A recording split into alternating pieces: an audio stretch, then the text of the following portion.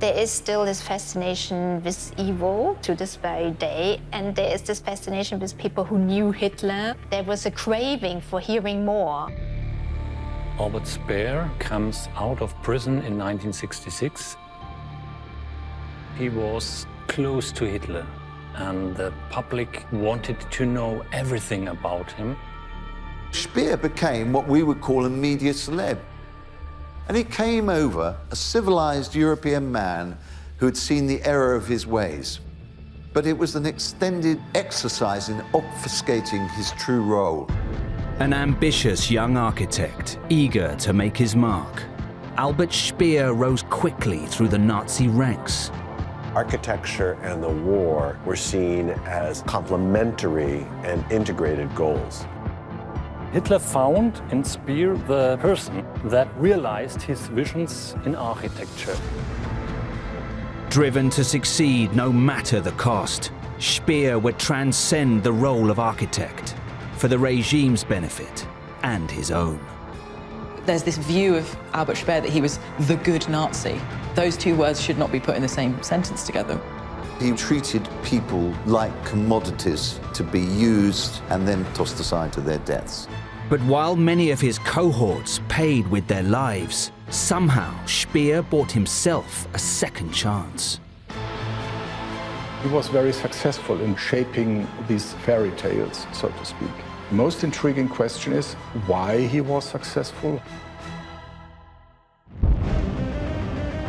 Engineers were the beating heart of the Third Reich, forging advanced weapons, feeding the Nazi war machine, and motivating the masses. They executed history's greatest horrors. And yet, for some, their true role would remain hidden for decades.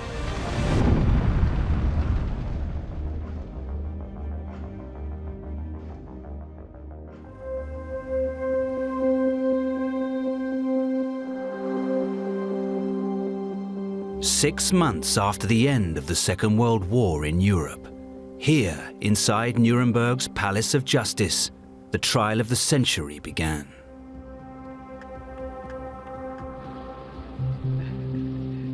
One by one, former high-ranking Nazis filed through. Defendants were not entitled to make a statement. You must plead guilty or not guilty. Among the 21 defendants present was Albert Speer, and like all of those on trial here, he entered the same plea. Nicht schuldig. But this was where the similarities ended, and where Speer launched a lifelong campaign to rewrite his story. Speer starts very early in 1945 to create his own myth that he is this artistic person who just somehow got into trouble and didn't really mean to. The Americans, they capture him, they interview him, and he is very helpful, and they start to like him. I mean, there's this educated middle-class guy, and he's doing his best to help, so yeah, he charms them. When the trial starts in 1945, people, particularly from Britain and the United States, have a certain image of Speer. He's regarded as this technical nerd. He's not that ideological guy. One of the great lies that Speer himself promoted at the Nuremberg tribunals and after was that he was really just captivated by Hitler and he was just following orders in many ways. On trial, Speer's life was hanging in the balance. But he was an experienced tactician when it came to getting what he wanted. Speer, at every stage of his career, he knows how to please Hitler, how to strategize the relationship. His strategy works again. I mean, it worked with Hitler, and unfortunately, it worked at Nuremberg again.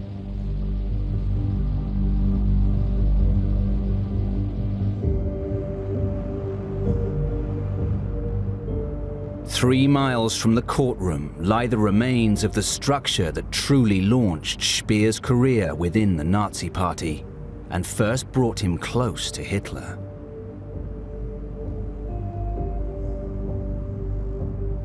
This is the Zeppelin Tribune, a most famous building because it was the backdrop for Hitler's speeches. Hitler knows exactly that architecture is an important message to show not only his leadership, but that this new Germany is a strong state. Following election victory in 1933, Hitler began consolidating power on his path towards dictatorship. But to build an empire, he needed a solid base, a loyal and devoted following. The first rallies in the 20s presented the Nazi Party as a new German political movement, but it was a thing about the party only. After 1933, it was an official event, party rally of the whole Reich. So if you have not such place to come together, there is something missing. Speer created a powerful cultic site for the Nazis that helped raise Hitler to the level of a worshipped leader.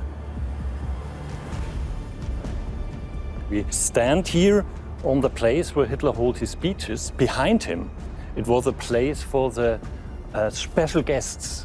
And under him, there are standing the uniformed masses, all in the whole world. This tribune was presented as a symbol of the new, strong Germany. This commission was the starting point for Speer's meteoric rise. But he was by no means the first choice for the job.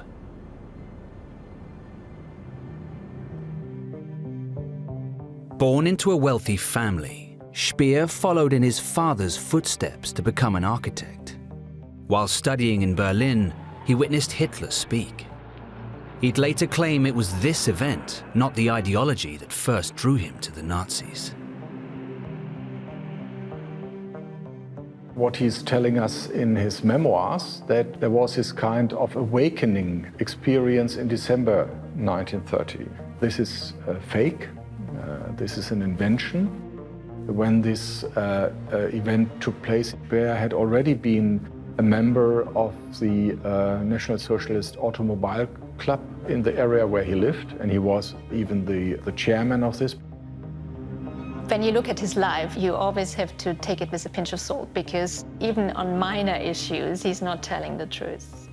In Berlin, Speer caught the attention of high-ranking Nazi Joseph Goebbels and quickly proved a talented designer and creative event manager.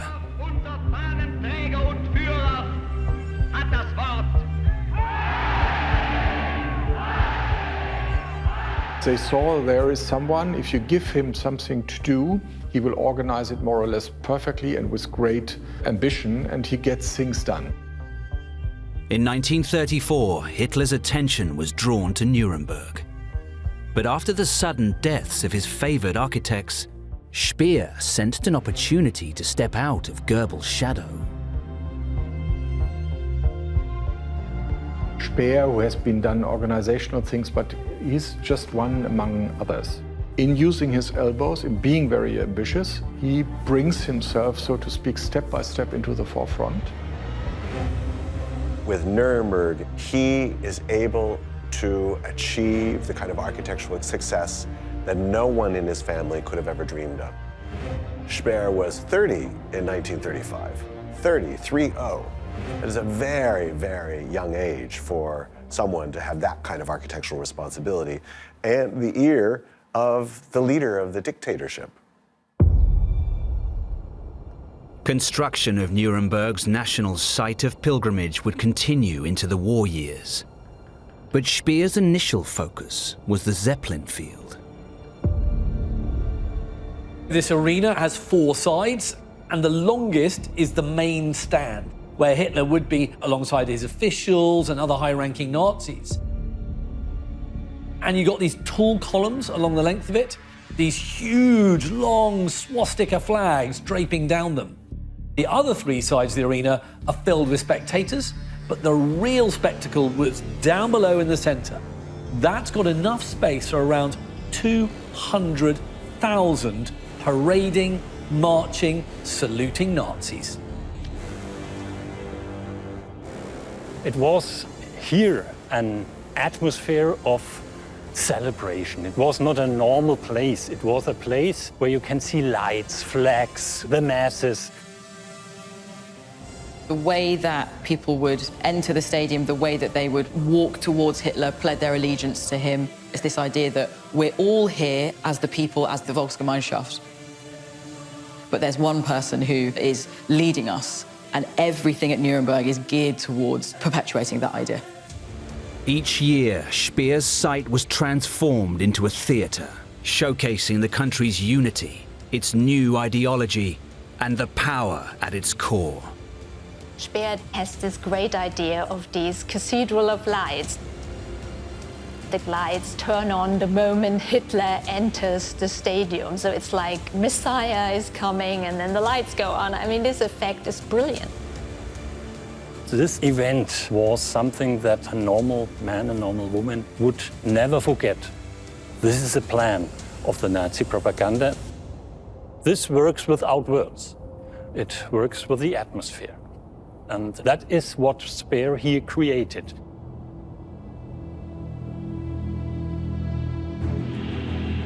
The various events of the week-long rallies were used to announce new laws, bolster public support, and display Germany's new image to the world.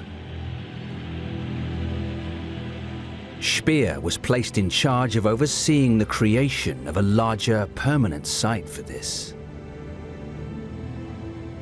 A 40-meter wide by 2-kilometer long road would stretch through the center, while grand structures were intended to line each side. It's really the engineering side of Speer that makes his career. His ability to organize the scale of Nuremberg as it quickly expands from one building project to a much larger scale complex. This is when you see a kind of tipping point, which the blur between Speer as architect and Speer as engineer is in full force. Today, where a lake now sits, once stood the foundations of the most ambitious structure of all. An enormous venue designed to host war games. In this place, the German stadium, the biggest stadium of the world, should be built. 400,000 people could go in there. The architecture was very important because Hitler said sometimes architecture is a word of stone. The message of this building, the biggest in the world, is that nobody worldwide can fight against this Germany. The ceremony held here in 1937 signaled both the direction Europe was heading in and the importance of architecture to the regime. Success of Speer was also the success of Hitler. Every year you see, okay, another step is done. So the people really think, okay, this is reality. We are successful. It's not a nonsense what's Hitler talking about. What happens quite quickly is that Hitler and Speer become closer and closer. They're bonding over architectural drawings and plans. They become friends. No one else had that kind of relationship. He wanted to be part of that state. He wanted to be in the inner circle. I can only speculate that that ambition, which is clearly marked in his character and in his actions, also gave him the kind of sense of fulfillment that drove him further and further into meeting the goals of Hitler. His desire to gain Hitler's approval, however, led him to a decision that would later define his legacy. The German stadium, this project, is the beginning of the direct connection between Speer and the system of the concentration camps. Speer's authority was expanding, his workforce was growing, and his projects now reached beyond Nuremberg. But the scale of his designs meant demand for building materials far outweighed supply.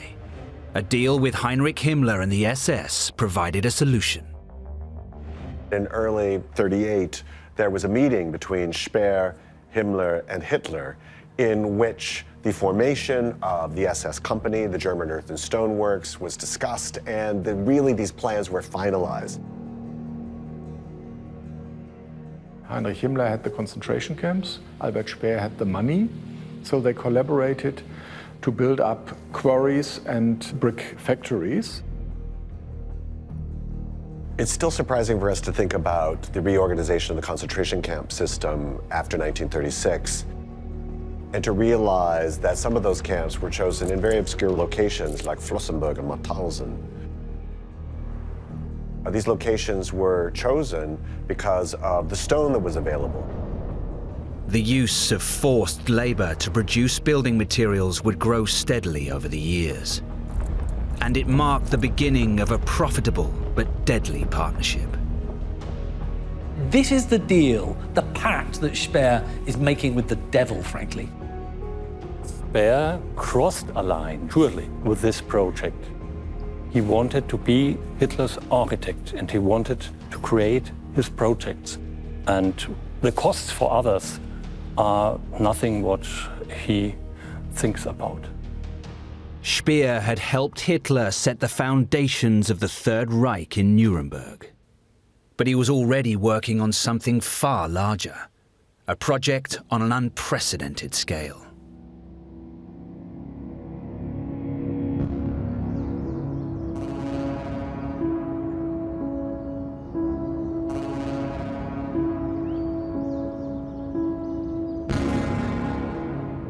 In the southwest of Berlin stands a structure that offers a glimpse into Speer's plans for the city.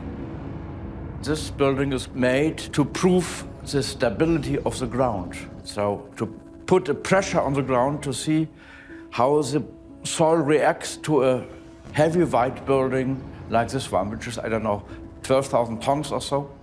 The funny fact is this was a building that shouldn't stand here very long. Not longer than 20 weeks, but it is the only surviving fragment of these plannings. Instruments recorded any structural movement. Due to concerns, the ground was too soft to support the construction of a great triumphal arch, one feature of a far larger project. You all know the Arc de Triomphe in Paris, don't you? So, and this Triumph Arc in Berlin would have 4 times as big. 4 times as big. And he wanted to show that Germany is a power #1 in the world. And this should be represented in the capital. Hitler never really liked Berlin. Berlin for him was full of the kind of industrial capital and Jewish population that he really was antagonistic against. And he brought Albert Speer in very early on to redesign the city. They were going to rebuild it so that it would become a German city, a Nazi city. At the Berliner Unterwelten Museum is a recreation of a model showing a key section of this new Berlin, now referred to as Germania. What we see here is how Berlin would have looked like if the Nazis had won the war. Only a few parts would have remained as a kind of museum of an older part of German history. Probably the Reichstag here and the Brandenburg Gate. But especially here, this part would have destroyed almost 2/3 of Berlin. Based upon Hitler's own sketches, in the south stood the vast triumphal arch. A processional avenue then led 4 kilometers to the Great Hall that would have stood 3 times as tall as New York's Statue of Liberty. The Great Hall would have been the most ambitious project of the whole axis, up to 300 meters in height, for a capacity of up to 180,000 people. It would have been used for party rallies or for the big speeches of Hitler or his fellows. The people that would have come to Berlin should have the feeling you as an individual, you are an ant. But being part of an ant state, you are big. So you're part of a mass, and the mass is everything and you are nothing. In the late 1930s, despite an impending war, for Hitler, this project remained vitally important. I think it's a false assumption to think about architecture and political goals as opposite. These were cultural ambitions that had to be built. They were not merely about building a massive party structure out of stone. That was important too, but that was part of a much bigger ambition to literally rebuild Germany. And rebuilding there is specifically about construction. So to me, the war was also about building. That was the goal of the war. Hitler always thought big in architecture. He thought, how will these buildings look in hundreds or thousands of years' time when they've been reduced to ruins? He wanted to see these grandiose buildings that people would look on them and think, and this was a great civilization surpassing Egypt, Greece, and Rome. Hitler, of course, planned a 1,000-year-old Reich. It would last forever. And Speer would have become the creator of this. To realize Hitler's dream would have made him the greatest architect of all times, in his mind.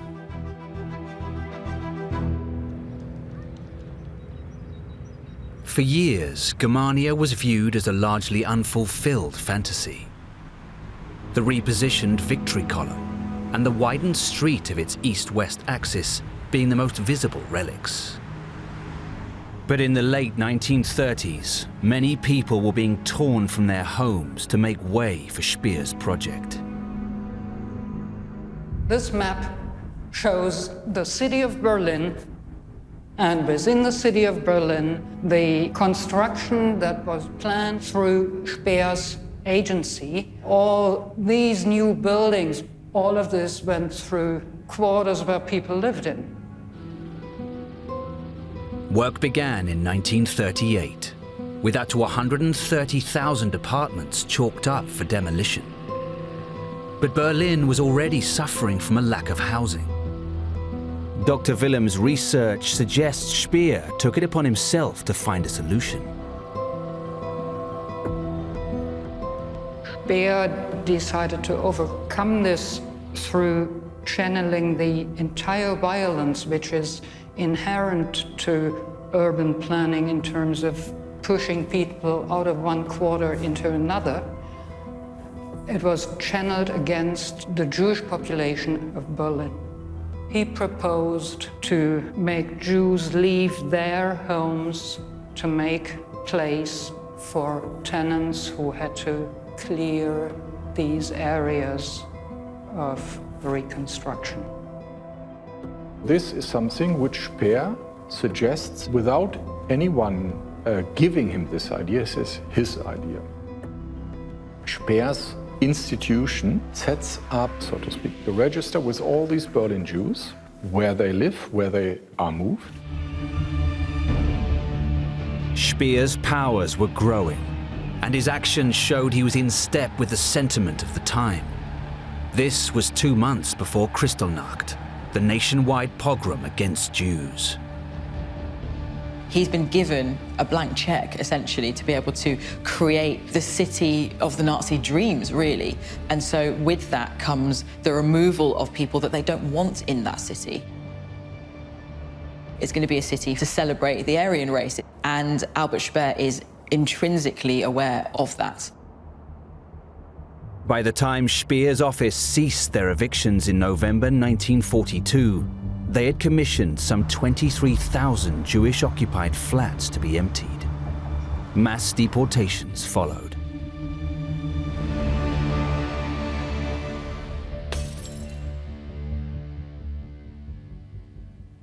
The misery Jews were forced in through Speer's agency wasn't seen in the city of Berlin.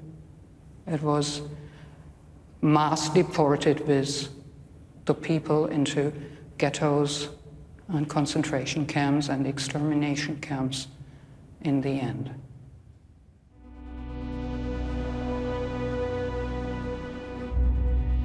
By the time of the Nuremberg trials in 1945, Hitler, Himmler, and Goebbels had each committed suicide. The aim here was to hold to account those who could still answer for their crimes. But with limited time to prepare, this proved a serious challenge. Many of the people who are either judges or researchers at this stage do not really understand the whole of the Third Reich. They don't have sufficient documents, and they don't know where to look for what these people have actually as a role. Repeat this oath after me. And so there's a lack of knowledge about what actually Speer had done prior to 1945. And he, of course, doesn't say anything about this. They never talked about how he conspired to organize, how he worked with the SS to set up the punishment of people, how he and his staff in Berlin were responsible for instigating a plan to deprive German Jews of housing rights. These were the kind of elements that he conveniently left out of his record at Nuremberg. Instead, Speer focused on distancing himself from the true horrors. It was an approach he'd replicate years later in his memoirs. He realized that he was not going to get off and that he could limit the damage, as it were, by using the stereotype that culture was innocent. The culture was even good. Culture was something that was a sideshow, something that was merely propaganda. It really didn't have much to do with the running of the Nazi state. But in the later years of the war, by building upon his profitable relationship with the SS, Speer left a lasting mark on history. Albert Speer and Heinrich Himmler were partners in crime, so to speak. They were organizing this together, and they did so in 1938, 1939, pre-war, and they expanded this during the war.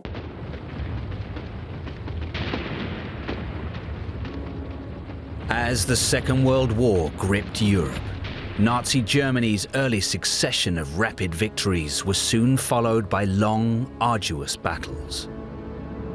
Speer's architectural plans were put on hold, and his influence began to wane. But an opportunity soon presented itself in February 1942, when Armaments Minister Fritz Todt died unexpectedly. From Hitler's point of view, Speer has already been in charge of management of infrastructure, management of buildings, management of logistics, management of a huge workforce, which is exactly what Fritz Todt has done.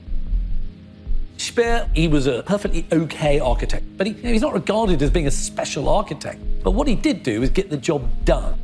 So although Speer doesn't have any military experience or anything like that, suddenly he's put into this position as Minister of Armaments. His new role as an armament minister is a turning point in his life, because he was, with Hitler, with Himmler, a central person in the leadership of the Third Reich. He later on portrays it, of course, completely differently, that Hitler talks him into it. But no, he was eager. He wanted to take over again.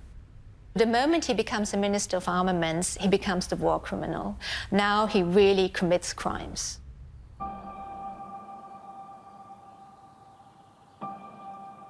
A site that helps reveal the impact Speer had on the war is Birkenau concentration camp, a part of the larger Auschwitz complex, and the site of approximately 1 million murders.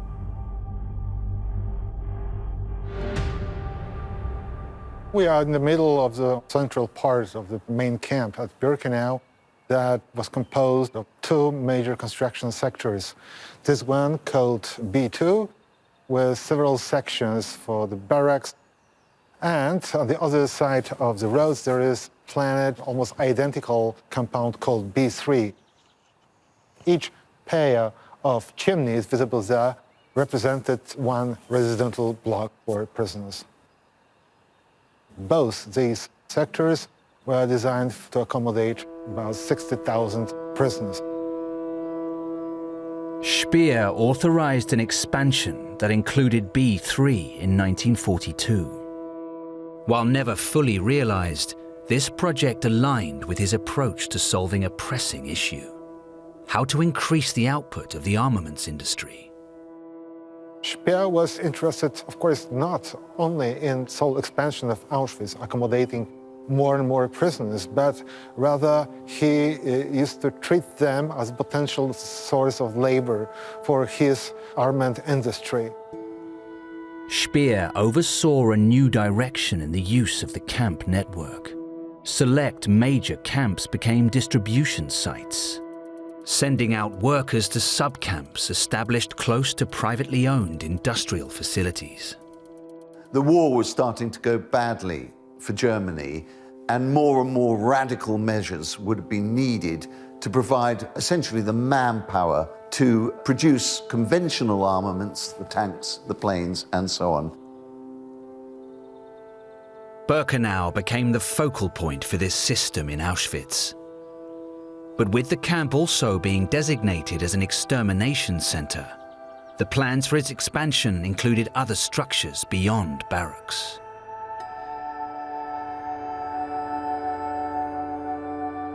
With the arrival of the first large transports of Jews, it became clear that the camp is not large enough to accommodate them all. There was not such a need to keep them, the children, the elderly people, here, and therefore the solution of the crowding of the camp at Birkenau was found in the form of the gas chambers and large crematoria.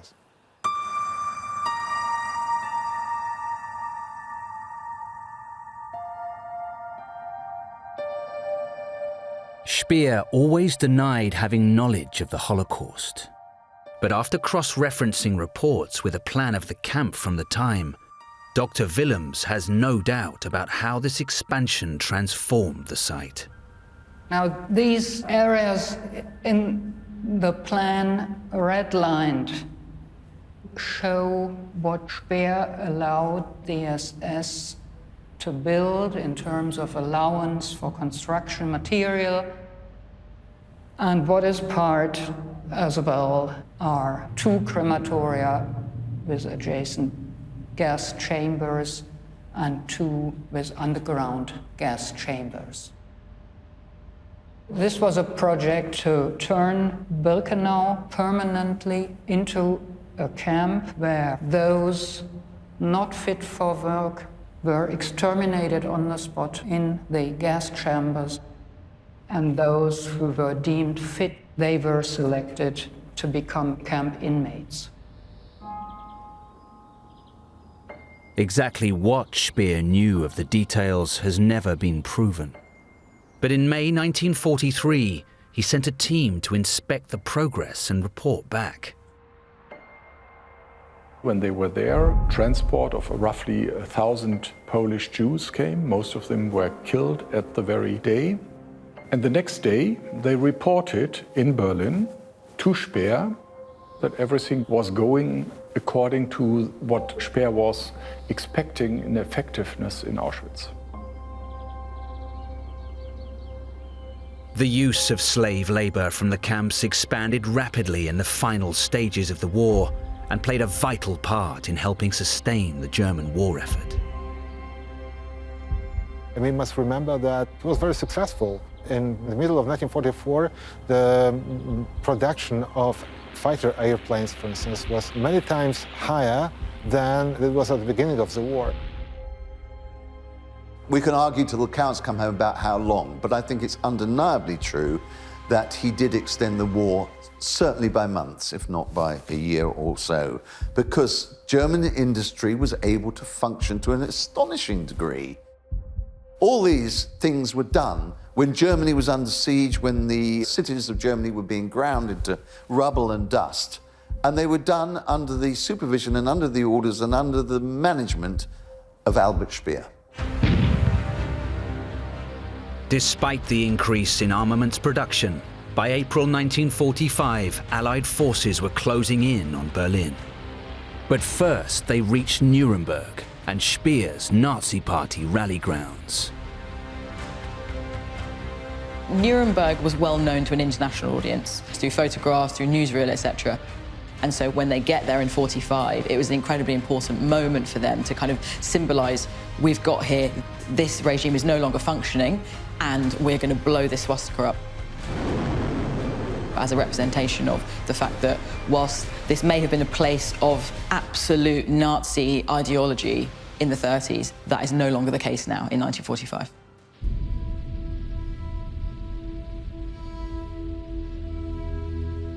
With the war over, when it came to his time on the stand, Speer did something the others dared not. Speer is the only one who takes some sort of general responsibility, not guilt. He always refuses to admit that he is somehow guilty, but he says, well, I was close to Hitler, well, I was part of the leadership as an armament minister, and therefore I'm overall some sort of responsible for what happened. The records showed Speer had overseen the mass exploitation of forced labor. But questions remained. How aware was he of the conditions of the camps? How much did he really know of the true horrors taking place? Speer would claim he didn't know what was going on at the camps, and furthermore, that what he did know, the conditions were acceptable. Yeah, this is nonsense. He visited the camps. He had had reports from his team about other camps, even including Auschwitz-Birkenau. Speer knows the depths of depravity. He knows the evil. He's a part of it. To aid his defense, Speer hoped to deflect blame. One of the other people on trial was Fritz Sauckel, who was responsible for getting all these slave laborers from all of Europe into Speer's factories. And so he was a subordinate, so to speak. Speer described that actually Sauckel was responsible for this, while Speer had the real responsibility. On the 1st of October 1946, after more than 200 days in court, the verdicts were read. 18 of the 21 defendants present were found guilty. 11 of those were sentenced to death. But Albert Speer was not among them. The 4 judges had narrowly spared his life. That decision was split. So all those efforts on Speer's part, creating this image of himself as someone who didn't know what was happening, it paid off. Eventually, that vote goes in his favor because one judge relented and he was sentenced to 20 years in prison. Instead, his rather stupid deputy, Sauckel, he hanged for it. I think there's a strong case to be made that they hanged the wrong man. If the judges had known what we know, it is as simple as with Hermann Göring or Heinrich Himmler or Joseph Goebbels or Adolf Hitler himself. He would have certainly been executed, absolutely certain. In Berlin, where Speer's Great Hall was meant to stand, today is the modern government district, a site purposefully designed in opposition to those earlier Nazi visions. But in 1966, as Speer's release date neared, this area, like the rest of the city, still bore the scars of the fallout from the war. Berlin was a divided city, and Berlin wasn't the capital of the Federal German Republic. And right behind the Reichstag's building, the Berlin Wall ran through the city. So everything was really different than Speer and Hitler had planned. The world had moved on, but Speer recognized there could be a place for him within it. When Speer was in prison, he and his wife received a lot of letters from journalists and publishers from all over the world. So he already knew that there was interest in his person and his story. Speer realized that he could create his own truth, if you like, his own narrative. He could write his own story. So at midnight on October 1st in 1966, Speer was released from Spandau prison. As you can see in the pictures, the attention for Speer is huge. There were journalists from all over the world. Speer obviously enjoys the attention, and so Speer became an author and published several books. His memoirs, which was published all over the world, became a worldwide bestseller in 1969, Inside the Third Reich. This is a man who's telling us what it was really like and how he was misled and led down the garden path by Hitler. Not to put too fine a point on it or to beat around the bush, Speer was a very successful liar. Speer was skillful and he was opportunistic, but for his second career, I think it was more important that there was a society who wanted to believe him. When Speer came out of the prison and that, as someone who was close to Hitler, I didn't know about the Holocaust, the ordinary German could say the same. So he was something like an alibi for the German society.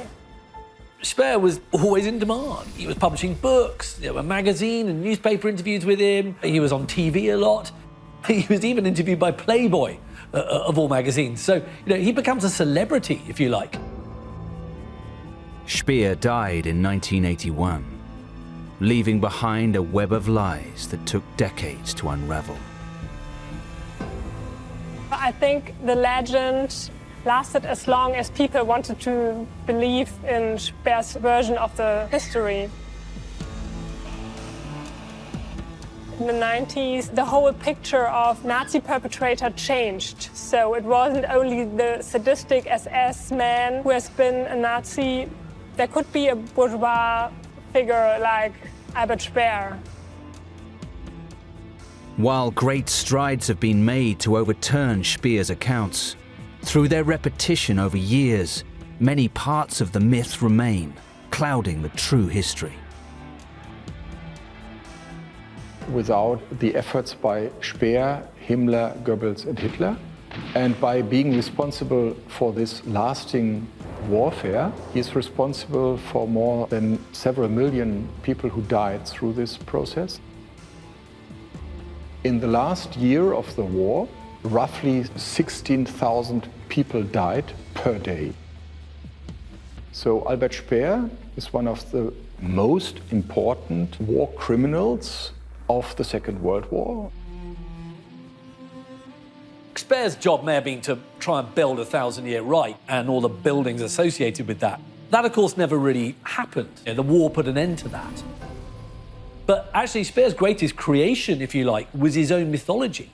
He was never really made to account for his sins. Speer fooled the world.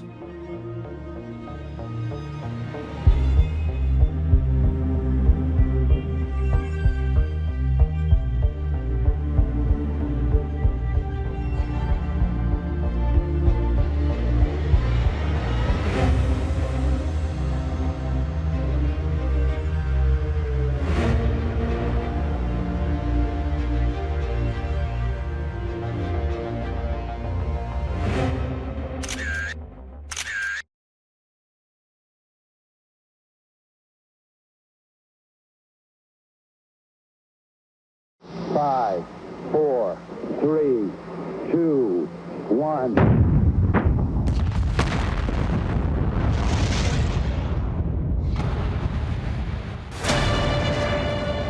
In 1969, mankind took its first steps on the lunar surface. But it wouldn't have happened without one engineer who rose through the Nazi ranks, built a deadly weapon, then became an American hero. His name was Dr. Wernher von Braun. Wernher von Braun was born into privilege. He wanted to go to the moon. I mean, personally, he wanted to lead an expedition to the moon.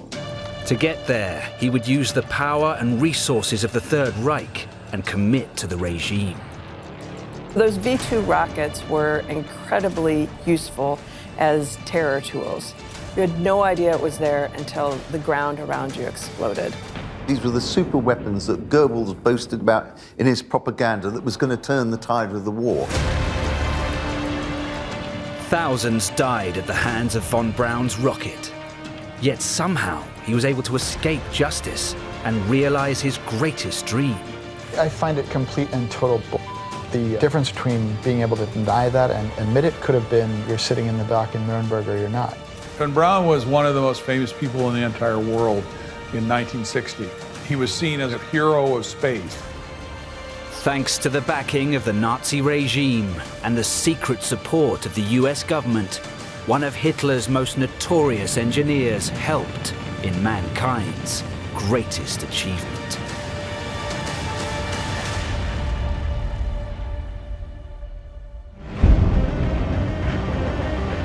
Engineers were the beating heart of the Third Reich, forging advanced weapons, feeding the Nazi war machine, and motivating the masses. They executed history's greatest horrors. And yet, for some, their true role would remain hidden for decades.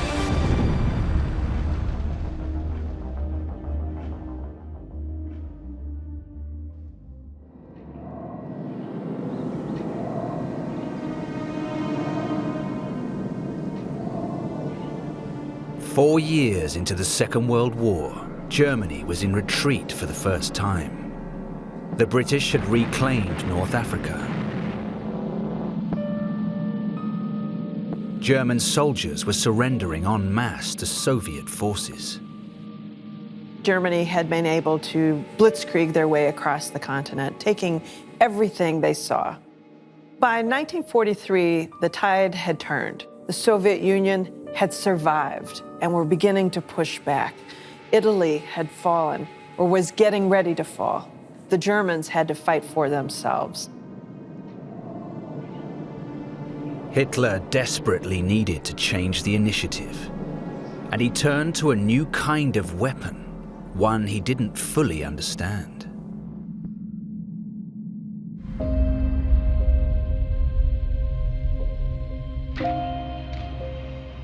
Two decades previously, rockets that could fly into space existed only in the realms of science fiction.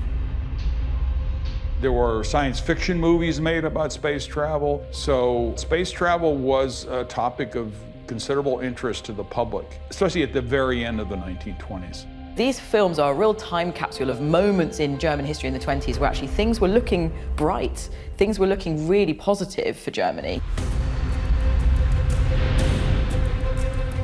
Eccentric aristocrats toyed with the technology, creating a fad for cars and planes with oversized fireworks at their rear. The middle and upper classes of Germany were interested in car racing, in air racing, in the possibilities of new technology. So it was definitely an age of pushing back the boundaries, going faster and further.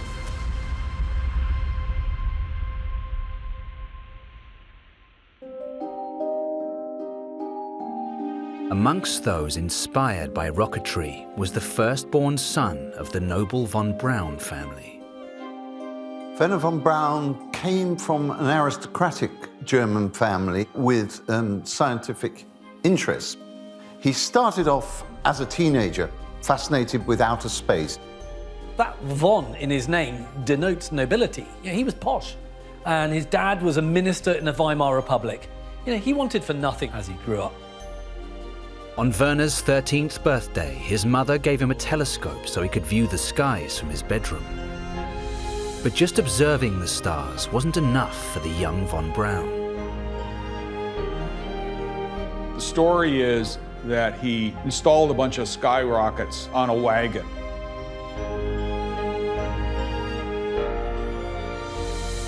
And he launched it down Tiergartenstrasse in Berlin, a well-off street.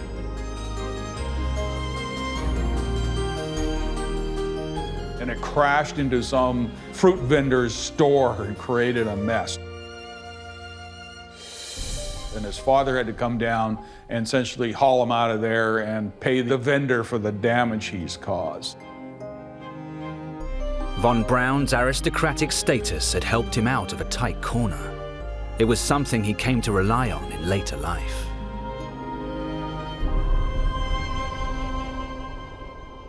The family didn't understand, obviously, these crazy experiments, nor his enthusiasm for spaceflight and rocketry. It was a very out of character for the Prussian aristocracy to be doing this kinds of thing.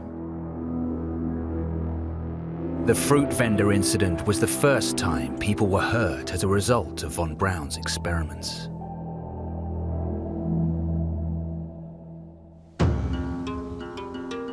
The 1920s allowed Germany to imagine a brighter future. But by the 1930s, optimism turned to depression. And the stage would be set for von Braun's rebirth of the rocket. On a summer's morning in 1932, a car carried two men through a thick forest. Their journey was kept off the record. War schon geheim, da ja nicht jeder in dieses Gelände rein konnte. Ja, das war ja nicht öffentlich zugänglich, sodass man sagen konnte, dass hier die Leute durch die Gegend gelaufen sind. Das war schon etwas abgesichert. Germany was prohibited from developing weapons. It was one of the terms of a treaty that ended the First World War. But in a secret location 20 miles south of Berlin, the government opened a research bureau. They called it Kummersdorf. Weil wir ja nach dem Versailler Vertrag durften wir ja so gewisse Sachen nicht besitzen, aber Raketen standen da eben nicht drin. Also konnte man sich der Raketenforschung widmen. The two men were members of an amateur rocket club in Berlin. They came at the invitation of the army to show the potential of the technology. The group leader was one Rudolf Nabel, a former pilot and engineer. He had history with the military. The Army was disillusioned with Rudolf Nabel because he was a bit of a con man. They had already been burned once because in 1930 they had secretly given him 5,000 marks to finish this rocket he claimed was going to be developed and never got launched. This was Nabel's last chance to prove that he could be relied upon. But his rocket test failed. What happens is that a weld on the rocket bursts and it just sends it flying sideways.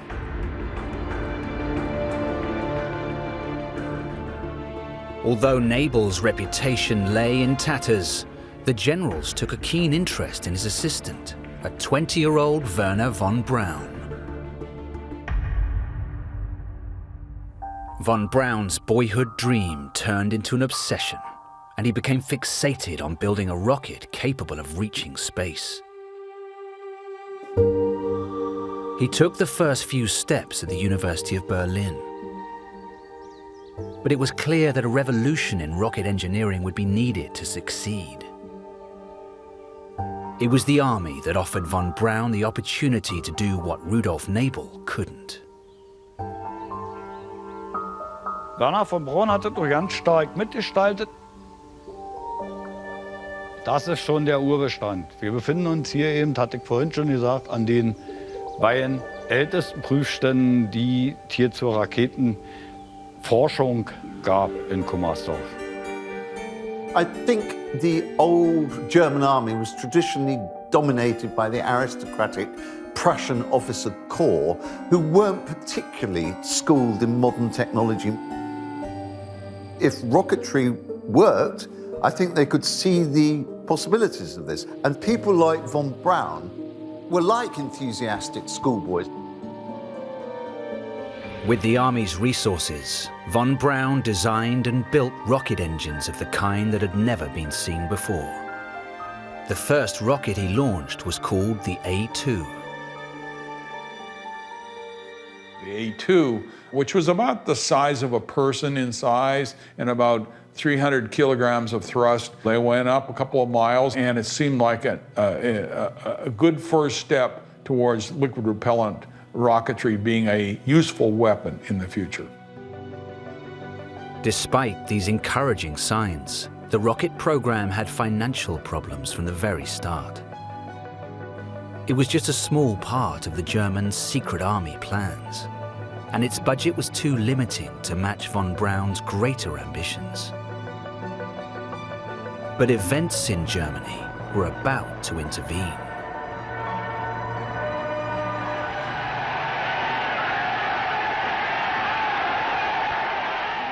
Hitler, leader of the German national movement, is made Chancellor of Germany, and Berlin goes wild in celebration of his victory.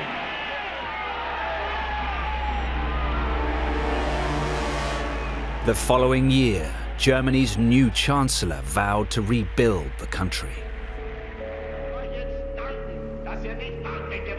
When Hitler came to power, he had a certain image of what Germany should be in mind, namely a superior role of the German Reich within Europe and perhaps in the global sphere. Hitler defied the treaty that had shackled Germany. He publicly announced the creation of a new air force, the Luftwaffe. He also invested hundreds of millions of Reichsmarks into rebuilding the rest of the military. Von Braun was sympathetic to Hitler's funding of the military. It was good for the little tiny rocket program on the margins of the army, growing into something much bigger. But the rocket program was about to get a welcome shot in the arm from an unlikely source. He is invited to a meeting with the leaders of the Luftwaffe, and they're also exploring rocketry, and they've become really interested in his research, and they wanted in. The Luftwaffe offered 5 million Reichsmarks in funding. Von Braun reported the meeting to his army commander. General Becker said, "Can't let the upstart Luftwaffe get ahead of us, and I'll put down 6 million marks for the new station." So all of a sudden, they had 11 million marks to build a brand new rocket testing station, like nothing that had existed in the world before. With Hitler as its increasingly powerful dictator, the eyes of the world were on Germany, never more so than when it hosted the Olympic Games in 1936.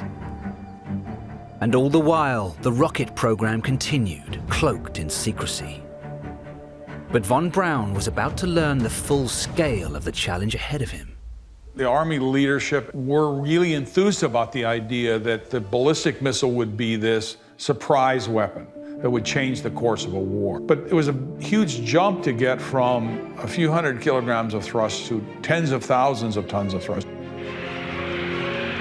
To design, build, and test a rocket on that scale, the program needed a bigger site where rockets could be fired across hundreds of miles.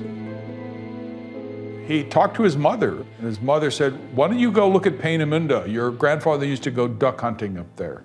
And so von Braun went up to Peenemünde and fell in love with the place.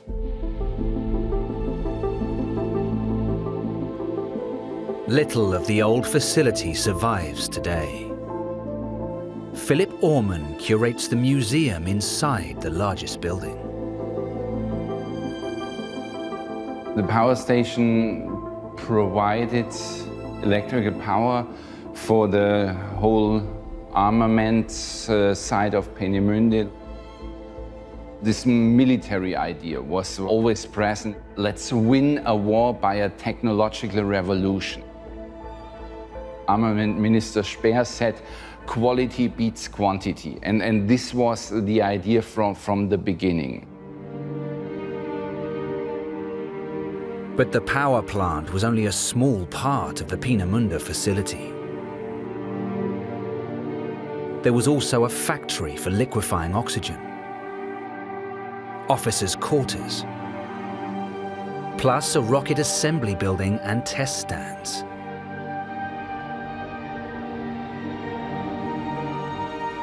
It was the only facility this size anywhere in the world. Peenemünde was at its peak 25 square kilometers wide, more than 900 buildings, and up to 12,000 people working here at one time. Peenemünde for von Braun and the German team became an engineering utopia. where they were living in isolation, where they had plenty of resources. And before the war, they could sort of imagine themselves as space pioneers rather than military engineers. The High Command had granted von Braun everything he needed to supercharge the development of the rocket. But it meant he could no longer separate his work from the politics of the governing power. He was told, you should join the party. There were a lot of occupations in which it was hard not to be a party member. You know, if you said no or you weren't a party member, you could attract unwanted attention. In 1937, von Braun became Nazi member number 5,738,692. And he always said I had to keep my job. It was something I had to do. It was not something I really cared about or wanted. As time went on, I think von Braun did become wedded to Nazi ideology. He thought that the Germans could and would win the war.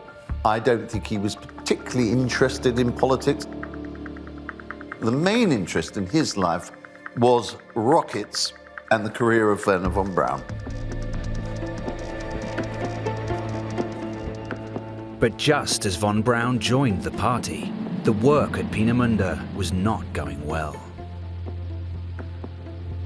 They concluded that they needed an engine of 25 metric tons of thrust. Well, that was, you know, a scale up of a factor of what, 100? They had to develop an engine that wouldn't blow itself up, and this was a major problem in the early years. I mean, as they began developing these large rocket engines, they very often self-destructed on the test stand.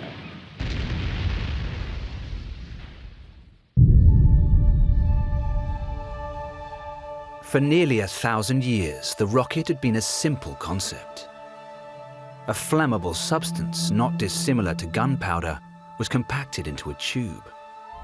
When it was ignited, the energy expelled from the open end created thrust, sending the rocket into the air. But to make a rocket powerful enough to travel longer distances and into space, von Braun needed to harness the potential of liquefied fuels, which contain more energy for their mass.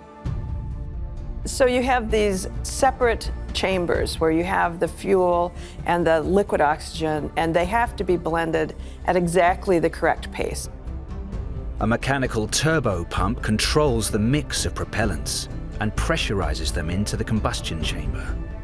If it's done poorly, it ends in disaster. All this has to happen while the vehicle flies at thousands of miles per hour on a plume of flame, and while carrying a 1-ton warhead in the nose cone. The A4's failures put the Peenemünde project in desperate need of cash. But now, Germany had a more immediate concern.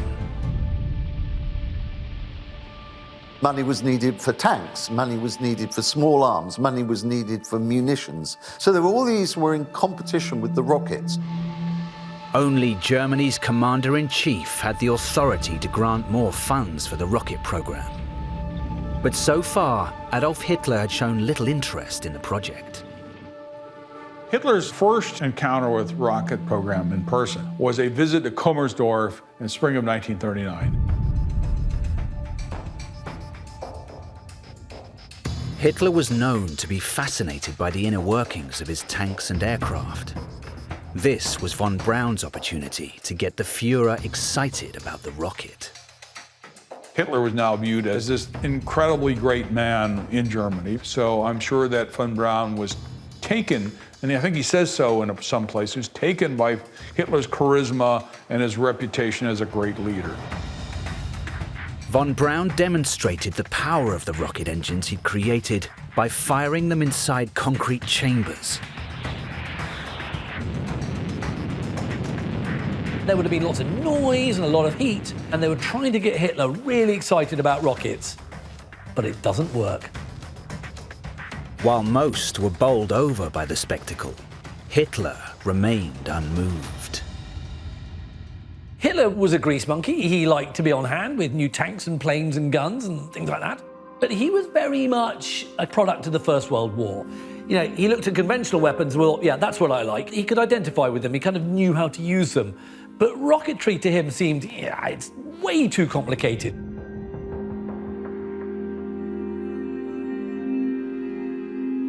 The plan to excite Hitler about rockets was a failure. The program would have to continue without extra funding. Von Braun would have to wait another 2 years for an opportunity to make his case. By August 1941, Hitler's war was going well. He'd kept Britain locked on their side of the Channel, and German forces were rapidly marching towards Moscow. For von Braun's team, this presented an opportunity.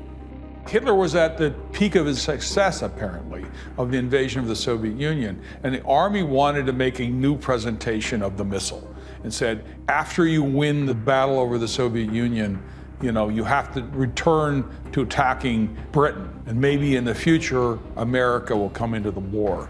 And so we need these wonder weapons to change the course of the war.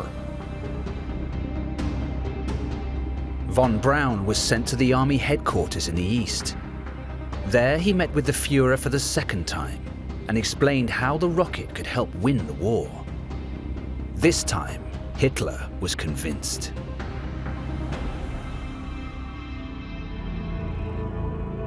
Hitler said, fuel rockets aren't going to make a big difference. What we need are hundreds of thousands of them. We need huge numbers in order to knock Britain out of the war, or, you know, change the course of a war in the West.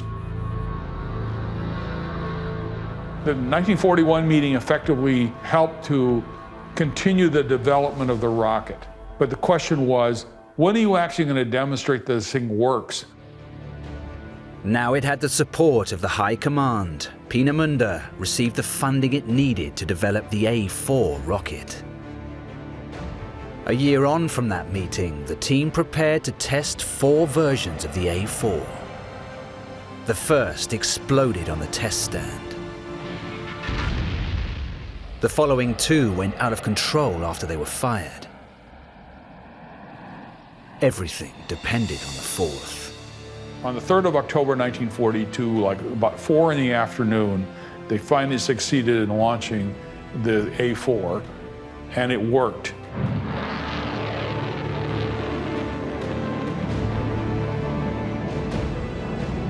Not quite to the edge of space, but close, like 80 or 90 kilometers in altitude. At 30 years old, Werner von Braun had finally achieved his boyhood dream. He'd built a rocket that could harness the power of liquid fuel and propel itself to the edge of space. His commander said, "This afternoon, the spaceship was born." For Adolf Hitler, the breakthrough couldn't come soon enough. He was relying on the rocket to help turn the tide of the war. But it would fail to bring about a German victory.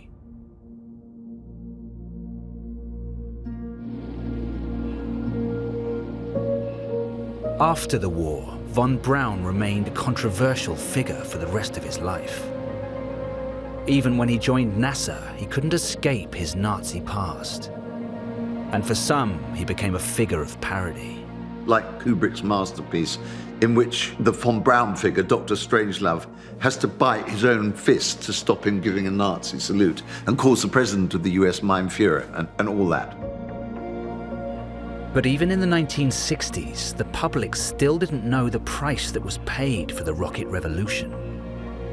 Werner von Braun had a secret about his time in the Third Reich, one that could have jeopardized his new life in the United States.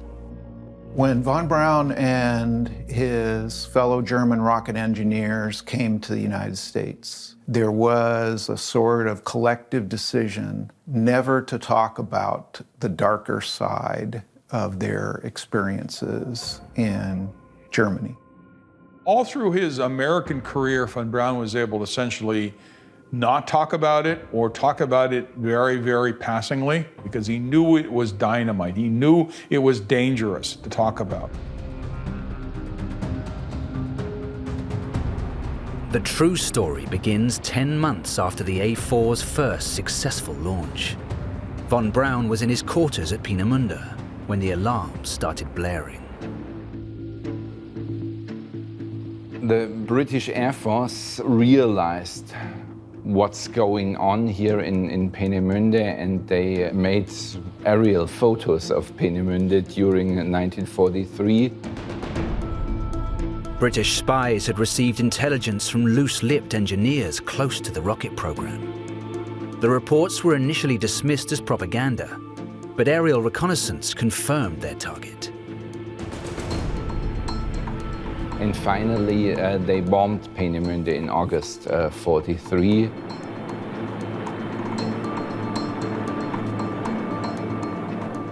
This was a huge air raid to Peenemünde to kill the leading engineers and scientists while sleeping.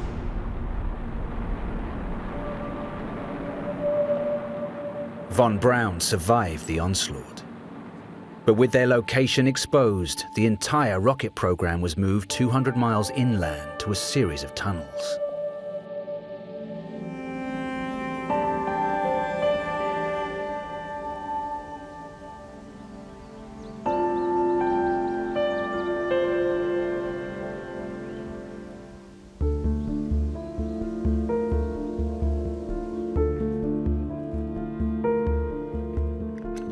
What happened inside was kept secret for decades. Von Braun knew that if the truth came out, his life in America could be over.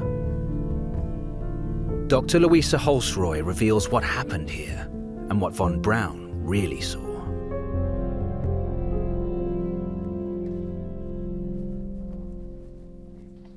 So this particular tunnel is one of the two main tunnels that would have gone all the way kind of south to north through this mountain.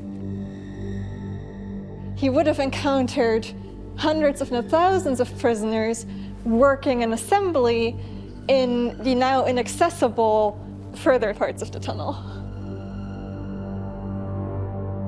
He would have seen that they're dressed in these classic striped linen prisoner uniforms. He would have seen that they're not particularly well fed. Most of the prisoners that von Braun witnessed didn't see daylight for weeks on end. When they were allowed to rest, they slept in sections of the tunnel in 4-story bunk beds. This is one of 4 dormitory chambers. There would be about 1,300 people resting in here. Also, because they're still expanding the tunnels and just because generally working in here stirs up dust, many prisoners develop lung diseases very quickly. And many people die, including while supposedly resting, and they're not necessarily even taken out. So it means that there's basically rotting corpses on the floor underneath the bunk beds. Although von Braun later acknowledged that the conditions at Mittelwerk were harsh, he swore he knew nothing about the sufferings of the prisoners. But eyewitness accounts suggest that was a lie. Von Braun not only saw the horrors here, he also took part in them. There are stories that he hit prisoners. One of them, I think, may be true. A French survivor tells a story that he was standing inside the tail of the rocket doing some construction work. And he was standing on one of the servo motors for the control surfaces when he was doing that. And he feels this tug on his leg, and he's pulled down, and he comes down. And standing in front of him is a young man, very well dressed, and says, you shouldn't be doing that, and slaps him on the face a couple of times.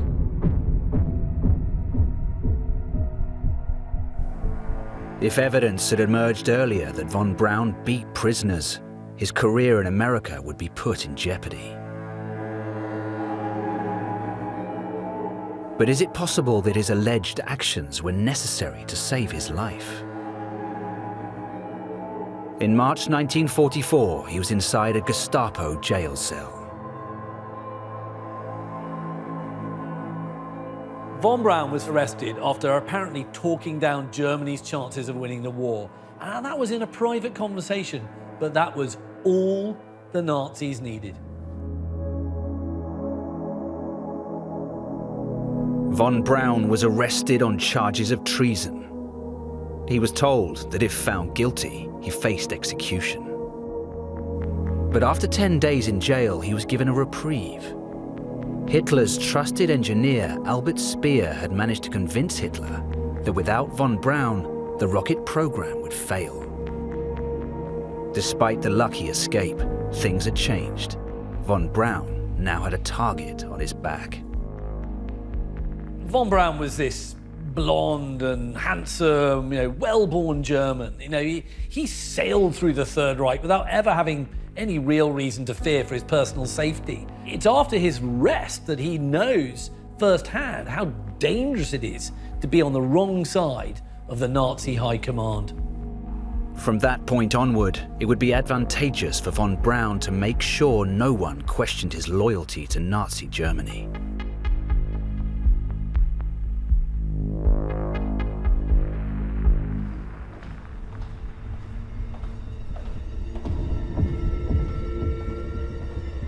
One piece of evidence, however, directly connects von Braun to the worst crimes of the Third Reich.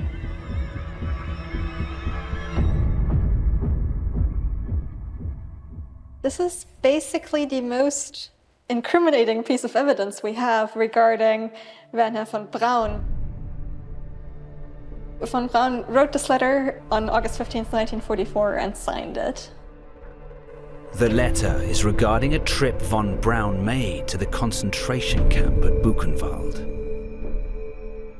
So he says, yeah, I drove to Buchenwald and selected some suitable prisoners to work in the Mittelwerk.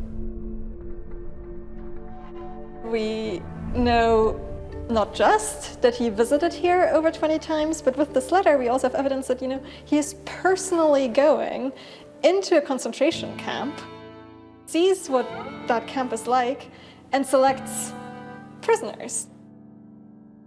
I think a lot of them were just complete enthusiasts for the Third Reich, for whatever reason. There were many reasons to support Hitler, just like there are many reasons to support any political figure. And not everyone has the same motive in doing so. And those guys got swept up in it.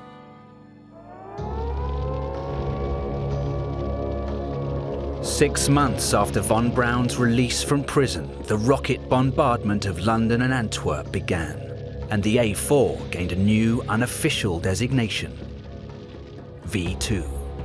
So those V2 rockets were incredibly useful as terror tools.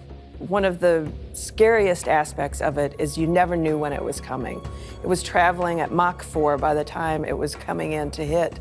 You had no idea it was there until the ground around you exploded.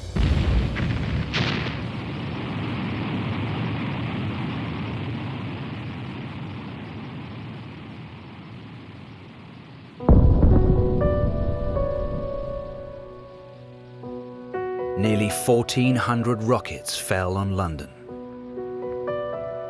At Mittelwerk, over 20,000 people died building the V2. What happened with von Braun was that he was not an enthusiastic Nazi in the sense of believing in the ideology, but he gradually became co-opted by the Third Reich, like so many other people, in part because he was raised in a very conservative nationalist family. And the Nazis were representing themselves as the new modern version of old conservative values, family, land, the military, national greatness.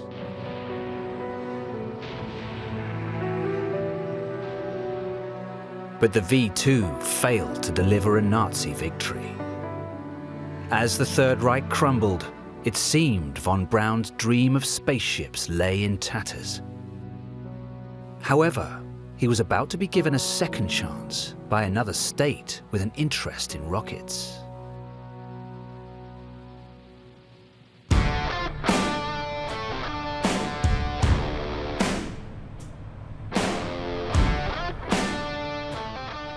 Two days after Hitler shot himself, von Braun and his colleagues surrendered to an American platoon. Eventually, they ended up in Huntsville, Alabama.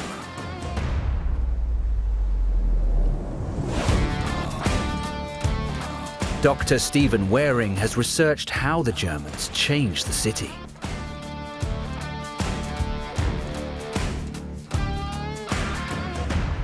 Von Braun is seen as sort of a Huntsville's knight in shining armor. The government brought von Braun and his colleagues to the United States on the condition that they continue developing the rocket. The American military was concerned about falling behind the Soviet Union, and one way to make a leap ahead was to bring German rocketry experts to the United States. America was preparing for the next battleground, a fight for global dominance against the Soviet Union. Now, with American funding, von Braun began designing rockets large enough to carry nuclear warheads across continents. But the Cold War presented another unexpected opportunity for von Braun. America's new large rockets would be able to realize von Braun's boyhood dream after all. There is no space program in the United States. So he's trying to sell it to the military, he's trying to sell it to the leadership, but he also understands in a democratic society, you have to sell to the public. Von Braun used his characteristic charm to sell his idea of spaceflight to the American people. He did this working with the media, first with Collier's magazine, and second with Disney. Von Braun's campaign helped convince the United States to open a second front in the Cold War. It began a race to the moon, Western democracy versus Eastern communism. We choose to go to the moon in this decade and do the other things, not because they are easy, but because they are hard. The United States approved the creation of the National Aeronautics and Space Administration. To get a man on the moon, they built the mighty Saturn V. It was the largest rocket the world had ever seen. 5, 4, 3, 2, 1, 0. All engine running.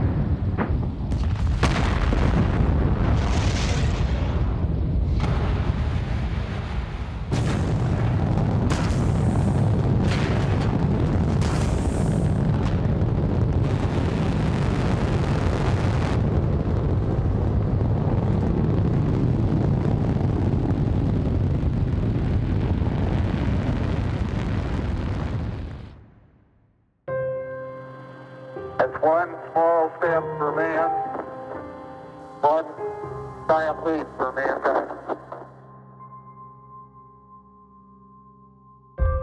The crew of Apollo 11 became global celebrities. But back home in Huntsville, von Braun was the local hero. There was a community celebration here downtown. In a moment of manufactured spontaneity, von Braun was lifted on the shoulders of some younger men and carried through the crowd where he made a brief speech. It's extraordinary how quickly von Braun is sort of reinvented after the war. When he's in America, he starts becoming this public figure. You know, he's appearing on sort of kind of children's TV programs as a cuddly Uncle Werner. Well, cuddly Uncle Werner was a member of the SS. Cuddly Uncle Werner was making rockets that killed people.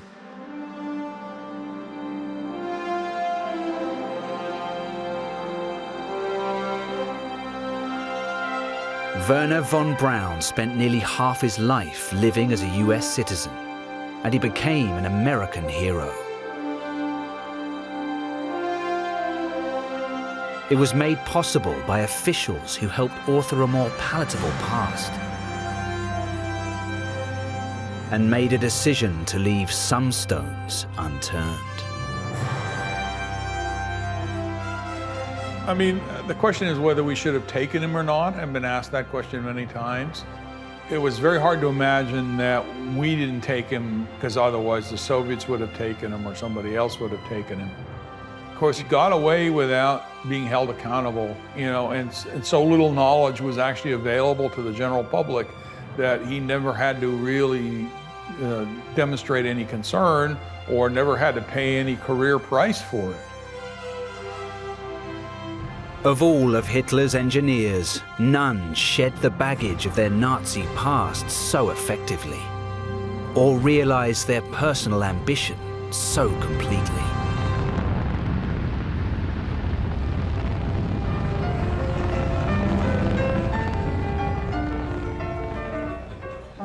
Gather round while I sing you of Werner von Braun, a man whose allegiance is ruled by expedience.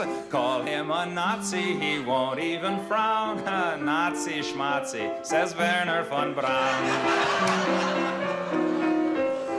Don't say that he's hypocritical, say rather that he's apolitical. Once the rockets are up, who cares where they come down? That's not my department, says Werner von Braun. You too may be a big hero once you've learned to count backwards to 0. In German or English, I know how to count down. Und I'm learning Chinese, says Werner von Braun.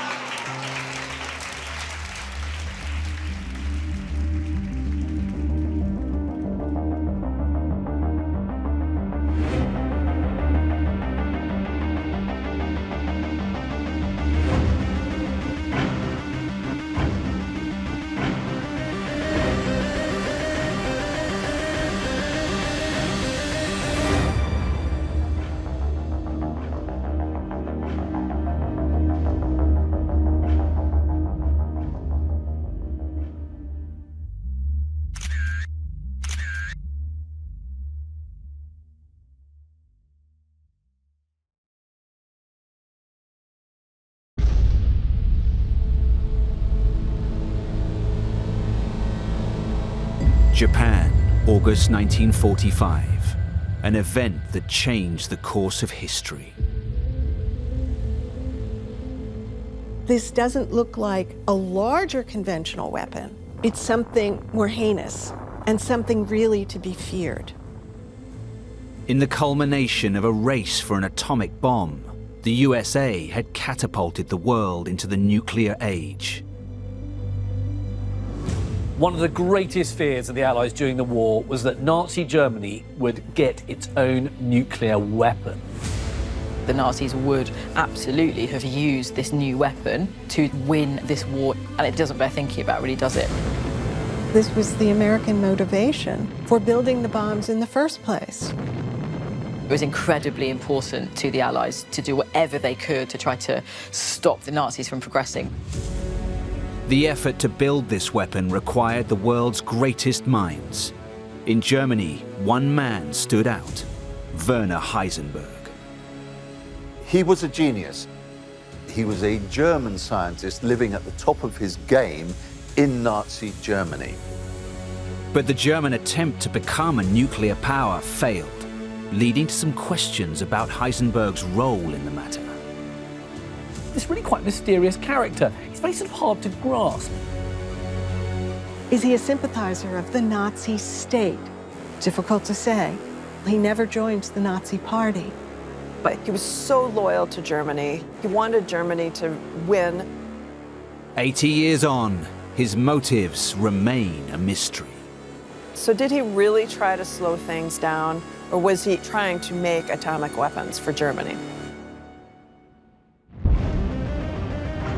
Engineers were the beating heart of the Third Reich, forging advanced weapons, feeding the Nazi war machine, and motivating the masses.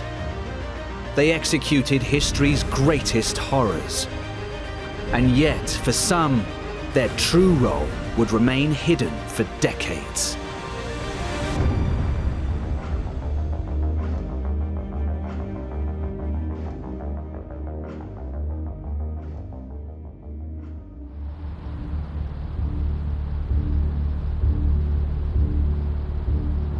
In September 1941, most of Europe is under Nazi control.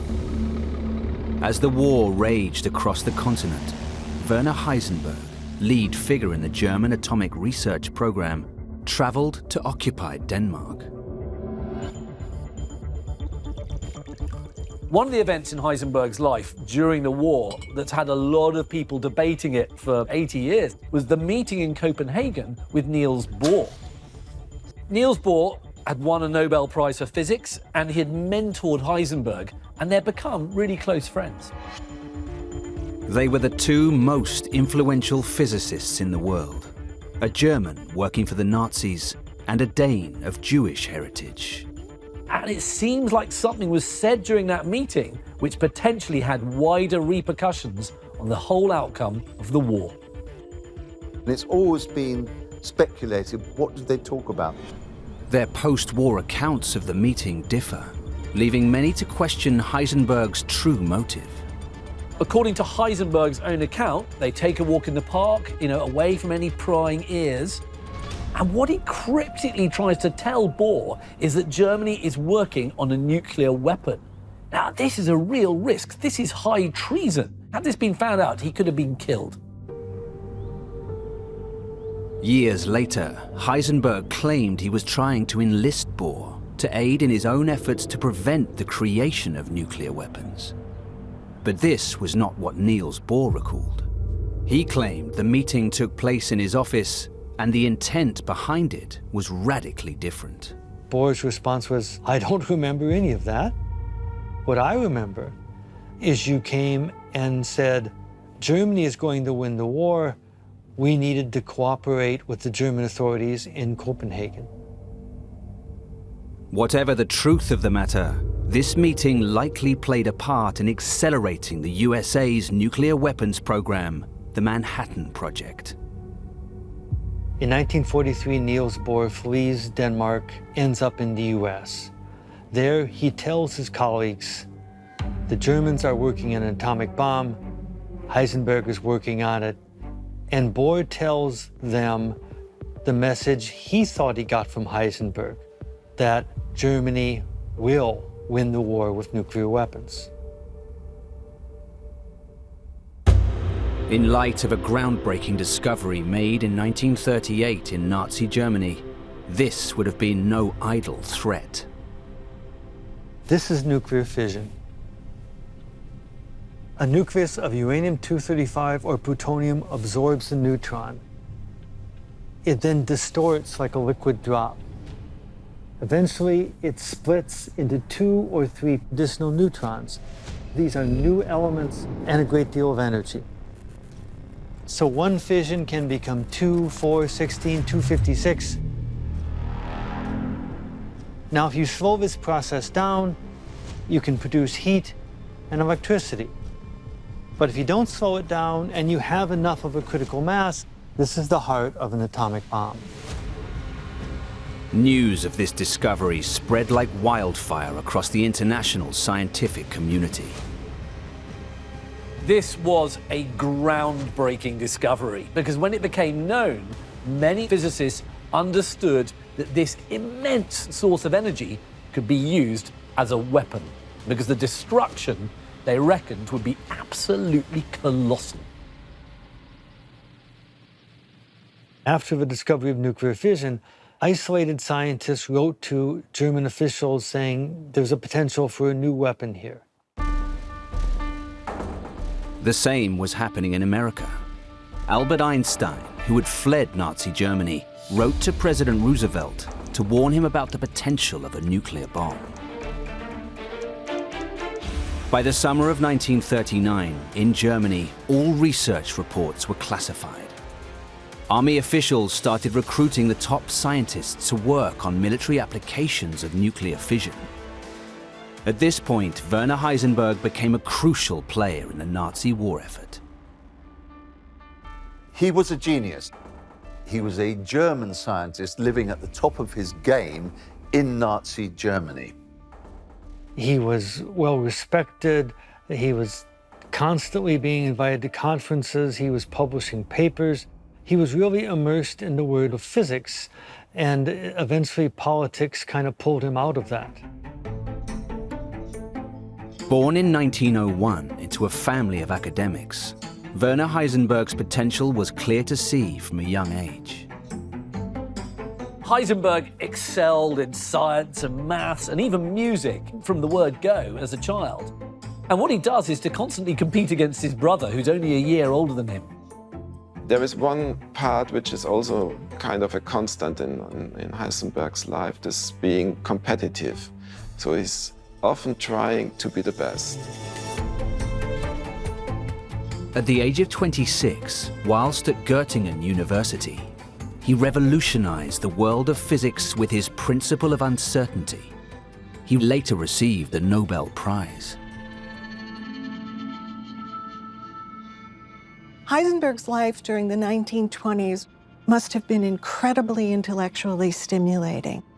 During his time here, he met Einstein and walked with Einstein through the streets of the town. He met Niels Bohr and established a lifelong friendship with him. He's an absolutely sort of focal point, a reference, if you like, in the world of science and physics during what is now known as the golden age of physics in Germany. It's this time at the beginning of the 20th century where there were these huge scientific leaps forward. But outside the world of physics, Germany was troubled, and a new radical party was rising to power. The National Socialist German Workers' Party, led by Hitler. I think people of Heisenberg's generation, those born in very early years of the 20th century, were ripe for indoctrination by Nazism. I don't think Werner Heisenberg personally was. I think he was, if anything, a pure scientist. He was utterly absorbed in his work.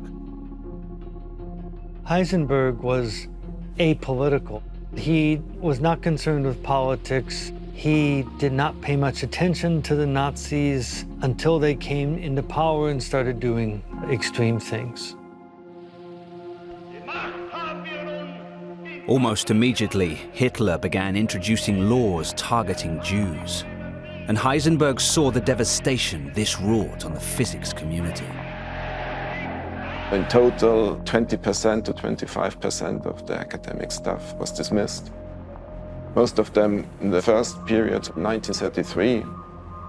This is devastating for the physics community. So for instance, we have here a picture of a party at Kaiser Wilhelm Institute in Berlin.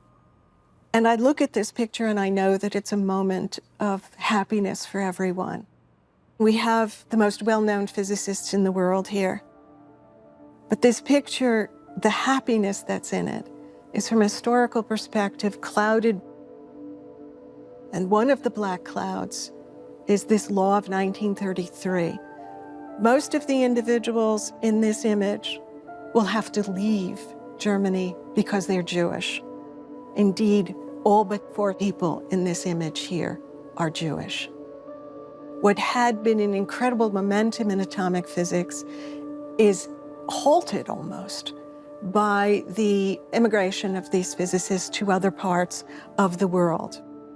As Jewish professors left Germany one by one, Heisenberg pleaded with them to stay, arguing that the situation would get better.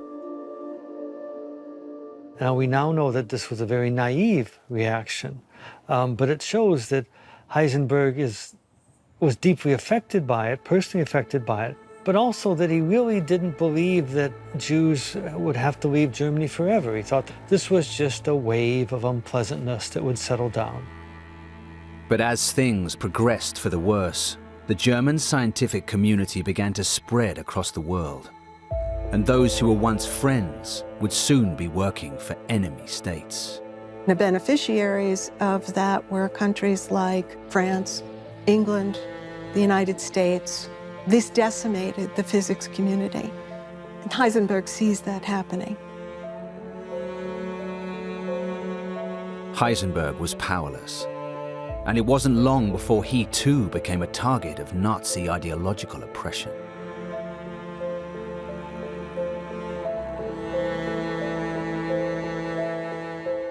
So what we have here is an article from Das Schwarze Korps which is an organ of the SS, entitled Weiße Juden in der Wissenschaft, White Jews in the Sciences. Written by an older physicist named Johannes Stark, it was a violent attack, spurred on by jealousy of Heisenberg's career. The article is a diatribe against Werner Heisenberg, and it's devastating for him. The article explains that being Jewish is not only those who are of the Jewish religion or of the Jewish descent, but also individuals who promulgate Jewish theories, such as relativity theory by Albert Einstein, or who have within their company Jewish citizens, of which Heisenberg is one. This was a masterpiece of character assassination in the Nazi regime. Stark, in addition here, calls Werner Heisenberg not only a white Jew, but what he calls der Ossietzky der Physik. Now, Karl von Ossietzky was a journalist who everyone knew was imprisoned in a concentration camp. So to be called the Ossietzky of physics was essentially saying Heisenberg belongs in a concentration camp. In Hitler's fanatical regime, such accusations could have grave consequences. He couldn't sleep. He had dreams that SS officers come to his flat. How does Heisenberg respond? He went on the offensive to defend himself. And here, chance enters the history. Heisenberg was really quite lucky. His mother was an acquaintance of Himmler's mother, and that connection probably saved Heisenberg. Himmler is, in 1938, one of the 3, 4, 5 central figures of Nazi Germany. The most important is, of course, Adolf Hitler. And then when you look around the power system at this stage, you can argue that Heinrich Himmler is, so to speak, the third of this group of 4. Heisenberg had the opportunity to appeal directly to the head of the SS. Heisenberg gave the letter to his mother gave it to Himmler's mother. This was not timid. This was not meek. This was a demand. I refuse to let people call me this way. Himmler ordered an investigation into the matter. Heisenberg repeatedly traveled to the Gestapo headquarters in Berlin for long interrogations. This was extremely stressful and distressing.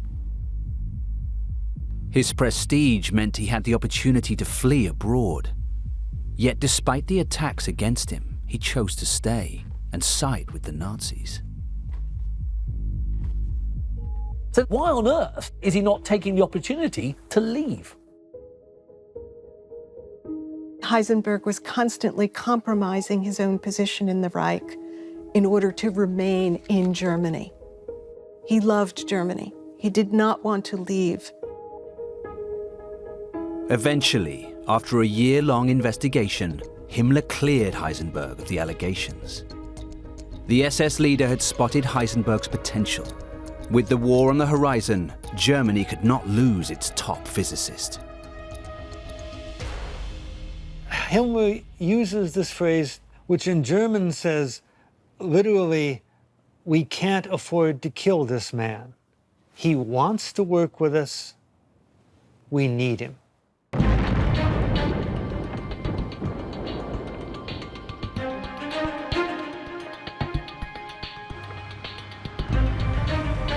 September 1939. Germany has invaded Poland. The war in Europe has begun. Hitler's ambition was clear. He wanted to dominate the continent. To do this, he'd need powerful weapons. Army officials immediately created the Uranverein, the Uranium Club.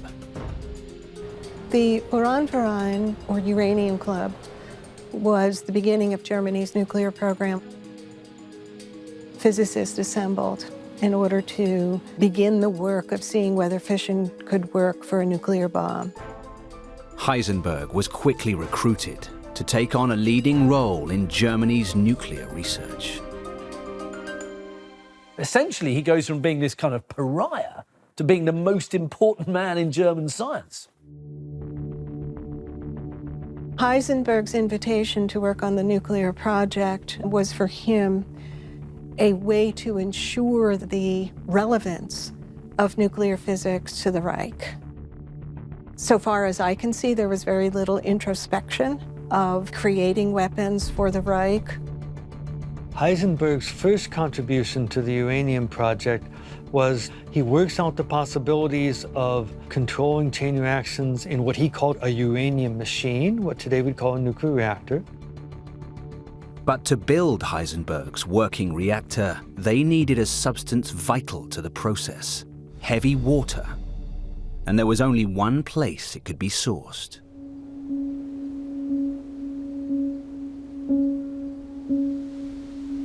The main supplier of heavy water in the world, but it was on the order of tiny amounts, was a power plant complex in Norway called the Norsk Hydro.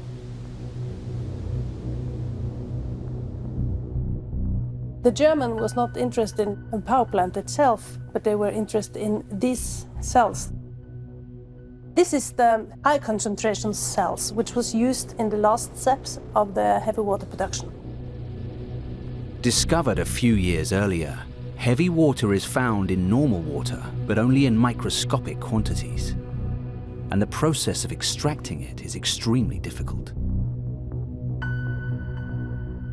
They used brute force and massive amounts of electricity, essentially repeatedly boiling the water to separate the heavy water from regular water. Heavy water looks like, tastes like, and smells like ordinary water, but it's 10% heavier. And that is because it contains heavy hydrogen instead of common hydrogen. If you water a flower with heavy water instead of normal water, it will grow slower. Heavy water could slow down the neutrons produced by nuclear fission and thereby control the chain reaction. And it became crucial to Germany's nuclear research program. After Norway was invaded in 1940, the Nazis had complete control over the world's main source.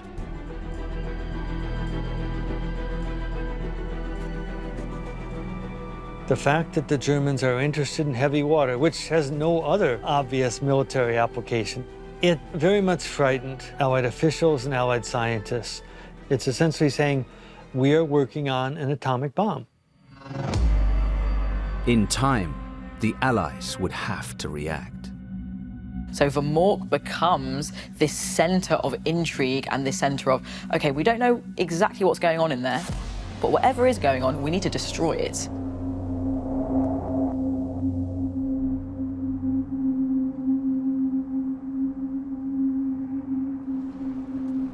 Back in Germany, Heisenberg and his team of scientists were progressing on their secret research. He's certainly participating in advancing the use of nuclear fission to create what he called the uranium machine. But when you look at what Heisenberg was doing during the period 1939 to 1945, he is not devoting all of his energy to this project. He is still maintaining his activities at the university. Beginning again in 1940, he begins to receive many different invitations to travel abroad and give popular lectures on science. Heisenberg was renowned internationally. As such, he was sent across Nazi territories to promote German culture abroad. It was during one of these foreign trips that the controversial meeting with Niels Bohr took place. Heisenberg was supposed to give talks, have a conference, and the scientists at Niels Bohr's Institute were invited. And it would have been open public collaboration with the Germans in Copenhagen. And Bohr and his colleagues refused to go. Heisenberg urged Danish colleagues, you should cooperate with the Germans. This disturbed Bohr very much.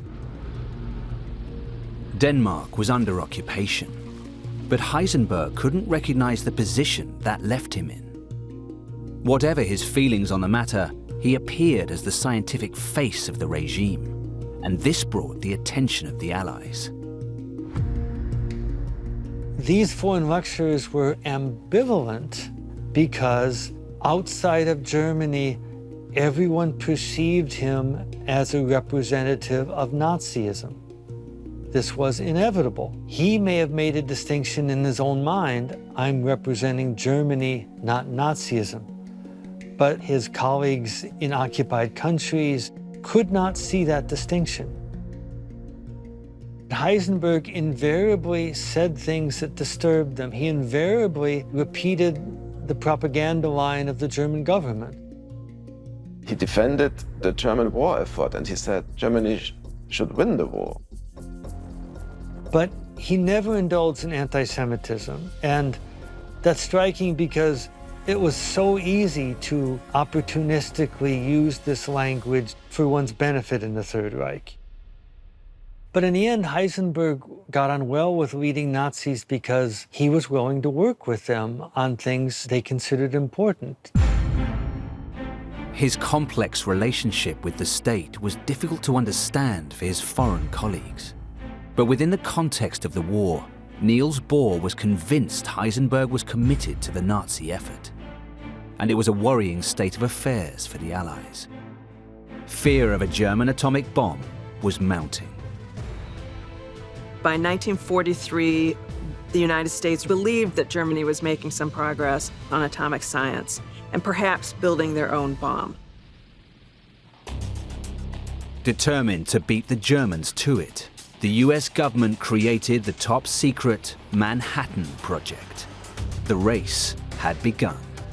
It was a massive international project. The three main centers in the United States were Oak Ridge, Tennessee, Los Alamos, New Mexico, and Hanford, Washington. They knew of the potential of nuclear power. They recruited scientists from all over Europe, as well as America itself, to work on this secret project. They had basically a blank check from Congress. They needed money. Congress was not allowed to ask what for. They just had to give it to them. Over 120,000 to 130,000 people worked on this project. There is awareness that the first people to create this new kind of weapon, they are going to have an absolute advantage in this war. And so it was incredibly important to the Allies to do whatever they could to try to stop the Nazis from progressing. The Allies targeted key locations, and Vermork was crucial to the German atomic program. But 2 years of aerial bombing missions had failed to have a significant impact on heavy water production. In the winter of 1943, Allied leaders decided on a new approach. They find out that actually just trying to kind of bomb the outside of the plant is actually not going to help very much, because what they figure out is where a lot of the heavy water is being dealt with is actually underground. The only solution was to destroy the plant from the inside. The Nazis are then very aware of the fact that actually this is a place of interest for the Allies, which directly feeds into how difficult that final sabotage mission is going to be. In February 1943, Operation Gunnercide was launched. 9 saboteurs parachuted into the Norwegian mountains. Their mission was to infiltrate the plant. They managed to make their way into the building without being seen by the patrolling guards. They crawled over the pipes and jumped down on the floor in the room beneath where the heavy water cells were placed. This room was the target of Operation Gunnercide. On this wall, it was heavy water cells. The mission was to place charges on each of these cells and blow them up. Working against the clock, detonators were placed on the 18 heavy water cells.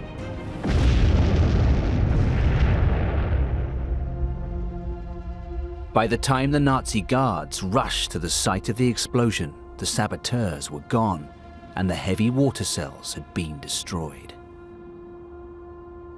To what extent did it actually stop the Nazi atomic program? It certainly slowed down the progress of the program at that particular time. This was a setback for Heisenberg and his team of scientists in Berlin. But the Allies were not just targeting production facilities, they were also targeting key individuals. The United States were determined to stop those German scientists, either go and find them, capture them, or kill them if necessary. Their main focus was Heisenberg.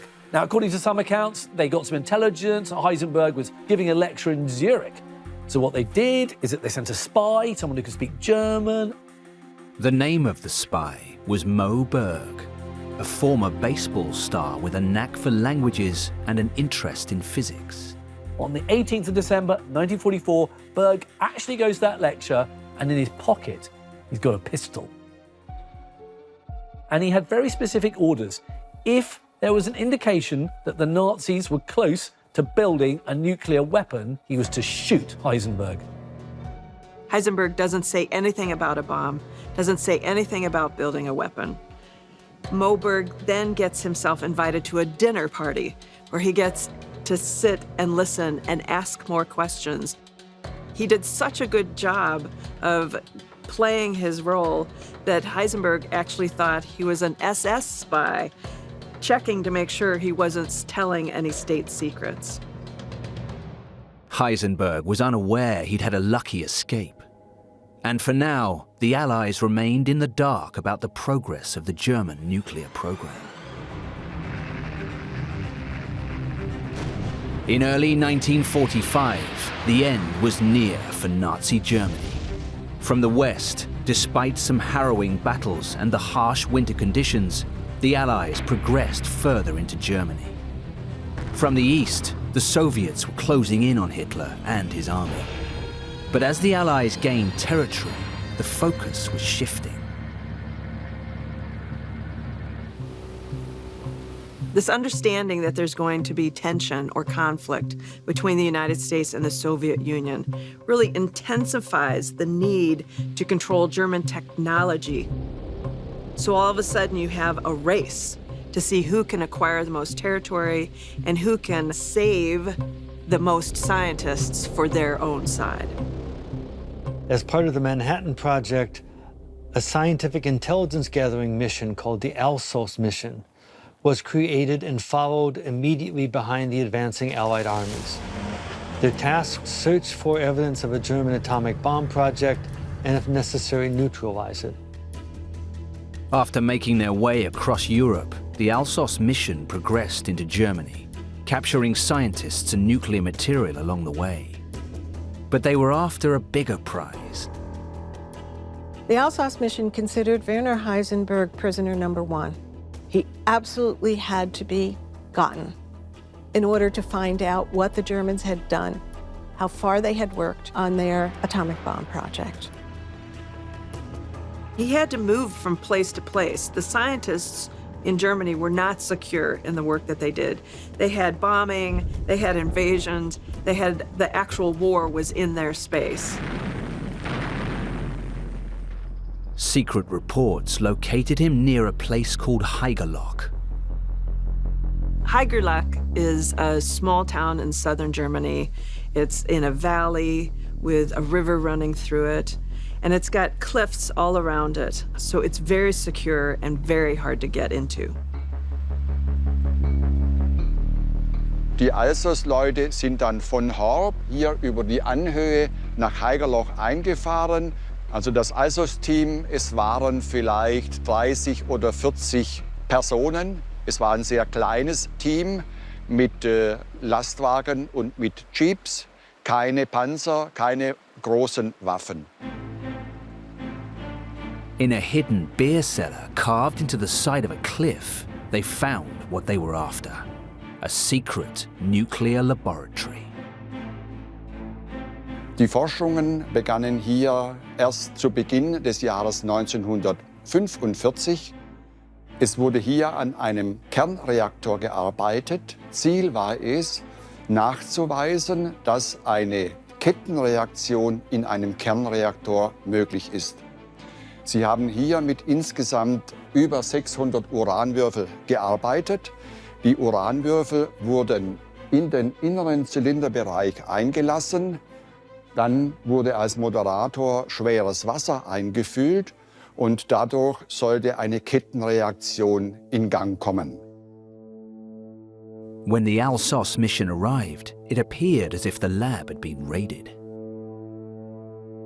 Was sie fanden, war nur ein abgedeckter Kessel, in dem eigentlich nur noch der äußere Mantel des Reaktors war. Just days before, the German scientists had dismantled the reactor to keep their work secret from the enemy.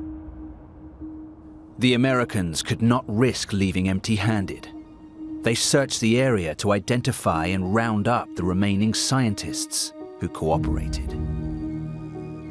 With the help of the German scientists, they found the buried uranium, the hidden heavy water, they found the scientific reports. But what they essentially found was that this was an incomparably smaller, tinier scale than the American Manhattan Project. That it was simply not comparable. And so the idea that there could be any threat of a German atomic bomb was absurd. They had these ideas and these fears that this great German scientist was making these very threatening advances, and it was just so underwhelming to find this very small reactor. While the fear of the Nazis gaining access to an atomic bomb had driven the Allies' own efforts, the reality was that Hitler had missed his opportunity a few years before.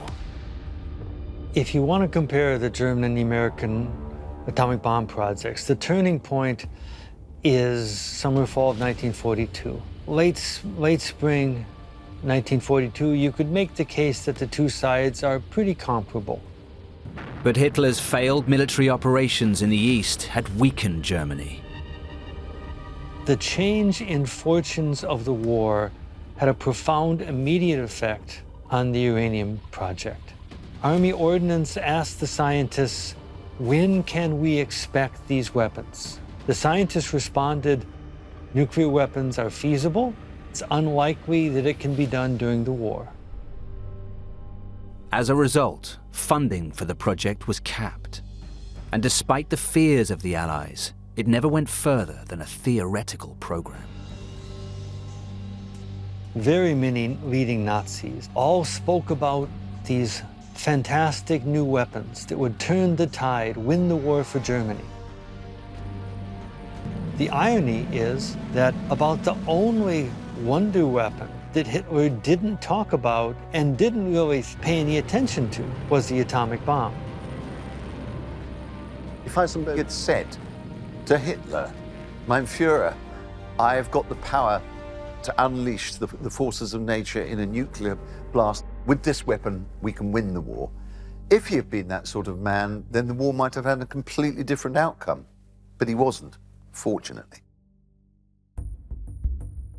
The threat of a German bomb was gone, but the Allies still needed to locate their prime target.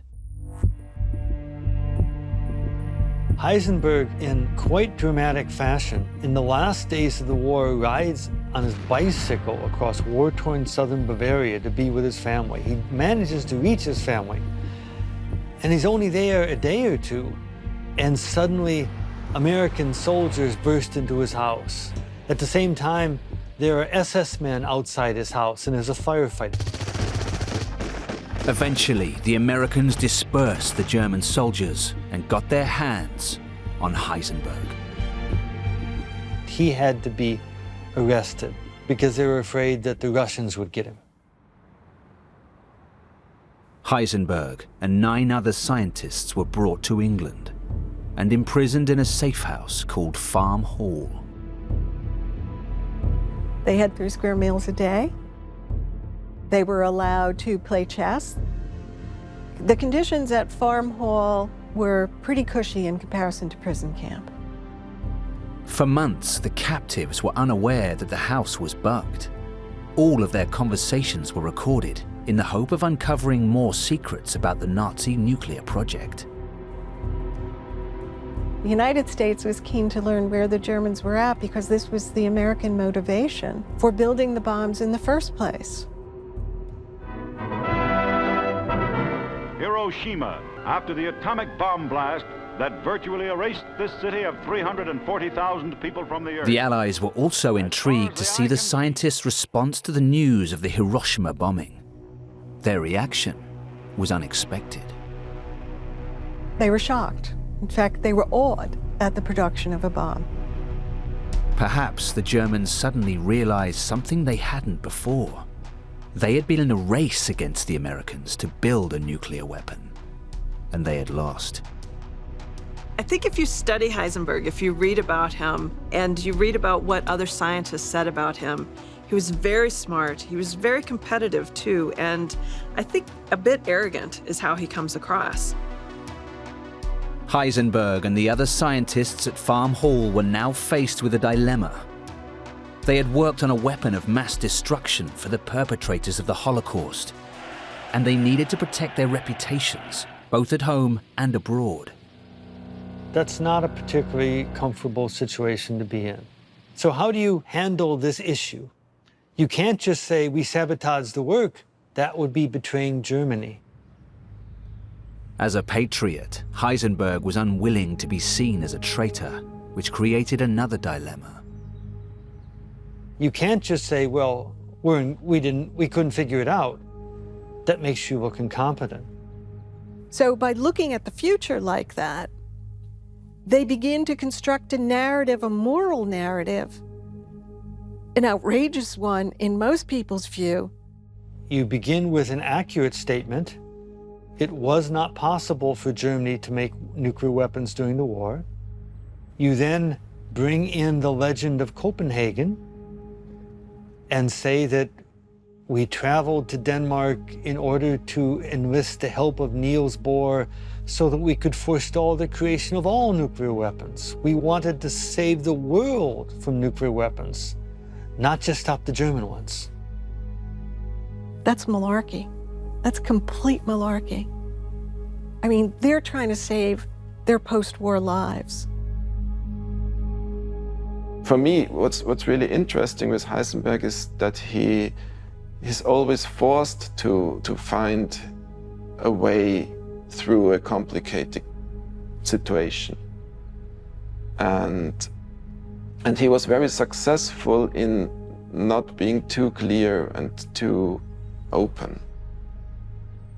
I think he just lost, and it's much easier to admit that you were actually the good guy trying to save the world than it is to admit that the other side won. After months in captivity, the scientists were finally released, and Heisenberg returned to Göttingen.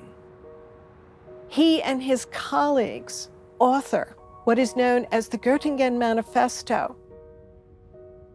They commit themselves to never working on nuclear weapons again. He's finally coming to terms with some of the moral questions that he should have raised during his time with the German atomic bomb project.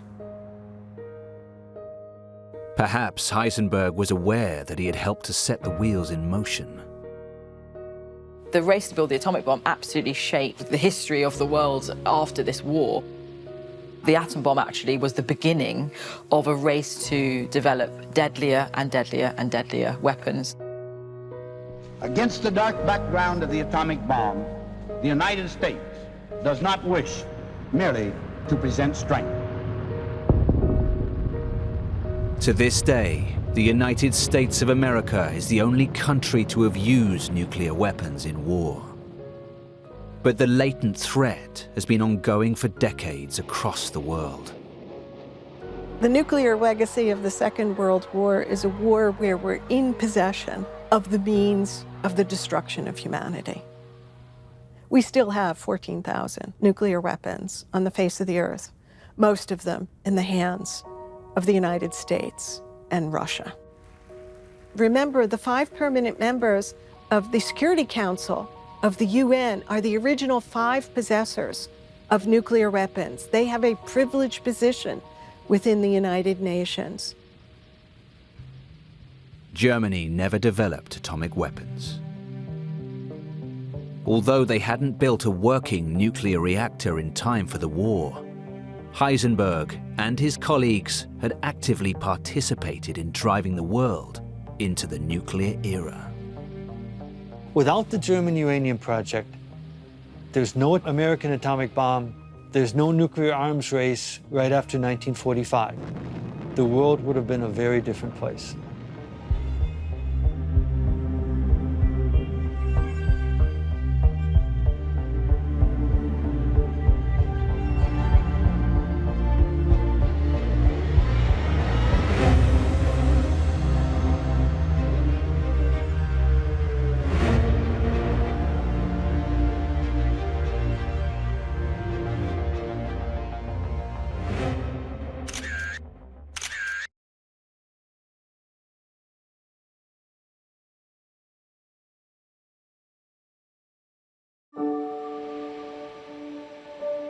By May 1945, Nazi Germany was defeated. Adolf Hitler was dead, and the Third Reich lay in ruins. But Allied victory was by no means inevitable. I think in the efficient conduct of the war, the Nazis, in a sense, won the Second World War. Until the sheer weight of numbers of Allied production, of trained Allied forces, got the better of them, they were winning the war. And while in the midst of conflict, it was the Third Reich that touched space. Hitler's engineers that built a jet fighter, and Nazi architects that planned how future Germans would live and how millions of Jews would die. Behind the scenes of these immoral projects were engineers like Hans Kammler. Kammler is an implementer. He's a manager. He takes those things and he makes them into settlement projects, eventually into weapons factories.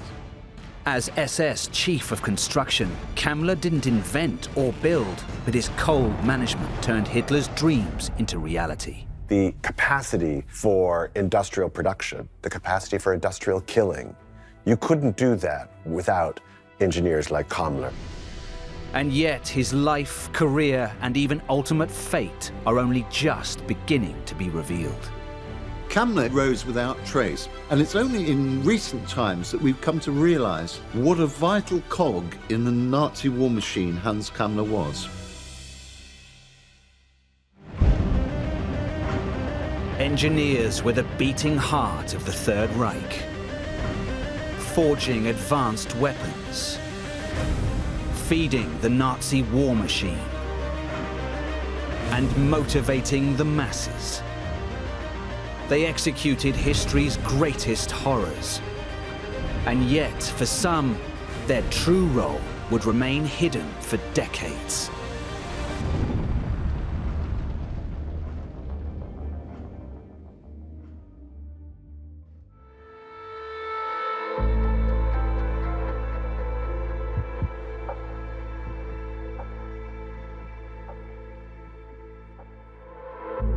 The entrance to the extermination camp Auschwitz-Birkenau stands as testament to the horrors of Nazi Germany. Thousands were worked to death under its shadow, and for thousands more, it was one of the last things they ever saw. But this building is also a rare insight into the mind of SS construction chief Hans Kammler. I think it's quite revealing that the first part of this building was only one wing. As the camp expanded, they expanded the building so that it would be symmetric in 1943.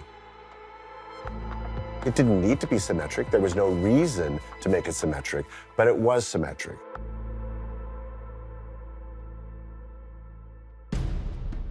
By 1943, Kammler had signed off on the extension of this death camp's entrance, purely to make it more pleasing to the eye. The bricks were carefully chosen, and the windows incorporated decorative elements.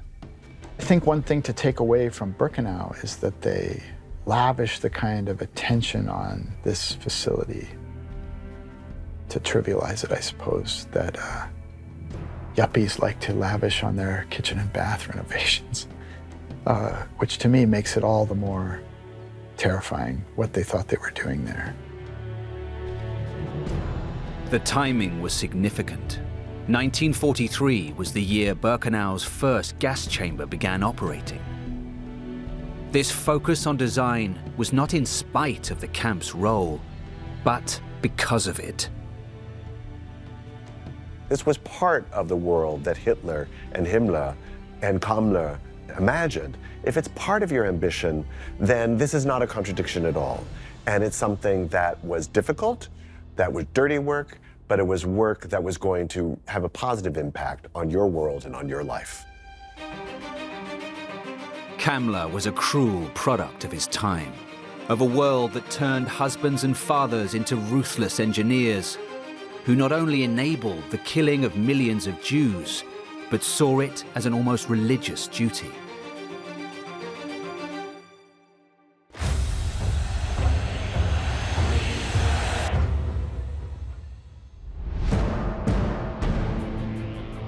Hans Kammler was born in 1901 in the German Empire. It was an exciting time in the country's history, for Germany was becoming a major industrial power. Germany, her technology in development of things like steel processing, the invention of the motor car, all those things, Germany surpassed her old rival Britain, surpassed every other country in Europe, and became a highly technological, for the day, society. But just as Kammler witnessed Germany rise, he also saw it fall.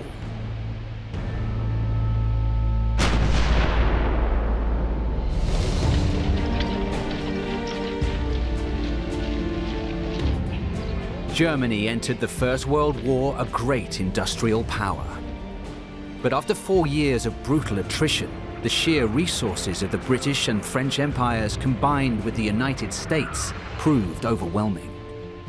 For teenagers like Kammler, defeat was humiliating.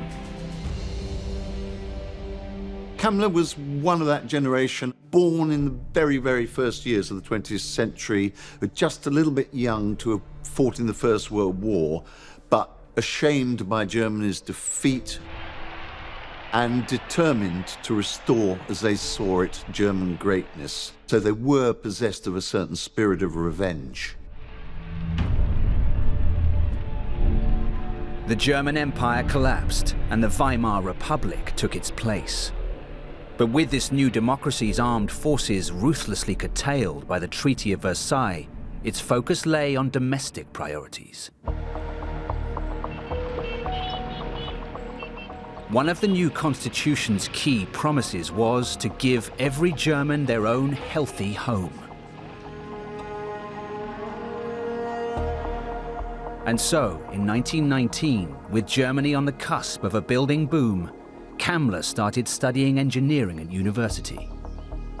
But he would specialize not in construction or architecture itself, but in the management of building projects. Because the scale of production was increasing in modern industrial building, that scale of production also had to be managed from a bureaucratic end and from a strictly managerial point of view. And so Kammler really was able to learn both of these aspects really well. Revolutions in management, paper forms, statistical records, chains of command created the stereotypical pen-pushing bureaucrats that are with us to this day. But these often overlooked innovations enabled building on a large scale. The revolution in modern management that was happening at this time is equally innovative, let's say, in terms of modern organization as, say, the assembly line was for mechanical engineering technology. Kammler's studies put him at the cutting edge of this new science of management, and he soon found work in the growing city of Berlin.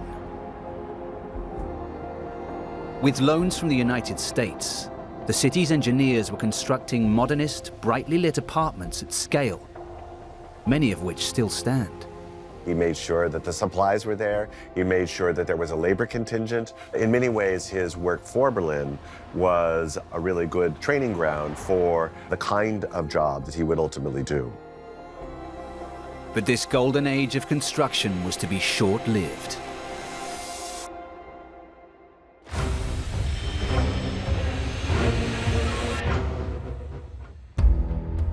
In 1929, the Wall Street crash saw America call in its loans. Germany sunk into recession. The Weimar government could ill afford to provide its citizens with basic necessities, never mind their own healthy home. Building certainly continued after the Depression began, but nevertheless, the build environment, the building economy was really devastated.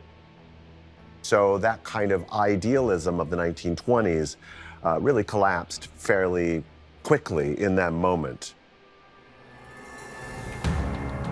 Engineers like Kammler, once told they would build Germany's future, but now struggling to find work at all, began to feel that their own government was holding them back. They think if only I was unfettered from these limitations, I and my brothers, we could engineer the future. But one person did promise to free them from the shackles of economic misery in order to build a positive new future: Adolf Hitler.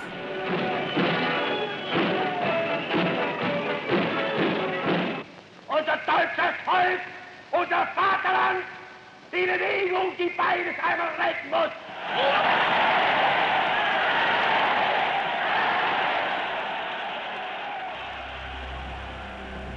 He promised to get them finally to turn them into these elite leaders that they wanted to be.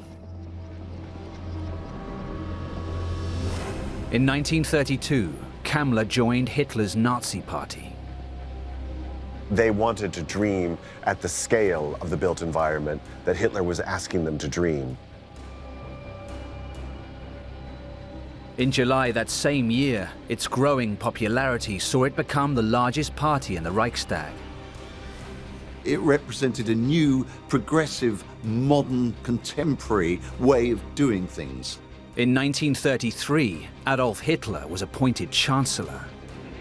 The Nazi leader poses with his cabinet, which includes von Papen, seated on his left, who is now Vice-Chancellor. And in a few short months, Hitler outmaneuvered his cabinet to seize full dictatorial powers. Democracy ended to the sound of thunderous applause.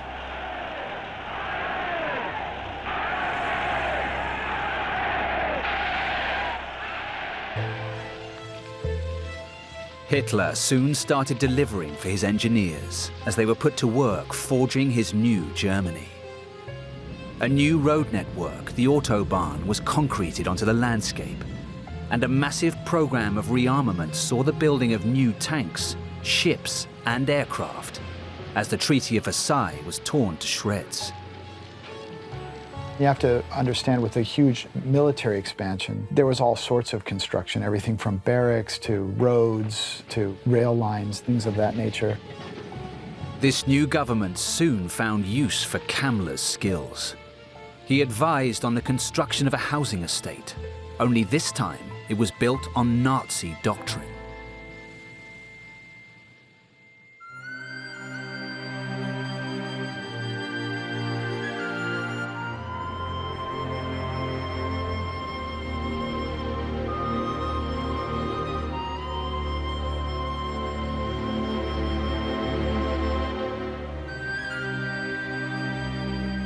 Wir befinden uns hier in einer Siedlung, die heute Waldsiedlung Krummelanke heißt.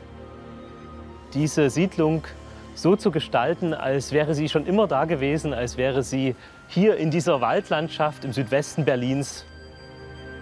Sie sind umgeben von Wiesenflächen, von hohen Kiefern, man hört Vögel zwitschern. Es sollte eine Idylle geschaffen werden. Still inhabited to this day, Krummelanke is renowned as one of the most beautiful housing estates in Berlin, famed for design elements that hark back to the German past. Wir haben hier eine Anlehnung an traditionelle Architektur in Deutschland und Mitteleuropa. Diese Bauweise sollte ein Gefühl von Heimat vermitteln. Dieses tat man zum Beispiel durch die Verwendung von Fensterläden vor den Fenstern. Diese sind aus Holz und sind auch in einer anderen Farbe gestrichen. Dieses Holz als natürliches, als erdverbundenes Material war sehr wichtig. Wir finden dieses Holz auch bei den Dachgauben. Die Dächer sind jeweils ausgebaut. Dann haben wir als ganz typisches Element, was sozusagen deutsch erscheint, das Rot der Ziegel, der Biberschwanzziegel. But this housing estate nestled among the pines has a dark history.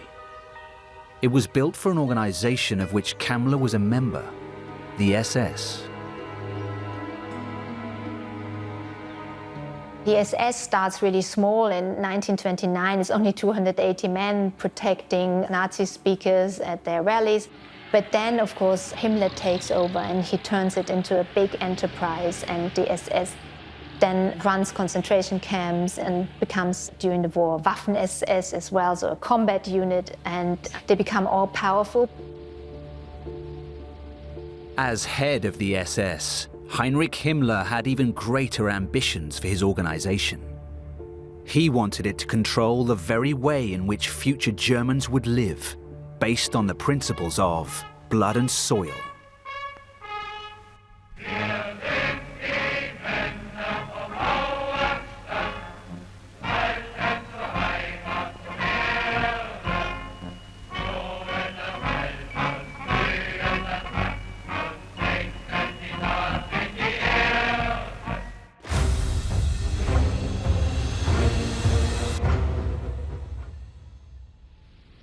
Blood and soil was an ideology promoted by Kammler's own boss, Walter Darré, and enthusiastically adopted by Heinrich Himmler. The blood represented racially pure Germans to be reconnected almost mystically with the soil, German land, through the return to a traditional, rural way of life. A book Kammler co-wrote in 1934 is clear evidence that he too had become a disciple of this cult. He decries the way in which houses and settlements are produced by businesses and so just become these kind of mere commodities, you know, with a price tag on them. He hated that. What Kammler did was to contrast this with the romantic National Socialist idea that houses would once again be made for the people, and there'd be once more contact with the native soil, and all this would help to bring about a strong and unified Germany. Krumelanke was blood and soil in wood and stone. But it was more than an eccentric eco-warrior movement. For these eco-warriors were to become soldiers, conquering territory to rebuild in their image, and slaughtering those who did not fit their racial criteria. The Krumelanke is like their little crystal from which everything else was going to grow. They were going to remake the East in their own image as racial supremacists through this settlement project. So think about Central Europe, Eastern Europe. This is the territory that the Germans were thinking of for this plan, just to take over that territory and kill anyone in their way. It's the most densely populated, one of the most industrialized areas of the world, and they get this brilliant idea, we're gonna go settle there, right? As if there's not anyone already there. But they're planning these settlements as if it's their wild, wild East, I suppose, as the wild, wild West was for the United States.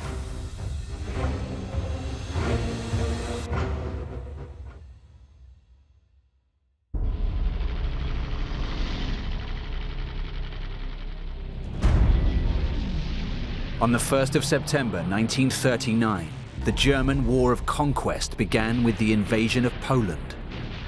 Germany's forces combined with its ally, the Soviet Union, to conquer Poland in less than 5 weeks. Upon victory, Himmler asked for and received a new title. He was named a Reichskommissar for the protection of the German East. That was a title that Hitler gave him. He really wanted to build an empire, and the East was his opportunity. This new position gave Himmler the go-ahead to turn his dreams of a blood and soil future into reality. This meant rebuild the agricultural system so that it would be Germanified. It meant the cities were going to be Germanized, and that meant getting rid of unwanted populations. and create a kind of pseudo-medieval world of German purity led by the SS. It was to be a colossal task, but Himmler had a ready workforce under SS control. Concentration camp prisoners. Anyone else who was less than the Germans, less than the pure Aryan race, would be used as slave labor. They want to utilize these people to work for the aims of the regimes and work them essentially until they die, because there's always going to be someone else to replace them. Annihilation through labor would accomplish two goals: the building of this new world and the extermination of those deemed unworthy of living in it. But for the SS to remodel Europe on such a scale, it needed not only architects and laborers, but someone to manage construction. In June 1941, they turned again to Hans Kammler. For a guy like Kammler, who's been writing about settlements since he got out of college, that would have been the chance of a lifetime. This was raising him up into historical time, right? He was going to play a role in defining his nation's history. In his new position, Kammler would plan the destruction of entire nations, histories, and cultures through cold bureaucracy.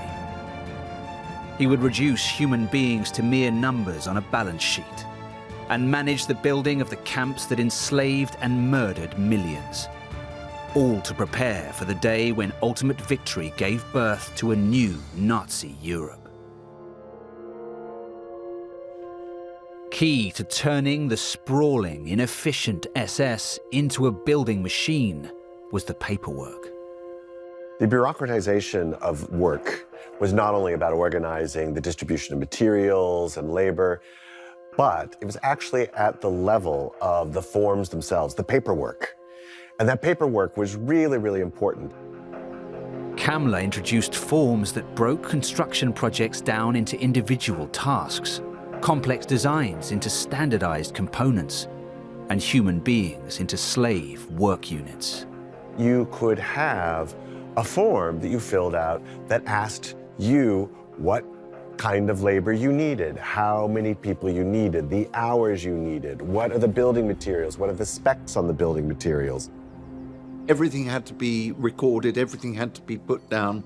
Things that today would be done on a computer, he did in forms in duplicate and triplicate. And because this is sort of boring and bureaucratic, it hasn't attracted the attention that it should have done. Kammler's piles of forms would one day lead to piles of bodies and to the greatest crimes in humanity's history. But it rapidly became clear that to make a reimagined East a reality, the SS needed far more slave laborers. As Kammler was beginning his new role, Hitler turned against his one-time ally and invaded the Soviet Union. It gave them potentially access to the oil fields of the Caucasus and the grain of Ukraine, and so that the capacity to really imagine and enact their goals came within their sights through that move. And as the Nazi war machine thundered through the Soviet Union, Hitler's forces captured vast numbers of Russian soldiers. If you think about the work that needed to be done in the war, taking over the Soviet Union created an opportunity for a lot more slave labor. And that's how many of the Soviet people and those of Eastern Europe die, is through their utilization as slave labor.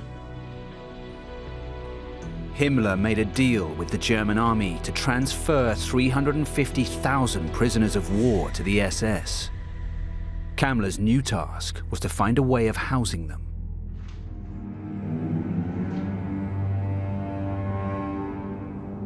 He ordered the construction of 2 new concentration camps on Polish soil.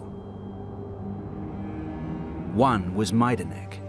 The other, more infamously, was Birkenau.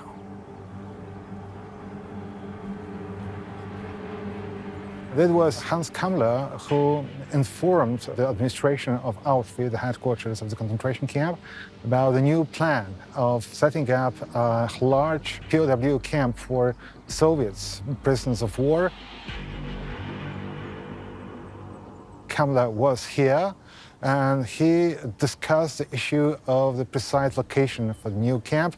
So the final decision was taken during this meeting. Birkenau was less than 3 miles west of another concentration camp, Auschwitz, originally built for Polish prisoners. But while Auschwitz held some 10,000 prisoners, Auschwitz II Birkenau, as it was termed, was designed to hold 100,000. Hans Kammler played a very important role in the process of planning of Birkenau. He was here 6 times, and he supervised the construction works. Drawing on past experience, Kammler managed the construction of accommodation. But this time, it was based on maximum brutal efficiency and could be replicated at scale. He decides how many people could be forced into each barrack. So he's got these 25 drawings, and in them he provides the construction specifications, not only for Birkenau, but for every concentration camp throughout the Third Reich. In October 1941, nearly 10,000 Soviet prisoners of war arrived here and were put to work building the new camp. But as they toiled in the snow, they died in their thousands. Kammler returned to Birkenau, this time to solve the issue of growing piles of bodies. He ordered to move the new revolutionary crematoria with a capacity of almost 1,500 bodies a day from Auschwitz to Birkenau, because as he expected, the average number of deaths, the bodies, would be much higher in Birkenau than in Auschwitz main camp. Prisoners' deaths were of little concern to Kammler. He believed that more were on the way. But by the end of the year, it became clear that no more would be coming.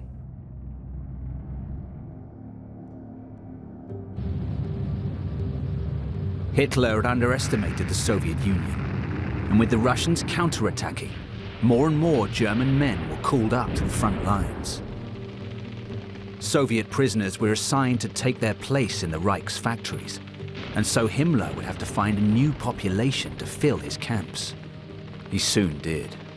With the first serious defeat of the German army in the Battle of Moscow, Heinrich Himmler decided that the Jews would replace the Soviet prisoners of war in Auschwitz and in Birkenau. Despite the setbacks in the war, the Nazis continued to prepare to build the future using this new labor force. With a budget of €500 billion in today's money, Kammler was given responsibility for the detailed planning of post-war construction. He started what were called the building brigades, and these building brigades were a flexible supply of forced labor that could be moved anywhere in the occupied territories, mostly in what is now Poland, but they really could be sent anywhere they wanted to. The brigades were essentially mobile concentration camps. They contained prisoners who had the skills for future building projects. But only a small proportion of Europe's Jewish population were to be reserved as slave labor. And while Kammler was planning building brigades, decisions had been taken that would lead to industrialized murder. Birkenau was soon to be repurposed as a center for the Holocaust.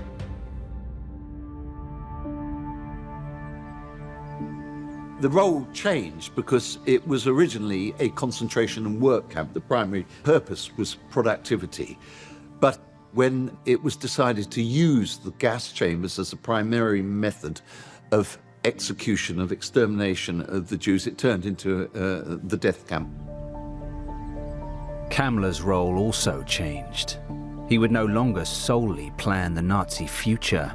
He would now enable the wholesale extermination of those not deemed worthy of living in it. I think an ambitious, capable young man like he would have jumped at that chance because he was all in. Ideologically, he was already all in. It's not like he had to be convinced that this was a worthy project, sadly.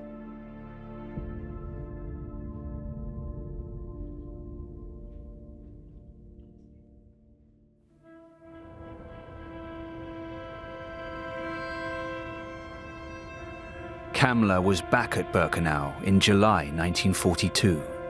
His new task to adapt it to fulfill two functions: as a prison camp for the small proportion of Jews required for future building projects, and as an efficient killing machine for the rest. Well, the first crematorium in Birkenau was composed of three major functional parts. The first one was a dressing room, the second the gas chamber, and the third the crematorium itself. These three components were designed to make the prisoner's journey from gas chamber to crematorium as short and efficient as possible.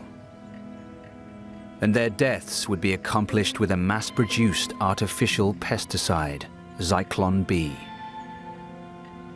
This was murder on an industrial scale, as wrought by engineers. They had to have the most advanced technology. They had to have the most advanced chemicals, the products of German engineering, to murder the people in Birkenau. It's the only system to this day for the extermination of human beings on which patents have been filed. It was at this time that the second wing to Birkenau's entrance was added to reflect its new prominent role in the Holocaust. I think we have to see that Auschwitz was a positive for the SS, as contradictory as that sounds. But for them, they were building a positive new East. They were building a positive new center for an SS empire. Birkenau alone would kill over 1 million Jews.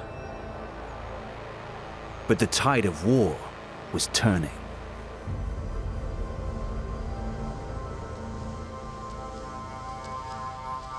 In August 1942, nearly 4,000 miles away from Birkenau, the Battle of Stalingrad was raging. But after 6 months of brutal fighting, the city that bore the name of Hitler's greatest adversary became the scene of his greatest defeat so far. Propaganda Minister Joseph Goebbels took to the airwaves to rally the German people for the tough road ahead. Ich frage euch, seid ihr entschlossen, dem Führer in der Erkämpfung des Sieges durch dick und dünn und unter Aufnahme auch der schwersten persönlichen Belastungen zu folgen? The Third Reich was mobilized for total war as the Allies began bombing Germany around the clock. Himmler's concentration camp prisoners set aside to build the future would now be used in Germany's struggle just to survive. They're going to come and take his precious little labor force. So fortunately, in his eyes, for Himmler, he had Hans Kammler and his engineering corps. Kammler was tasked with deploying prisoners in his building brigades to repair bomb damage. But his role was soon to grow, for he was about to be entrusted with Germany's most advanced engineering project, the V-2 rocket.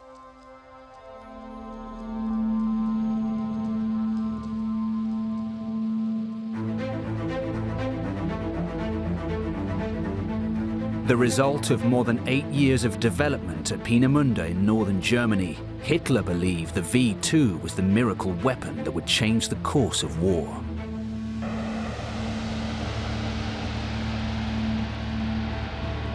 But as the assembly lines began producing them in quantity, disaster struck. Peenemünde was ideal until August 1943, when the Royal Air Force visited it and bombed it. This attack threw the Nazi high command into panic, but it would spark Kammler's inexorable rise. To continue the production of the V-2, the decision had to be made to make it safe from the RAF's raids and the decision was made to move production underground.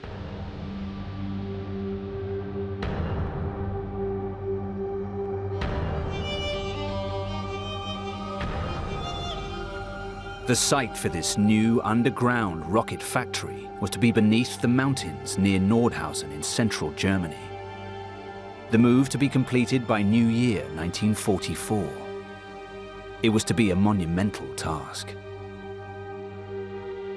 Before summer of 1943, these tunnels were used as a fuel depot. It was a very raw place. There was no electricity, no water, because it was not used. Transforming a primitive fuel depot into a rocket production line would require vast manual labor and precise management. The two would come together in the form of SS concentration camp prisoners and Hans Kammler.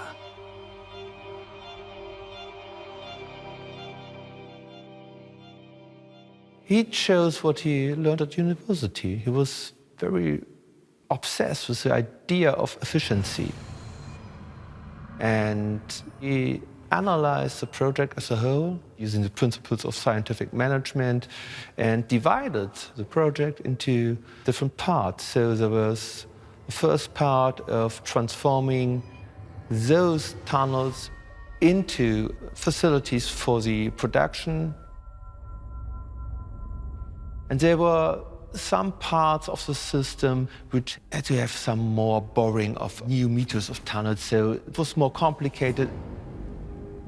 Kammler's strict prioritization enabled the maximum amount of space to be made ready in the shortest amount of time. And a new concentration camp, Mittelbau Dora, was built nearby to ensure a constant supply of slave labor. Kammler displayed all his inhumanity in motivating them. The incentive was brutal force to make the prisoners know that they could be killed in any moment if the supervisors were not convinced that the work was good. Thousands toiled to produce weapons aiming to save the very state that was killing them. Kammler didn't give a stuff for the conditions in the factories, for the welfare of the workers.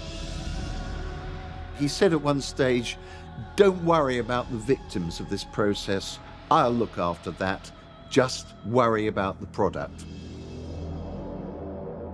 Kammler successfully converted these tunnels in record time, and V2 production began. The job that Kammler had done had convinced his superiors that he was the man who could do anything, that he was a superhuman. Over the bodies of more than 10,000 slaves, Kammler had delivered what had seemed to some impossible. His responsibilities would soon grow further. Above ground, the Allies had been continuing to pound German industry. And so, in early 1944, Hitler made the decision to move more weapons production underground. The V1 flying bomb and the first production jet fighter would soon join the V2 rocket in the tunnels. Kammler, having proved himself, would be tasked not only to create their production lines, but to deploy them against the enemy. I think someone like Hans Kammler experienced that as exhilarating. I think he thought he was his best self, right? And it was in the name of saving our country, saving our great dream, hopefully at some level building our utopia. The man who began his career managing building sites in the Weimar Republic was now the Third Reich's greatest hope of survival. He drove his slaves to dig more tunnels into the mountainside and ordered waves of V2 rocket attacks against Allied cities.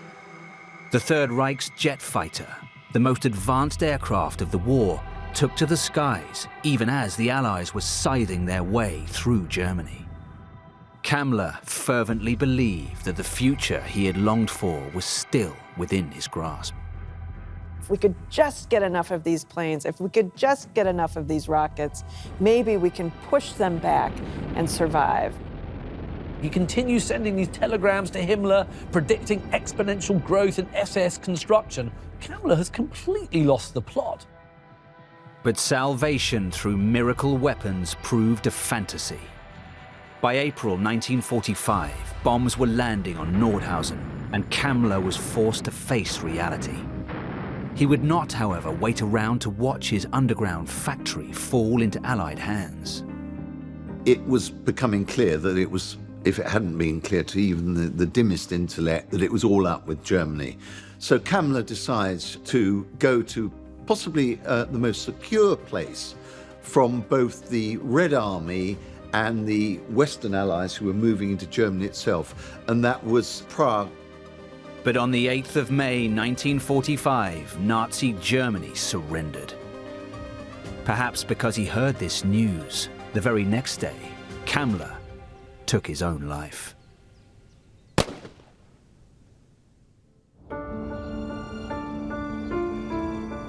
As the years went by, Kammler's story faded into history.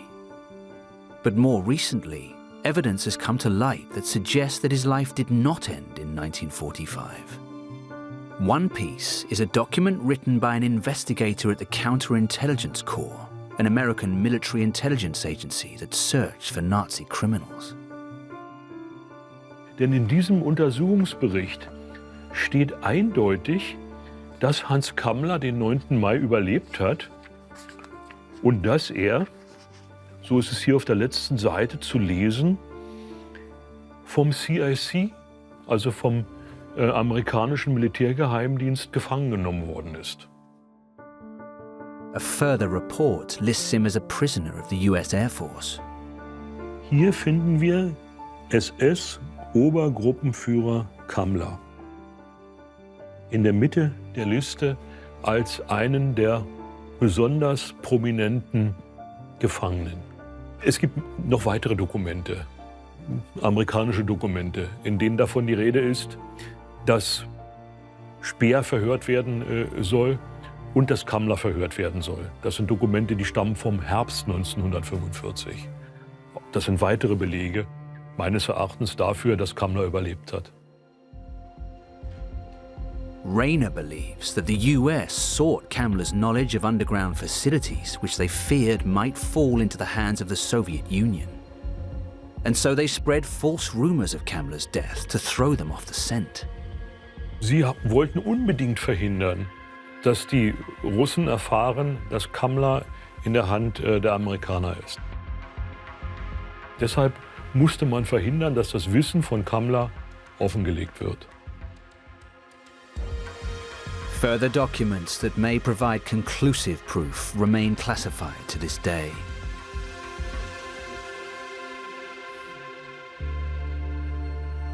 Kammler was as enigmatic in death as he was in life. But what is beyond doubt is that his story gives us a tantalizing glimpse into the often overlooked work of the project engineers. The lesser-known management men who did so much behind the scenes to make Hitler's dream a living nightmare for those who lived through it. What they accomplished to conquer half of Europe, to develop things like the jet, and at the same time to be carrying out the crime of the century, the Holocaust of European Jewry, was an amazing achievement, an utterly amoral or immoral achievement, an evil achievement, but an achievement nonetheless. The capacity for industrial production, the capacity for industrial killing, you couldn't do that without engineers like Kammler. In their eyes, they were the greatest generation. They just ended up the greatest loser generation, right? Because there's nothing about having your country bombed absolutely flat to give you a little bit of humble pie.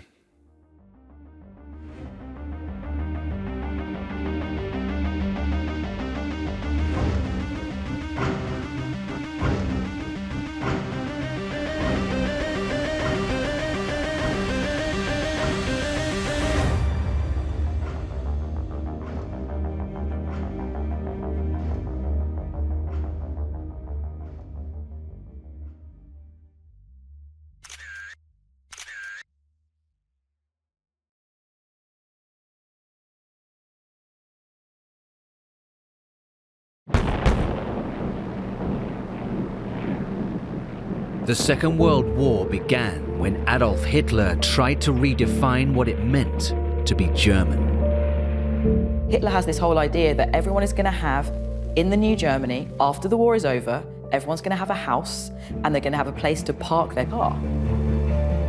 The man to help him realize the new Aryan dream was an unemployed engineer looking for a second chance, Dr. Ferdinand Porsche.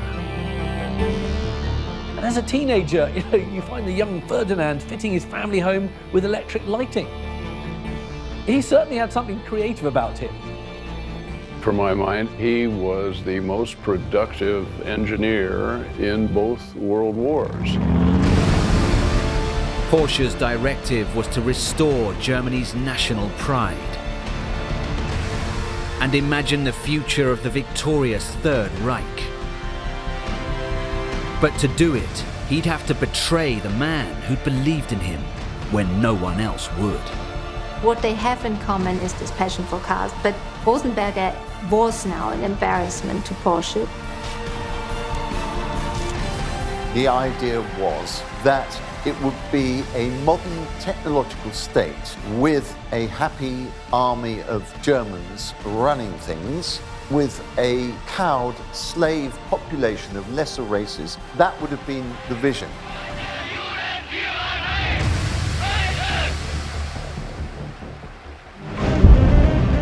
Engineers were the beating heart of the Third Reich, forging advanced weapons, feeding the Nazi war machine, and motivating the masses. They executed history's greatest horrors. And yet, for some, their true role would remain hidden for decades.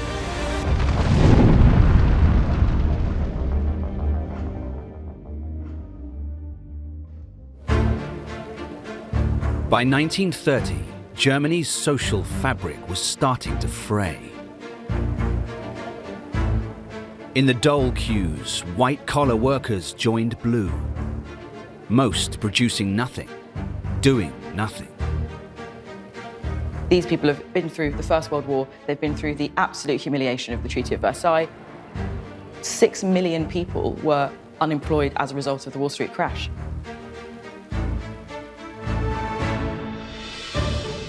Among them was a car designer in Stuttgart, Dr. Ferdinand Porsche. Ferdinand Porsche was the Henry Ford of Middle Europe. In other words, he was the leading automobile car entrepreneur. Porsche was not someone to shrink from the more challenging aspects of the car world. He would say, if he wants it, we can do it. That was his philosophy. By age 50, Porsche had cultivated a reputation as one of the greatest minds in the automobile industry. But now he was unemployed. As a final roll of the dice, in 1931, he started a business with 2 men. Anton Piesch was a lawyer by trade and a Nazi sympathizer. He was also Porsche's son-in-law. The other partner was a Jewish man called Adolf Rosenberger. Adolf Rosenberger was from a Jewish assimilated family. He was a designer, a racing driver, and a terribly creative man. But the new company was failing to weather the recession. Rosenberger left the firm, instead working on a freelance basis, selling Porsche patents abroad. On the very same day, another man came to power, promising to reverse Germany's ill fortune.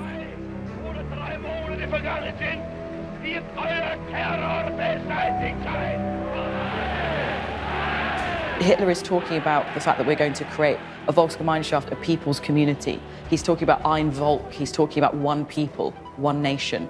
That is a huge reason why people voted for the Nazis in droves, because they've promised people 2 things. They promised people Arbeit, work, and they promised them bread.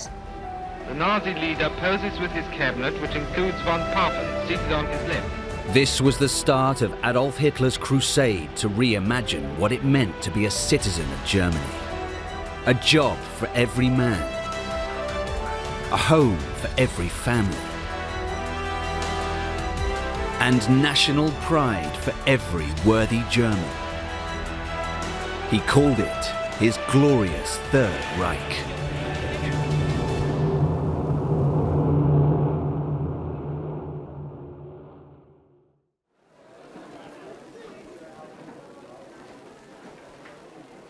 Germans didn't wait long to be told how their lives were going to change for the better. On Hitler's 12th day in office, at the opening of the Berlin Motor Show, he laid out his plan. Just as the horse and cart once burned their trails, and the railroad built its required track network, so must motorized traffic be supplied with the requisite roads. These are momentous tasks, which are also part of the program for the reconstruction of the German economy. The speech went down a storm with Germany's automobile manufacturers, who themselves were equally crippled by the recession.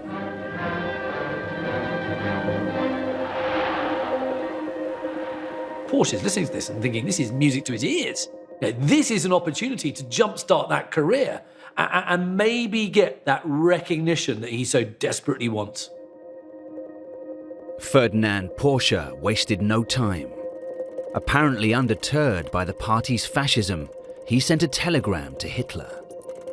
As the creator of many renowned constructions in the field of German and Austrian motor and aviation, and as a co-fighter for more than 30 years for today's success, I congratulate Your Excellency on the profound opening speech.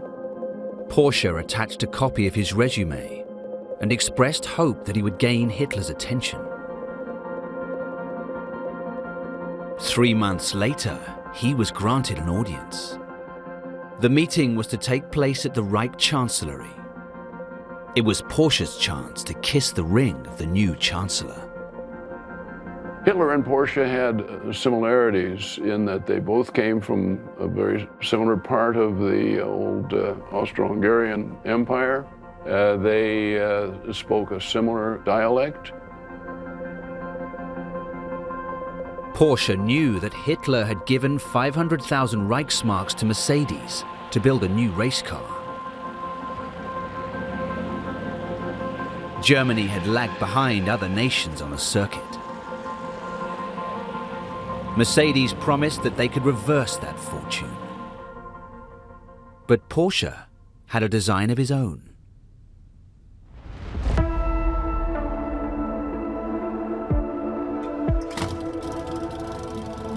He called it the P-Wagen. With a new 16-cylinder engine, the P-Wagen was designed to outpace Europe's greatest racing cars. Porsche had taken the unprecedented step of putting the engine behind the driver. It made the rear heavier, giving better traction. The P-Wagen was exactly the kind of showstopper that Hitler was looking for. He was very interested in showing Germany as a shop window to the world. This is the new Germany. We're the leaders. We're at the top of our game. We're at the cutting edge of modern technology. We are the best. Porsche bet his reputation that he was the man to make Germany world champions. Hitler split the money. 250,000 for Mercedes, 250,000 for Porsche. It would keep his Stuttgart company afloat a little longer. For the aging engineer, the future was looking bright.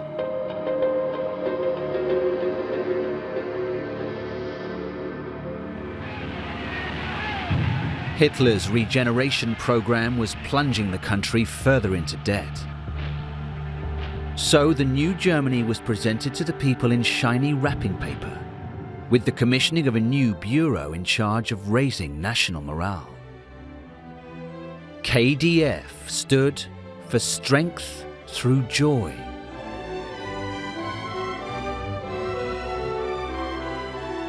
The KDF is essentially, it's social policy as propaganda. So the idea is that it's almost like a reward system for workers. Workers can get subsidies on holidays. So for example, they could get a 75% discount on train tickets. They could get a 50% discount on hotels. But we're also talking about really big things like going on cruises. Everything's underpinned by propaganda. So if you are lucky enough to go on a KDF cruise, you are going to hear Hitler's speeches on the tannoy. You are going to have to attend political lectures as well as going sightseeing.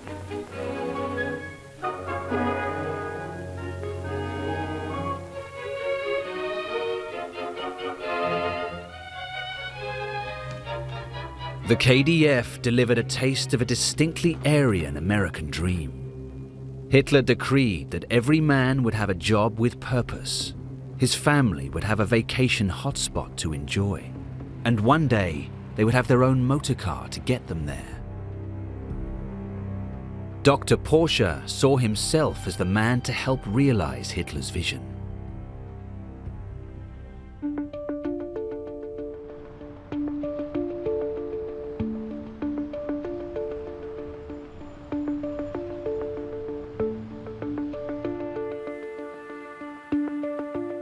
Frank Jung is head of the historic archive at the Porsche Museum in Stuttgart. Inside its collection are 50,000 original documents from the history of Porsche. But one item is perhaps more historically significant than any other. Yeah, this is something very special we have here at the Porsche Corporate Archive.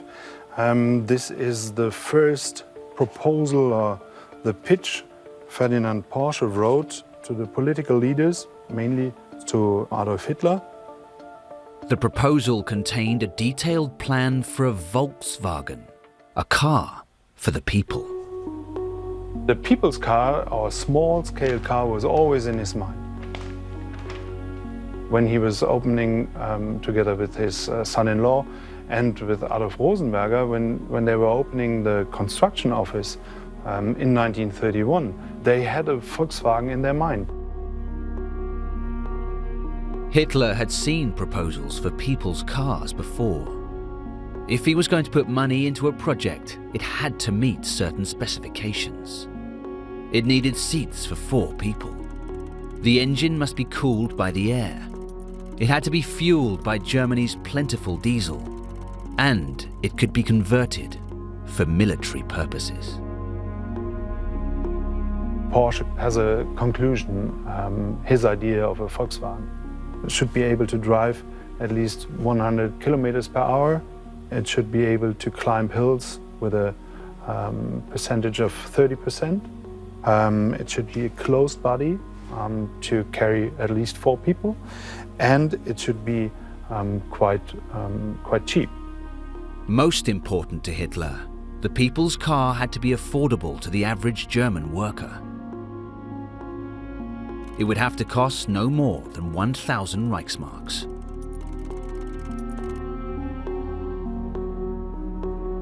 This document is actually the start of the Volkswagen, because within this document the basic ideas are mentioned, and with this document he was able to convince the political leaders and Adolf Hitler so that he later on got the contract to build the Volkswagen, or to develop the Volkswagen.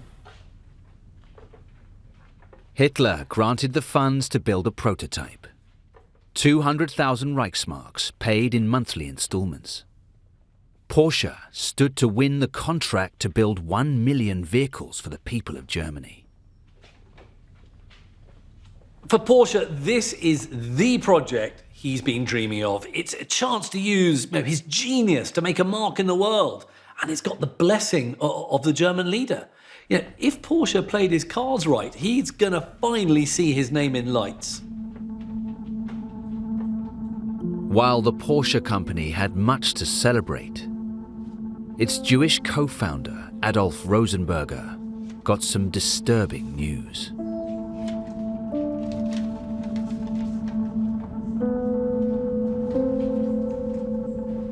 Rosenberger works freelance for Porsche because he works for him abroad in France and in Britain and gets customers and contracts. But it is becoming more and more evident that Porsche finds him embarrassing because of his Jewish background. His 10% share of the company was being bought off him. He was one of the first victims of Aryanization. Aryanization is a Nazi word, and that's why many historians don't want to use it. One can also say it was organized theft.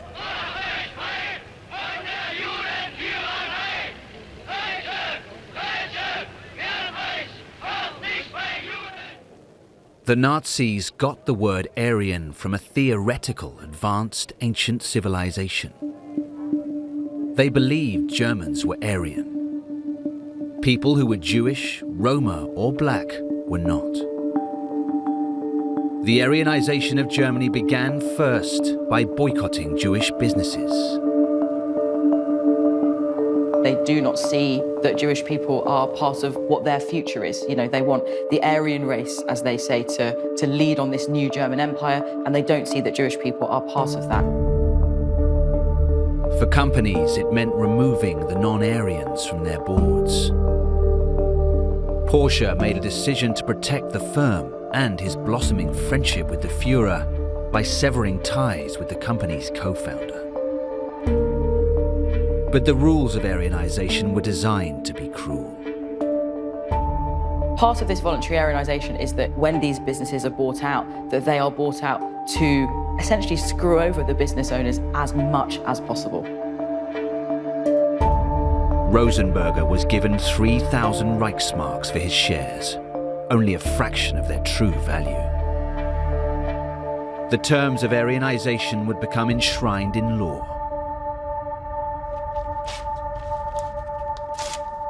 Germany is a very bureaucratic country, and we do have contracts for everything. So they give it a sort of air of respectability. You sign contracts, and you get stamps on your contracts, and so it looks legal. But of course, it was daylight robbery.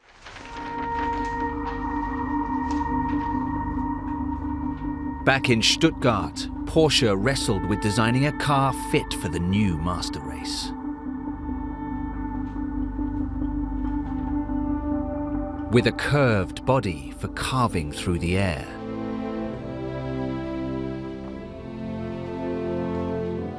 Low to the ground, small enough to fit anywhere, and finished in black.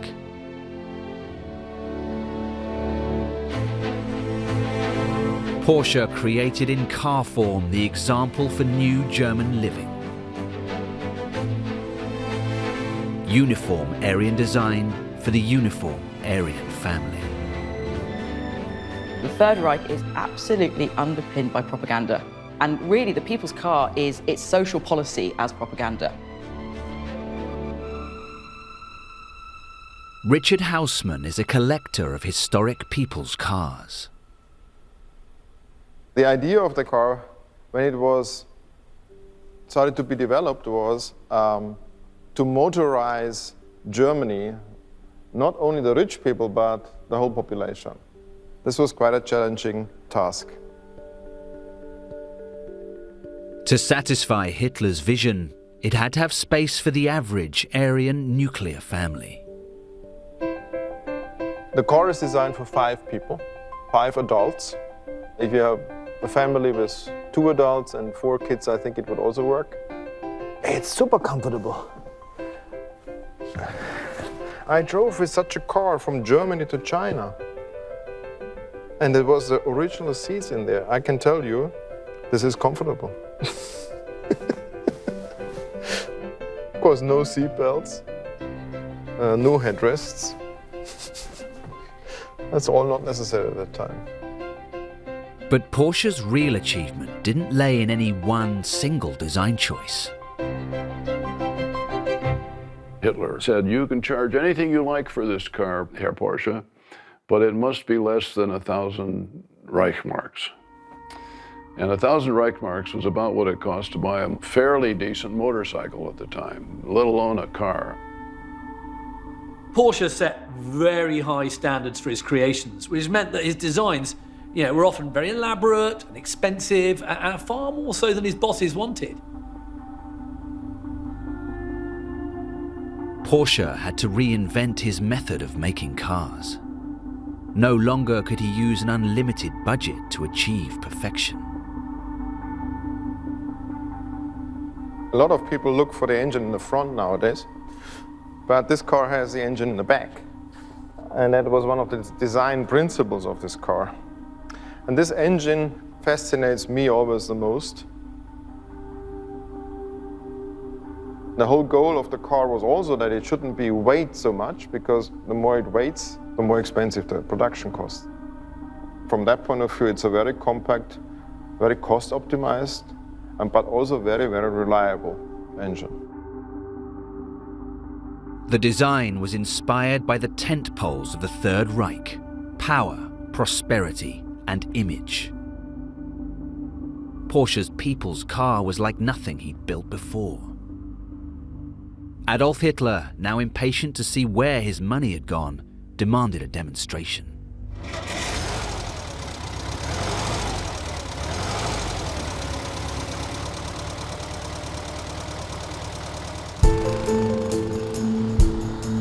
The demonstration took place in 1936, 15 months late.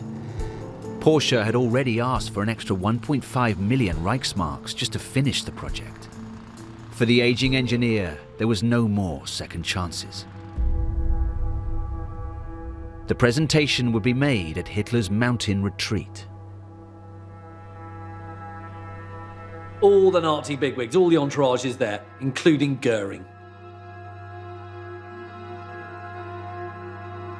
A demonstration was made of the fact that you could take the body off, the civilian body, and put on a military body.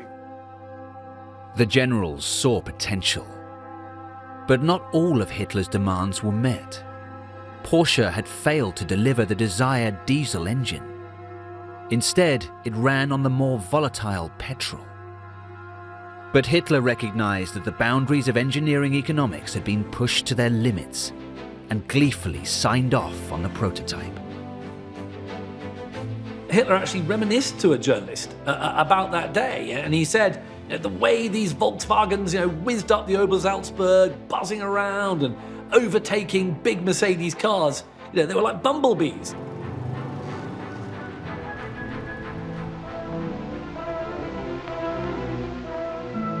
The people's car was to be the way that Nazi citizens would travel on Germany's new, sprawling autobahns.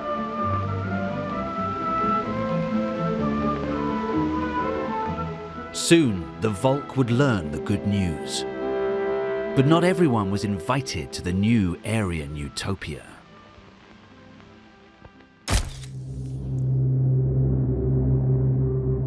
Porsche's former business partner, Adolf Rosenberger, had been arrested while walking the streets of Stuttgart. He was held on the charge of race defilement. He was a bit of a ladies' man. He had an Aryan girlfriend, and they accused him of, sleeping with an Aryan woman, which of course was against the law, the Nuremberg laws from 1935 onwards. In September 1935, the Nuremberg laws were enacted.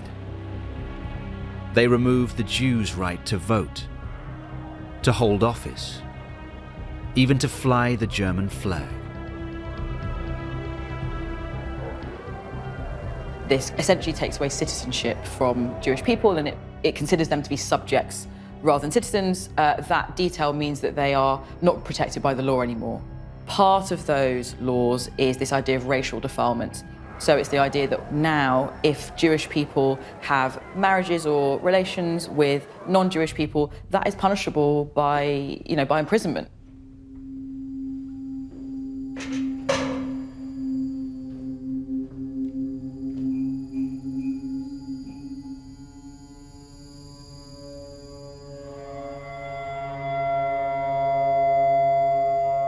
At a time when Jews were disappearing, never to be seen again, Rosenberger made a desperate plea to the only person with enough influence to get him a pardon. He appealed to Porsche. The response was silence.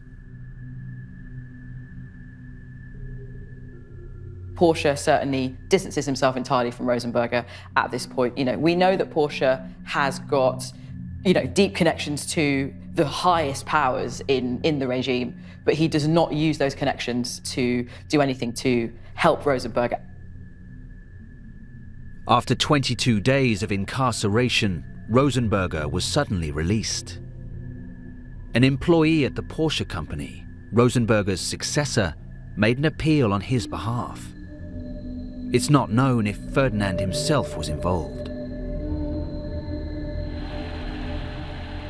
By 1937, Hitler had transformed society within Germany. But he was about to grab the attention of the wider world.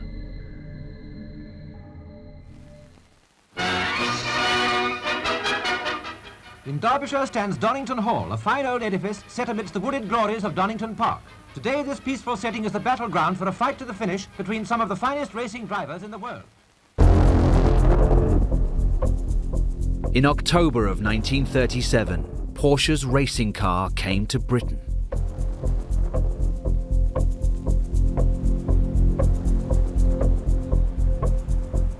Motor racing had been going on worldwide since the early 1900s. But it was only because of circuits like Donington that motorsport became so popular. John Bailey has chronicled what happened when the Germans came to Donington Park Raceway.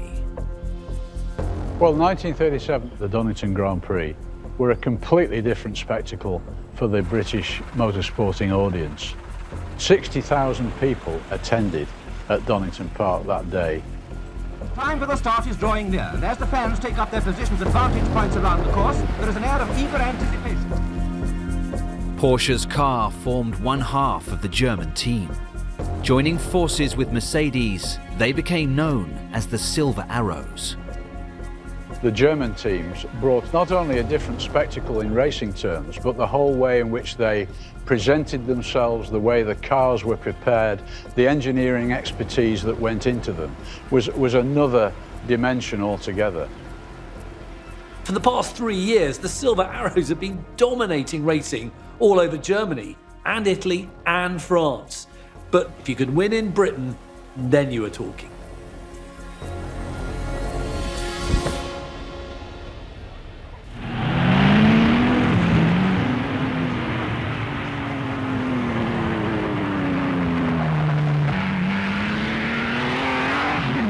Sound of those cars was something that the British public had never heard before.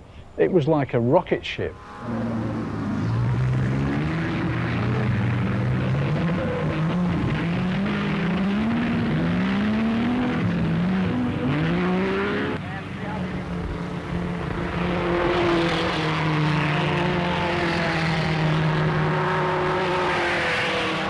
The Silver Arrows reached speeds that no other car could match. The cars at this point would be accelerating rapidly as they approach the apex of this, what is almost a tarmac wall. This is about a 1 in 8 incline.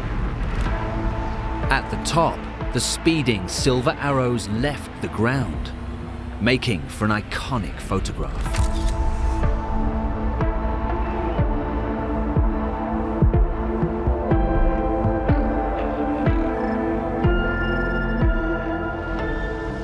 Germany was thought to be this nation of people who had lost the war and suffering terribly from depression and this goose-stepping maniac in charge.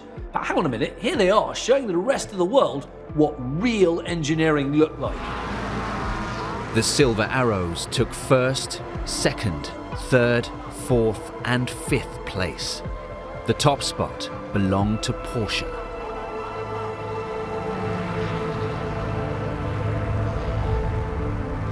Together, Porsche and Hitler demonstrated that the Third Reich's engineers were a force to be reckoned with. They sent a message to the rest of the world. The Germans were coming.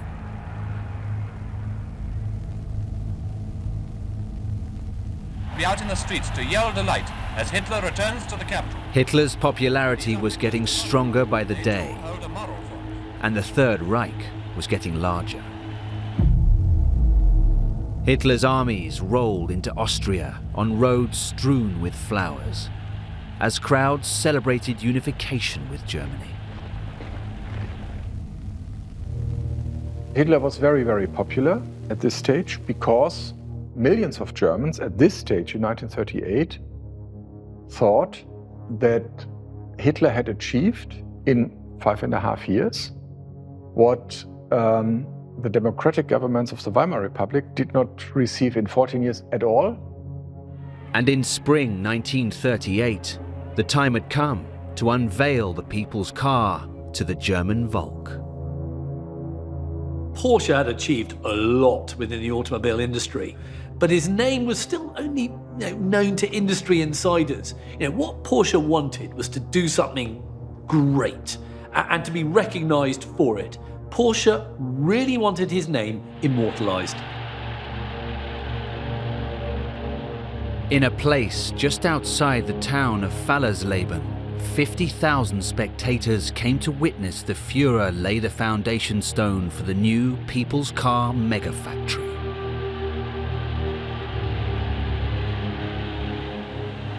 At the grand ceremony, Hitler praised the Reich's engineering prowess in a speech to the crowd. What is possible in other countries is also possible in Germany. The automobile must become the means of transportation for the folk. The job of motorizing the German people had been handed to the same bureau in charge of worker happiness. The KDF group did unbelievably reasonably priced holidays, but the key to the operation of the holidays was that people paid in advance. They had books of stamps. When they had enough stickers in the booklet, they could go on their holiday. The People's Car would be sold in the same manner. Hence I believe there is only one name that can be given to this car, a name I shall give to it on this very evening. The name shall be KDF-Wagen. Now, apparently Ferdinand Porsche was absolutely horrified at that statement. He didn't like KDF-Wagen at all. He didn't think it was going to sell internationally with a name like that. And he had rather hoped, egoist that he was, that the car might be named after him. It seemed like all this excitement, all this opportunity, after all that, his name isn't going to go down in history. Hitler left the ceremony waving to the crowds from the passenger seat of the KDF-Wagen. Porsche sat in the back.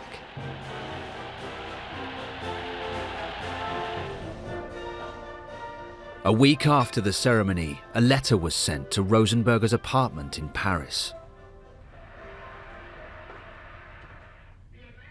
Due to certain aggravations in the internal situation and on higher authority, Porsche was cutting all ties with Rosenberger, including his freelance work.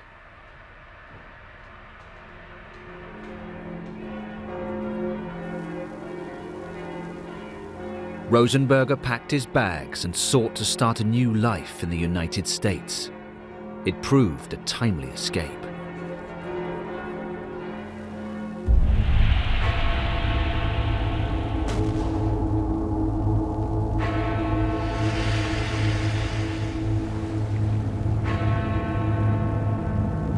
In this historic hour, the fate of Europe and perhaps the whole world trembles in the balance. It will not now be necessary for Britain to stand to arms and cry halt. Aggression must be stopped. When Hitler marched his armies into Poland, Britain and France declared war on Germany.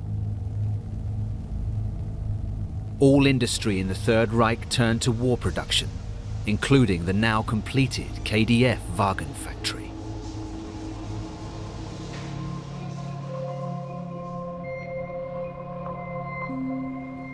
Dieter Landenberger is the head of heritage at the modern Volkswagen company.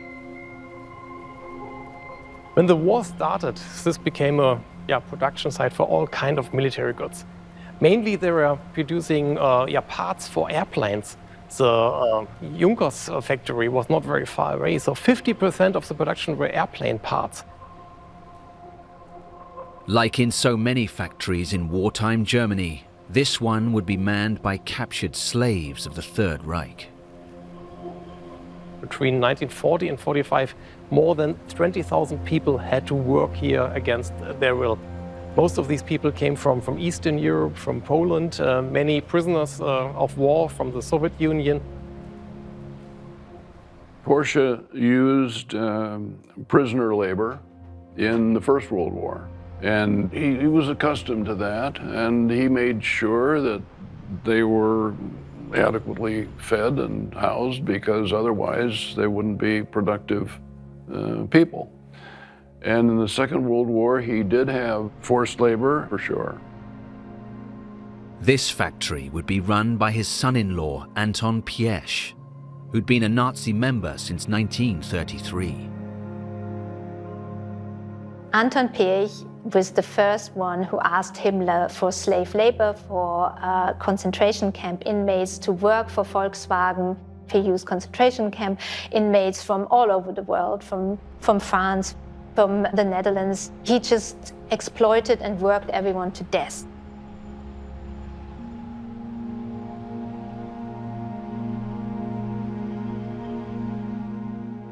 The KDF wagon was successfully converted to military purposes, becoming the Kubelwagen, a vehicle capable of transporting people over rough terrain.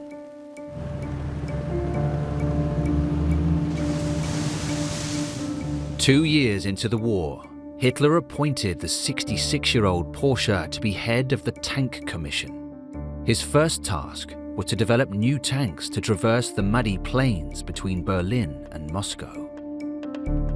This was the first such commission that had been established, and he put Porsche in charge. And in a way, that was a sensible idea, because Porsche was not, at that time, very active himself in tanks, but he had some tank experience. Porsche worked on several tank designs, including a 190-ton giant called Maus. But none passed the testing stage. Porsche's engineering successes now seemed a long time ago. They did several approaches and developments on the tanks, but none of them were produced in mass production. Some of them were slightly too big and too expensive. As the Germans started retreating, Porsche became less important to the ailing Führer, and Ferdinand began planning his own endgame. By May 1944, the dream of a victorious Third Reich was over. Germany's tanks sank in the Soviet mud. Germans, once destined to find strength through joy, were now dying for a failed state.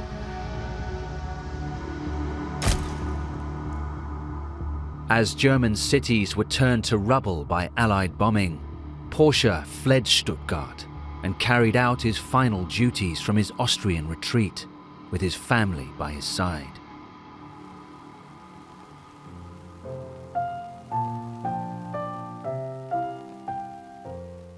When Hitler shot himself in his bunker, Ferdinand Porsche was again out of work, now 69 years old. But opportunity came knocking once more.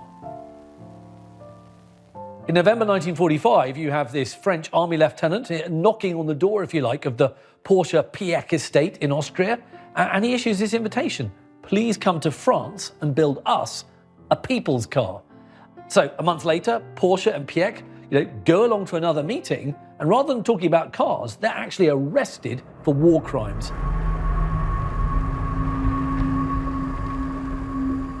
The French authorities held Ferdinand and Anton Piëch in captivity in Dijon. Porsche's assets were frozen. Bail was set at $8,400, a sum he couldn't pay. Ferdinand spent 15 months under arrest. In desperation, he turned to an old colleague who'd made a new life for himself in America.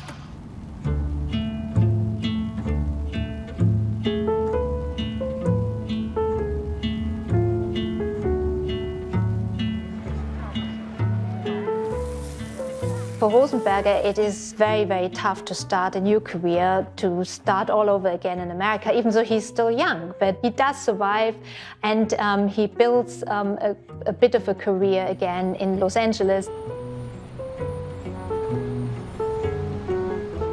Porsche, when he is in prison, he suddenly remembers Rosenberger and suddenly asks him for money.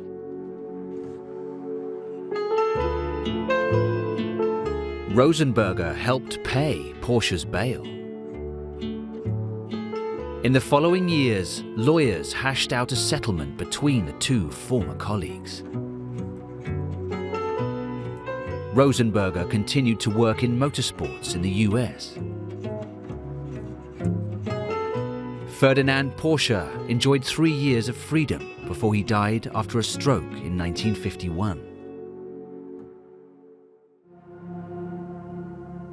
The Porsche company would go on to make luxury sports vehicles.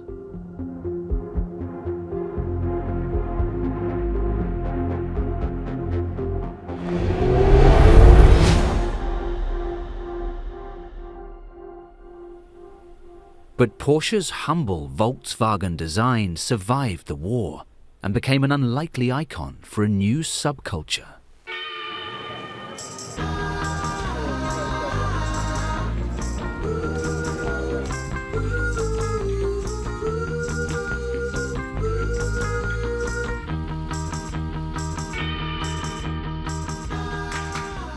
When I first went to Germany as a student, all the Germans, all my contemporaries, young Germans, they all, almost without exception, drove around in VW Beetles.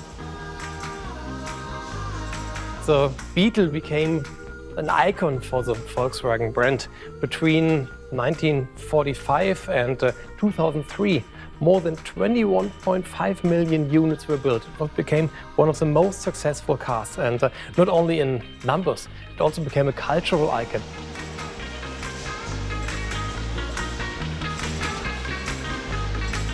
Ferdinand Porsche spent a career pushing at the boundaries of engineering. On an invitation from Adolf Hitler, he was able to glimpse at how engineering would transform the next century. To get there, he made decisions that would forever tarnish his record. And he didn't survive to witness his name finally up in lights.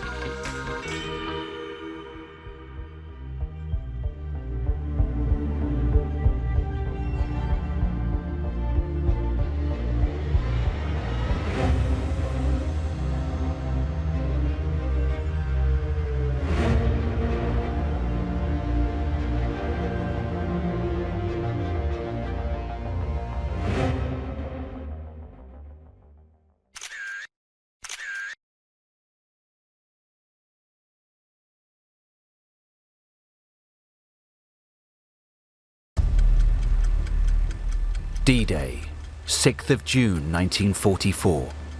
As Allied landing craft neared the French coast ready to take the fight to Hitler, the imposing coastal defences known as the Atlantic Wall came into view.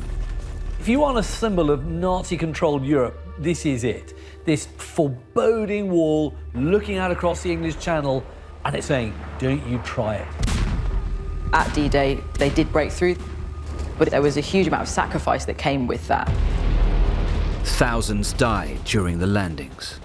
And this wasn't the only defensive line blocking the route to Berlin. In Nazi Germany, the job of building such colossal projects fell to Organization Todt. Fritz Todt was chosen by Hitler to carry out most important engineering tasks. Most people haven't heard of Fritz Todt, but he was one of the most important figures in the whole build-up to war.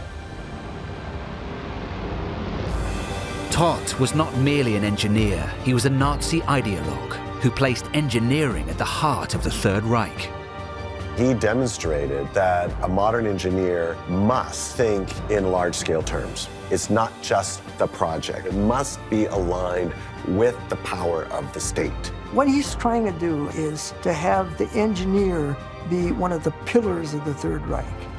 He would die in suspicious circumstances, but what he'd created outlived him and transformed Europe. These concrete structures always become a symbol of Nazism, a permanent and indelible stamp of authority and ownership on the land. The concrete is not just concrete, it carries an ideological message.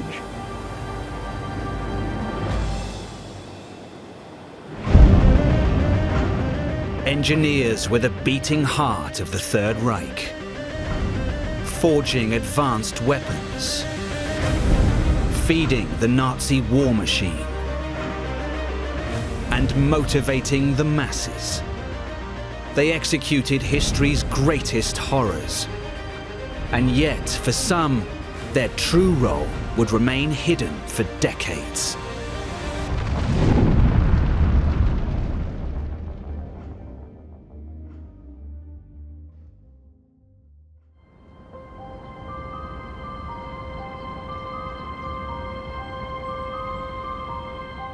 On the evening of the 7th of February 1942, Fritz Todt, Germany's Minister of Armaments, met in private with Adolf Hitler at the Eastern Front headquarters, the Wolf's Lair. While there is no official record of what was discussed, it's believed that Todt expressed severe doubts about the direction of the war. According to some historians, the discussing was about that probably German army will be defeated in East Front. He wanted to tell Hitler, admitted that it's no chance because Fritz Todt knew that German army couldn't be successful. His strong advice was to Hitler to seek what peace terms he could with Stalin while he was still in a relatively strong position. Accounts reportedly from aides positioned outside the room suggest Hitler did not welcome Todt's assessment. Our knowledge is maybe not so huge, but some source told us that Fritz Todt didn't agree with Hitler, so there was a quarrel. Early the next morning, Todt boarded a flight bound for Berlin. Minutes after takeoff, the plane exploded. There were no survivors. Todt's plane blew up after he had reportedly had this disagreement with Hitler. And Hitler is not a man, who likes being spoken to in certain ways. So, of course, the timing of that raises quite a few questions about maybe this wasn't an accident. Hitler's most highly valued engineer was dead, and Todt's name would soon be overshadowed by others. But what Todt had achieved by this point would prove to be of vital importance to any future hopes of Nazi victory.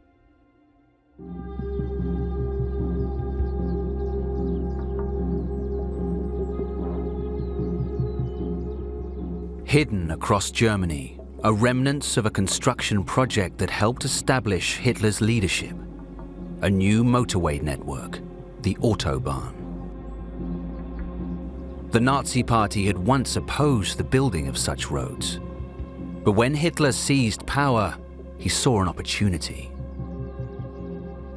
Die NSDAP war über Jahrzehnte gegen die Autobahn, aber hier, sie ist autoritär geführt worden, ist sie aus politischen Gründen von Hitler in die Richtung gedrückt worden. In 1933, Germany was still reeling from the Great Depression and struggling with mass unemployment. Im Verkehr beginnen wir nunmehr neue Schlagadern zu bauen. Recognizing the potential propaganda value of such a large public works program, Hitler reversed the party's policy, claimed the Autobahn project as his own, and raced ahead. Und aus diesem Schlamassel, die ihn die Weimarer Republik hinterlassen hat, quasi als, ja, wie soll man sagen, als Engel hervorgeht. Dass man zeigen kann, da, schaut her, die Leute von den Nationalsozialisten, die regeln alles, die können alles. But to create this nationwide network, he needed a skilled organizational leader. This was the beginning of the political career of Fritz Todt.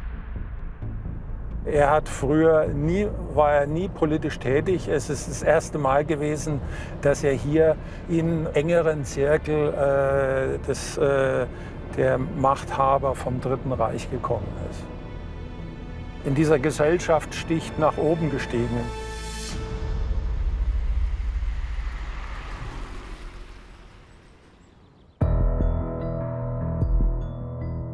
Fritz Todt was what the Nazis called an alter Kämpfer, an old fighter, because he joined extremely early in 1922.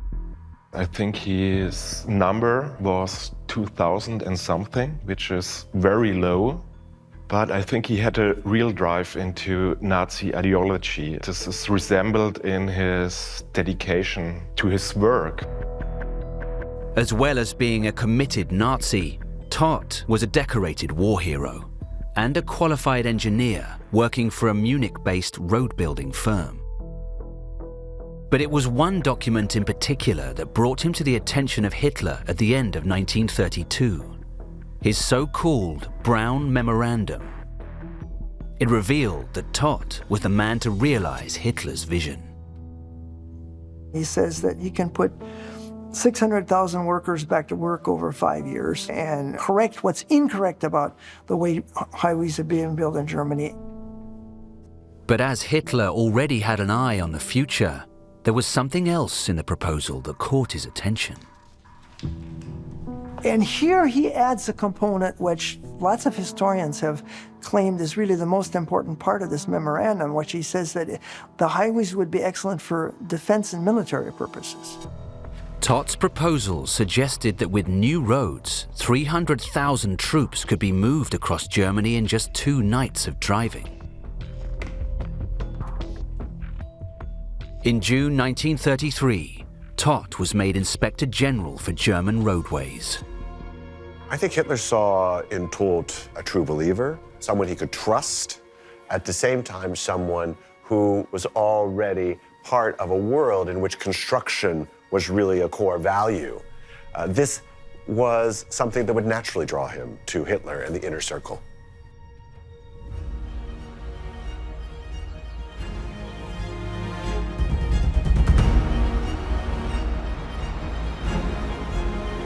Today, a number of the modern autobahns stand above those old Nazi roads.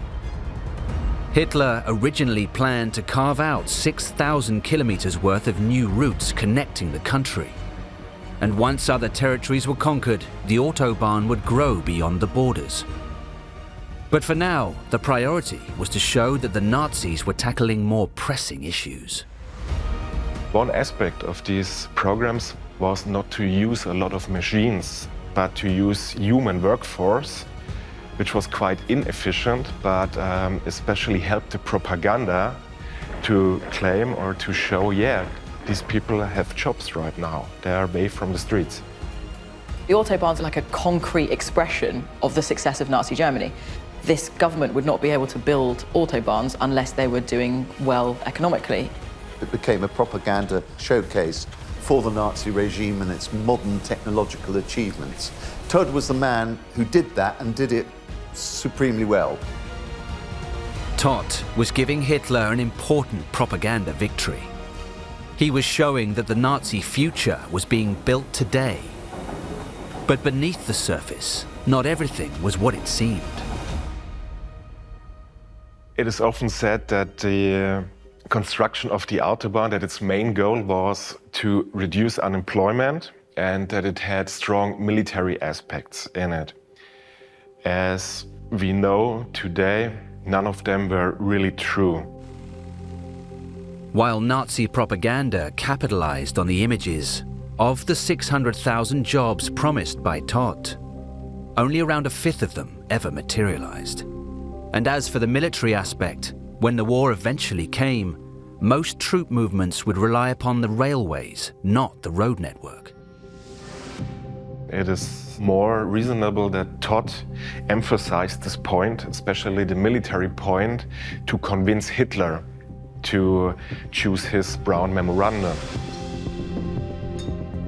Once at the helm, Todt set to work establishing strong relationships with private firms. This was the basis from which his own organization grew. And here he'd utilize them in his effort to place the engineer at the heart of the Third Reich.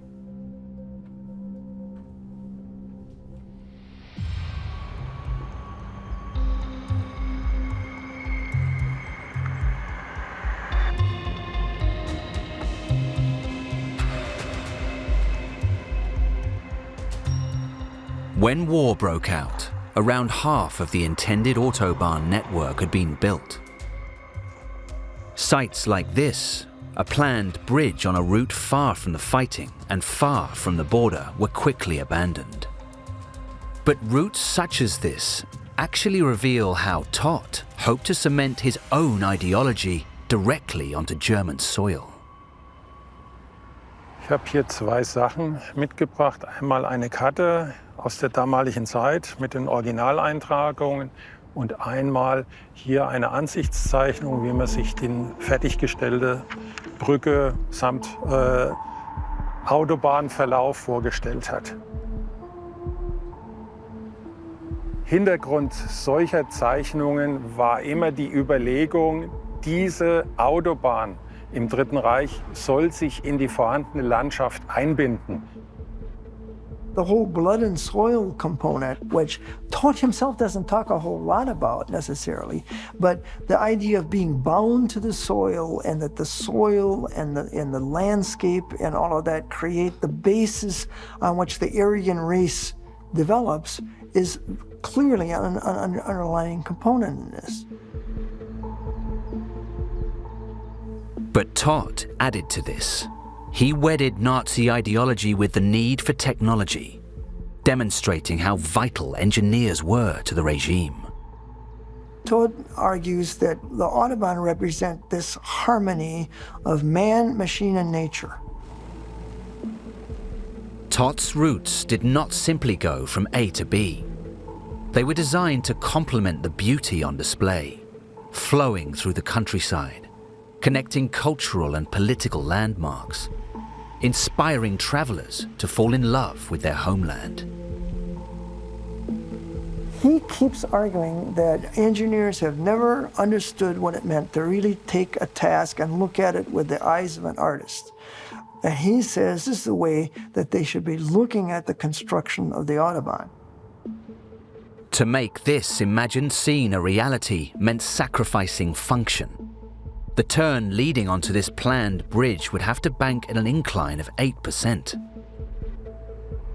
Wäre es fast für LKWs unmöglich gewesen, da hochzufahren, diese Trassenführung durchzuziehen. Der wurde nur, oder die Trassenführung würde nur von dem Herrn Todt mit einer Ausnahmegenehmigung durchgewunken. Auf jeden Fall war die Streckenführung der Ideologie untergeordnet.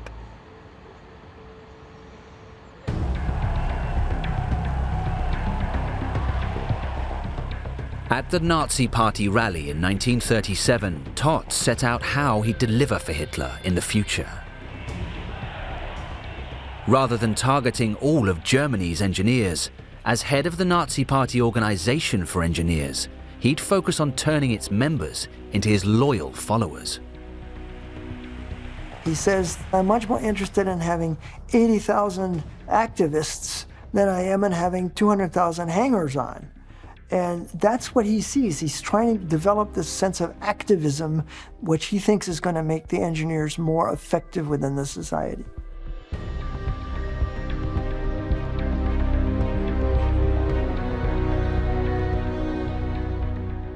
To accelerate this transformation, Todt established an institution with this goal at its heart. The site he chose was Plassenburg Castle in northern Bavaria.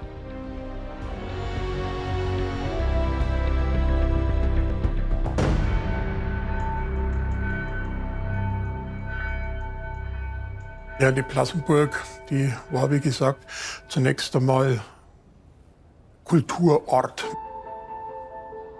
Man hat hier Konzerte gegeben und man hat hier Jugendherberge eingerichtet, man hat Museen eingerichtet und irgendwann hat man hier auch eine Schule für Parteiobere der NSDAP eingerichtet, eine sogenannte Reichsführerschule. Under Toth's authority, it became known as the Reich Castle of Technology. A central focus was on educating attendees about the latest technologies and techniques. But Toth also wanted it to do something further. He wanted it to win over the well-educated engineers to the Nazi cause. Engineers were notoriously apolitical in Germany, and the idea here was to create this atmosphere and create these model engineers that would go on to influence others and so on. Die Nationalsozialisten haben sich natürlich gerne in der Vergangenheit gesonnt. Man hat sich bewusst auf solche Orte begeben, die also sehr geschichtsträchtig gewesen sind. Wenn man also hier zum Beispiel Konzertveranstaltungen hat und abends diesen Hof beleuchtet, dann kann man auch heute noch das Flair erleben, das die Leute in der Renaissancezeit hier hatten.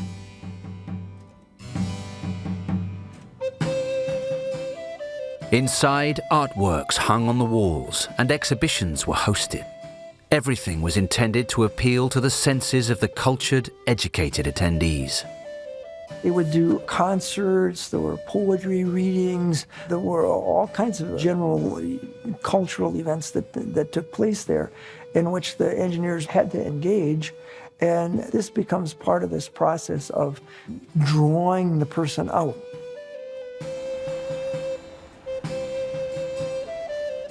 But culture wasn't the only tool used to influence them. From the moment the engineers stepped off the train in the town below, they were actively made to feel a part of something larger. They think that they're just going for a 4-day course, but then they quickly find, oh, we're marching from the station to Plassenburg. It was run on a kind of militaristic basis. They had to be in uniform. There was a morning sport process. You couldn't leave the castle to go downtown.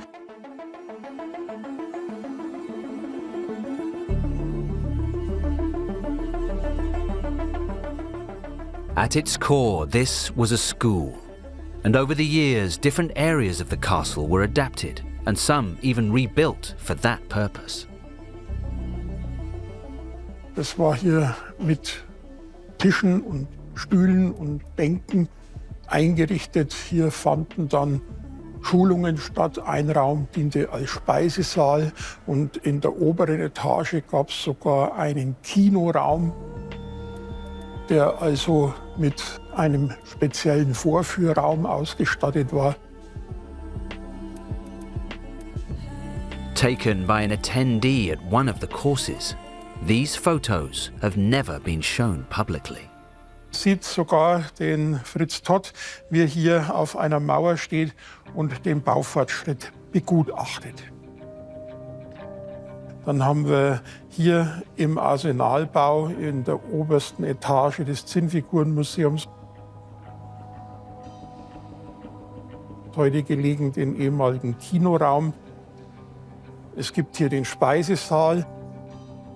If the connection to history, the atmosphere, the cultural events, and the exhibitions were all intended to help draw out the individual, then once this was achieved, the attendees would be more responsive to the next stage of Toth's plan. Einerseits natürlich sachlich gearbeitet wurde, Architektur, Straßenbau, aber auf der anderen Seite wird es sicherlich auch immer wieder ideologische Schulungen gegeben haben im Sinne des Nationalsozialismus. It's interesting to note that some of the courses are heavily anti-Semitic, and Even Julius Streicher, who is the most vehement anti-Semite in the Nazi party, is invited to the Plassenburg to talk about the role of the Jews and so on. So it's not necessarily a sort of high-flying ideological approach, man, machine, and nature in harmony, which is part of it, but that whole ideology of Todt's. Plassenburg is an opportunity for the Nazis to ensure that whilst they're bringing people together for scientific purposes, there's an ideological undercurrent to that the entire way through.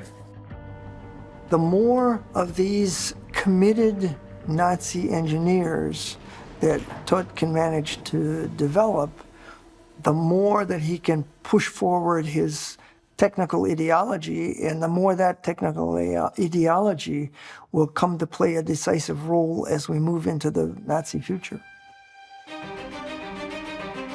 Todt hoped Plassenburg would create Nazi engineers ready to build the Third Reich's glorious future.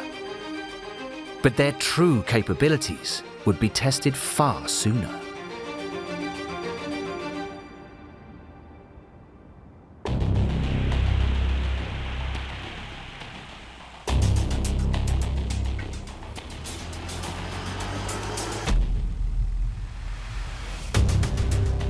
In early 1938, Hitler's foreign policy showed that before the Nazi dream could be made a reality, a vital first step must be taken.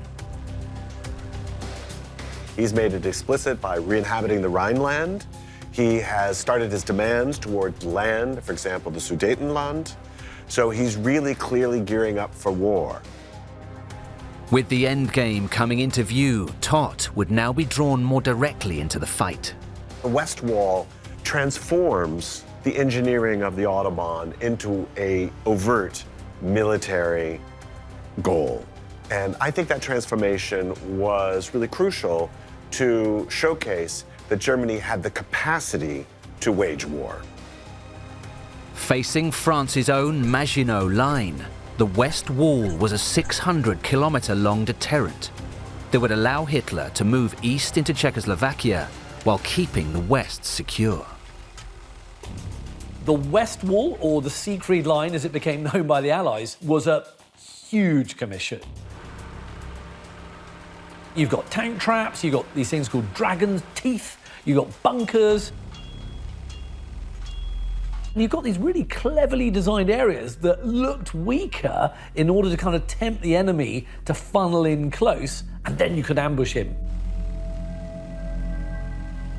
For me, the importance of Todt is exactly that he proved the ability of Germany to plan and implement large-scale construction activity.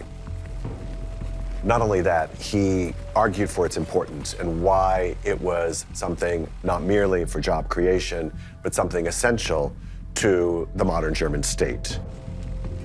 As the rapid construction of the West Wall continued, it appeared that Todt was becoming indispensable to the Führer, who that year sang his praises to the German public. Hat durch die Kraft seines organisatorischen Genies eine der gewaltigsten Leistungen aller Zeiten vollbracht. But Hitler went a step further. For the first time in public, he referred to Todt's workforce as Organisation Todt. Arbeiten nunmehr in der Organisation Todt, zusammengerechnet 278.000 Arbeiter. Hitler announces the Organisation Todt, which was a sort of a real honor to have an organization named after yourself in the Third Reich. There weren't many. Todt's position was secure. In effect, he had become Hitler's chief engineer.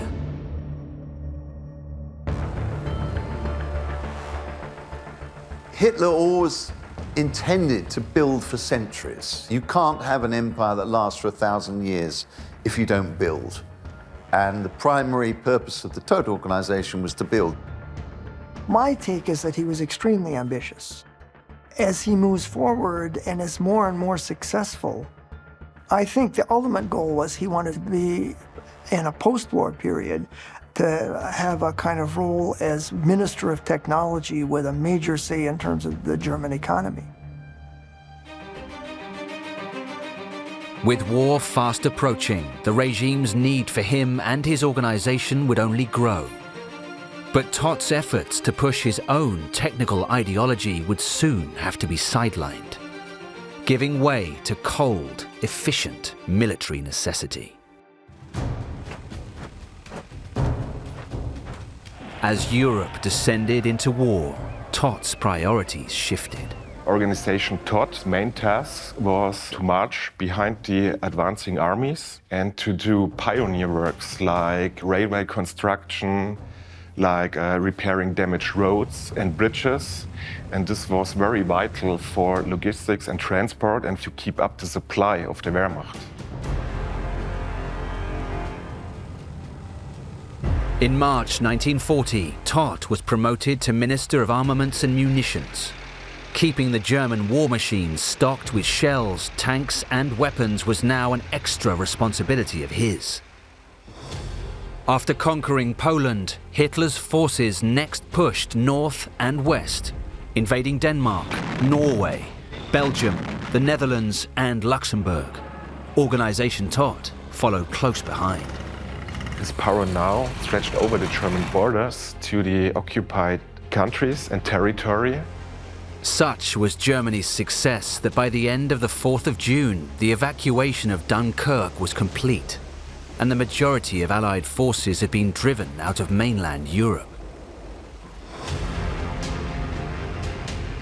Less than 3 weeks later, the French government surrendered. Central to the next phase of Hitler's campaign was construction on an epic scale. And one of the first tasks would be to prepare for a major offensive operation, codenamed Sea Lion. Organization Tott would lead the charge.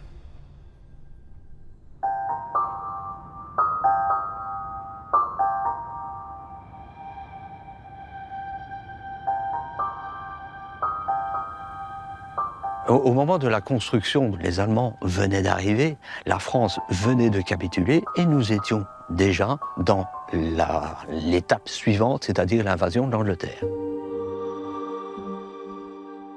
In the north of France, Organization Tott set to work building emplacements for guns capable of firing 500-kilogram shells over the English Channel. Cap Griné, c'est le point le plus proche de l'Angleterre. Nous sommes à 32 km de l'Angleterre. Et donc il est évident qu'ici nous sommes un peu au-dessus du Cap Griné. Et donc par conséquent, elle est juste là, l'Angleterre. Il y avait 4 batteries, 4 constructions telles que celle-ci. Une fois, nous sommes dans un caractère offensif, donc la partie au-dessus n'existait pas, donc il n'y avait que le canon qui était posé dessus. Et les Allemands ont réussi une prouesse extraordinaire, c'est de pouvoir les faire fonctionner en 1 mois de temps. But the construction of these batteries was just one example of what Organization Tott would be called upon for during the war years. As Germany conquered more and more territory, the fortifications, the airports, the gun emplacements, the simple barracks, the concentration camps, all these building projects were given over to the Todt organization. Hitler was directly involved and interested in many construction sites and buildings Organization Todt came up with, like the submarine bunkers or later on the Atlantic Wall.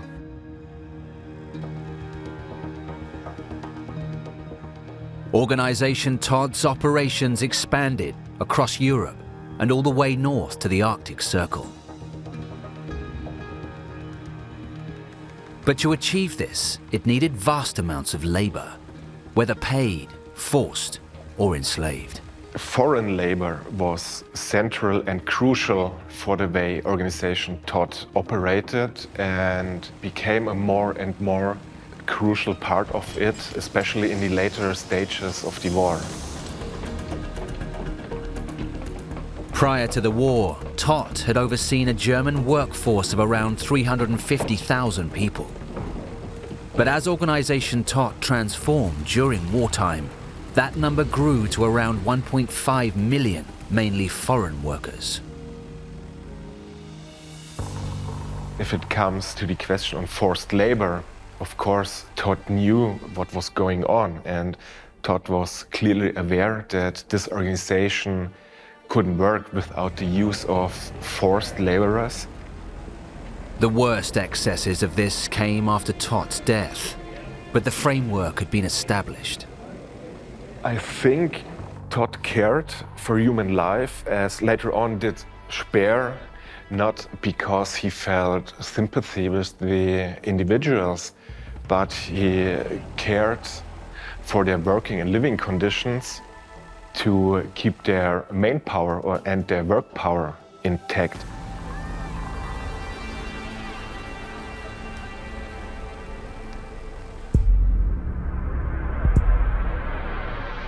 In the end, the batteries at Cap Gris-Nez were never used for the invasion of Britain. With the Luftwaffe's failure to destroy the RAF and Britain's superior naval power still in evidence, Operation Sea Lion was postponed indefinitely. Instead, Hitler's attention turned east, and with that, these batteries were repurposed for Germany's defense. Hitler avait décidé, pour pouvoir quand même aller jusqu'à Moscou, de déplacer ses hommes. Mais à ce moment-là, il faut prévoir une défense. Et donc la directive, évidemment, d'Hitler est à ce moment-là de créer ce qu'on appelle le mur de l'Atlantique, un peu à l'image de ce que l'on a connu avec le Westwall en face de la ligne Maginot. Et donc il a demandé à Fritz Todt de s'occuper de la partie du mur de l'Atlantique. Todt, however, would not live to see that happen.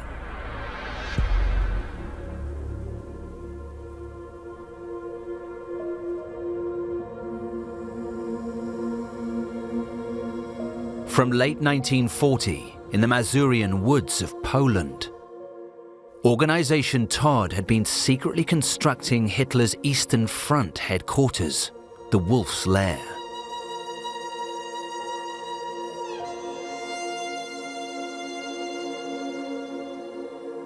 On the 24th of June the following year, Hitler visited for the first time. The attack on the Soviet Union had begun 2 days earlier. Operation Barbarossa is the Nazi invasion of the USSR, and the key thing there is that this is a breakaway from the Nazi-Soviet pact. Hitler intended for this to be a swift campaign, and it began with the Nazis rapidly advancing towards Moscow. But as winter approached, the push forward ground to a halt. It does not go well for the Nazis for many reasons. The Nazis are famously delayed, so they get stuck in freezing conditions that they're not used to. And there's also a scorched earth policy that Stalin puts in place. So it means that even when the Nazis have managed to break into certain parts of the country, there's nothing there left for them to take. As the war dragged on, both sides suffered horrendous losses. Hitler would end up spending over 800 days at the Wolf's Lair. Todt, however, had seen it all coming. And he was one of only a handful who dared to question the Führer's decisions. He was quite courageous, and if he believed that Hitler was taking a wrong decision, he was prepared to stand up to him and tell him so. It's believed this was what Todt discussed with Hitler on the evening of the 7th of February, 1942. Initially, Todt was very much on board and very much part of this initiative. However, by early 42, he seems to have realized the problem with supply chains, the problem with overextension of the military drive. He stated openly to Hitler that his analysis of the resources of the two sides and the fact that they had failed to subdue Russia in the first 6 months of the campaign meant that the war could not be won. That indicates his engineering role. He can't just promise productivity. He can't just promise results. He's got to think about the complexity and the interaction of all of these elements of the production process. So this was not, I would say, from his perspective, an anti-Nazi or critical point of view. It was much more about how do we achieve our goals within the context of the conditions we have, and how do we do that strategically now so that we can build for the future goals at some later date. While Todd may have spoken his mind, he was also loyal. By using his connections to private firms, he had already begun making plans to restructure the armaments industry for a long, drawn-out war. But he wouldn't be there to see these plans through.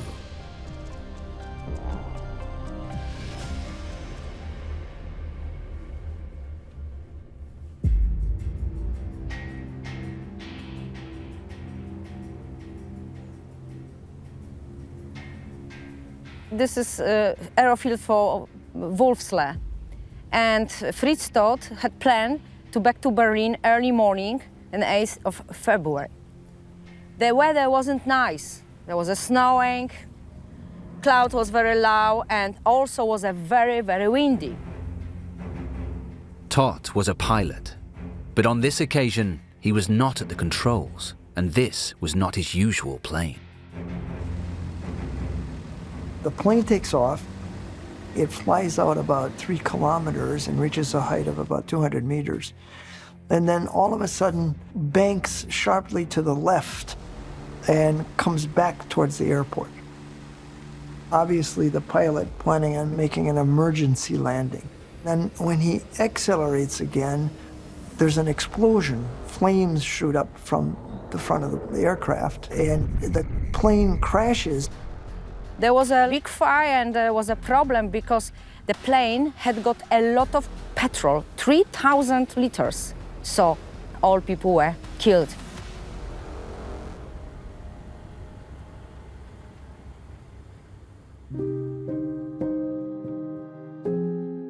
Todt was honored with a state funeral, but definitive proof of what caused the accident has never been uncovered.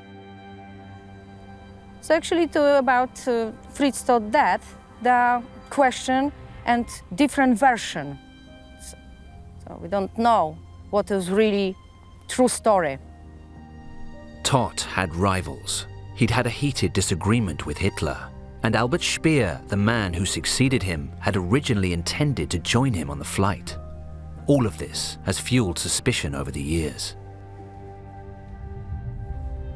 Quickly there came up rumors about Todt's death, and it was assumed that maybe Todt died because of an assassination.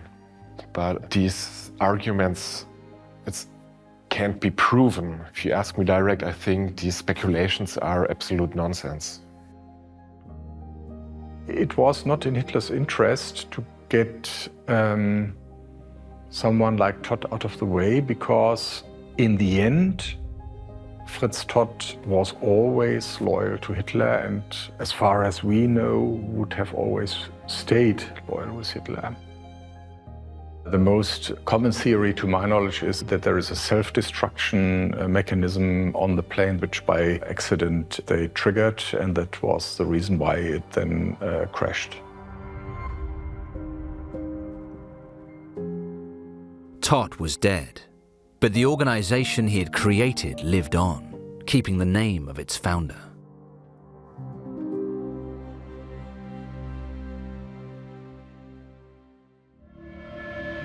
In March, Hitler officially issued a directive to build what would soon be called the Atlantic Wall, with the gun emplacements at Battery Todt covered over by 3 meters of reinforced concrete. They became one of the links in the chain of defenses that stretched from France's border with Spain up to the north of Norway. Todt had established the framework of an organization for building anything that needed to be built.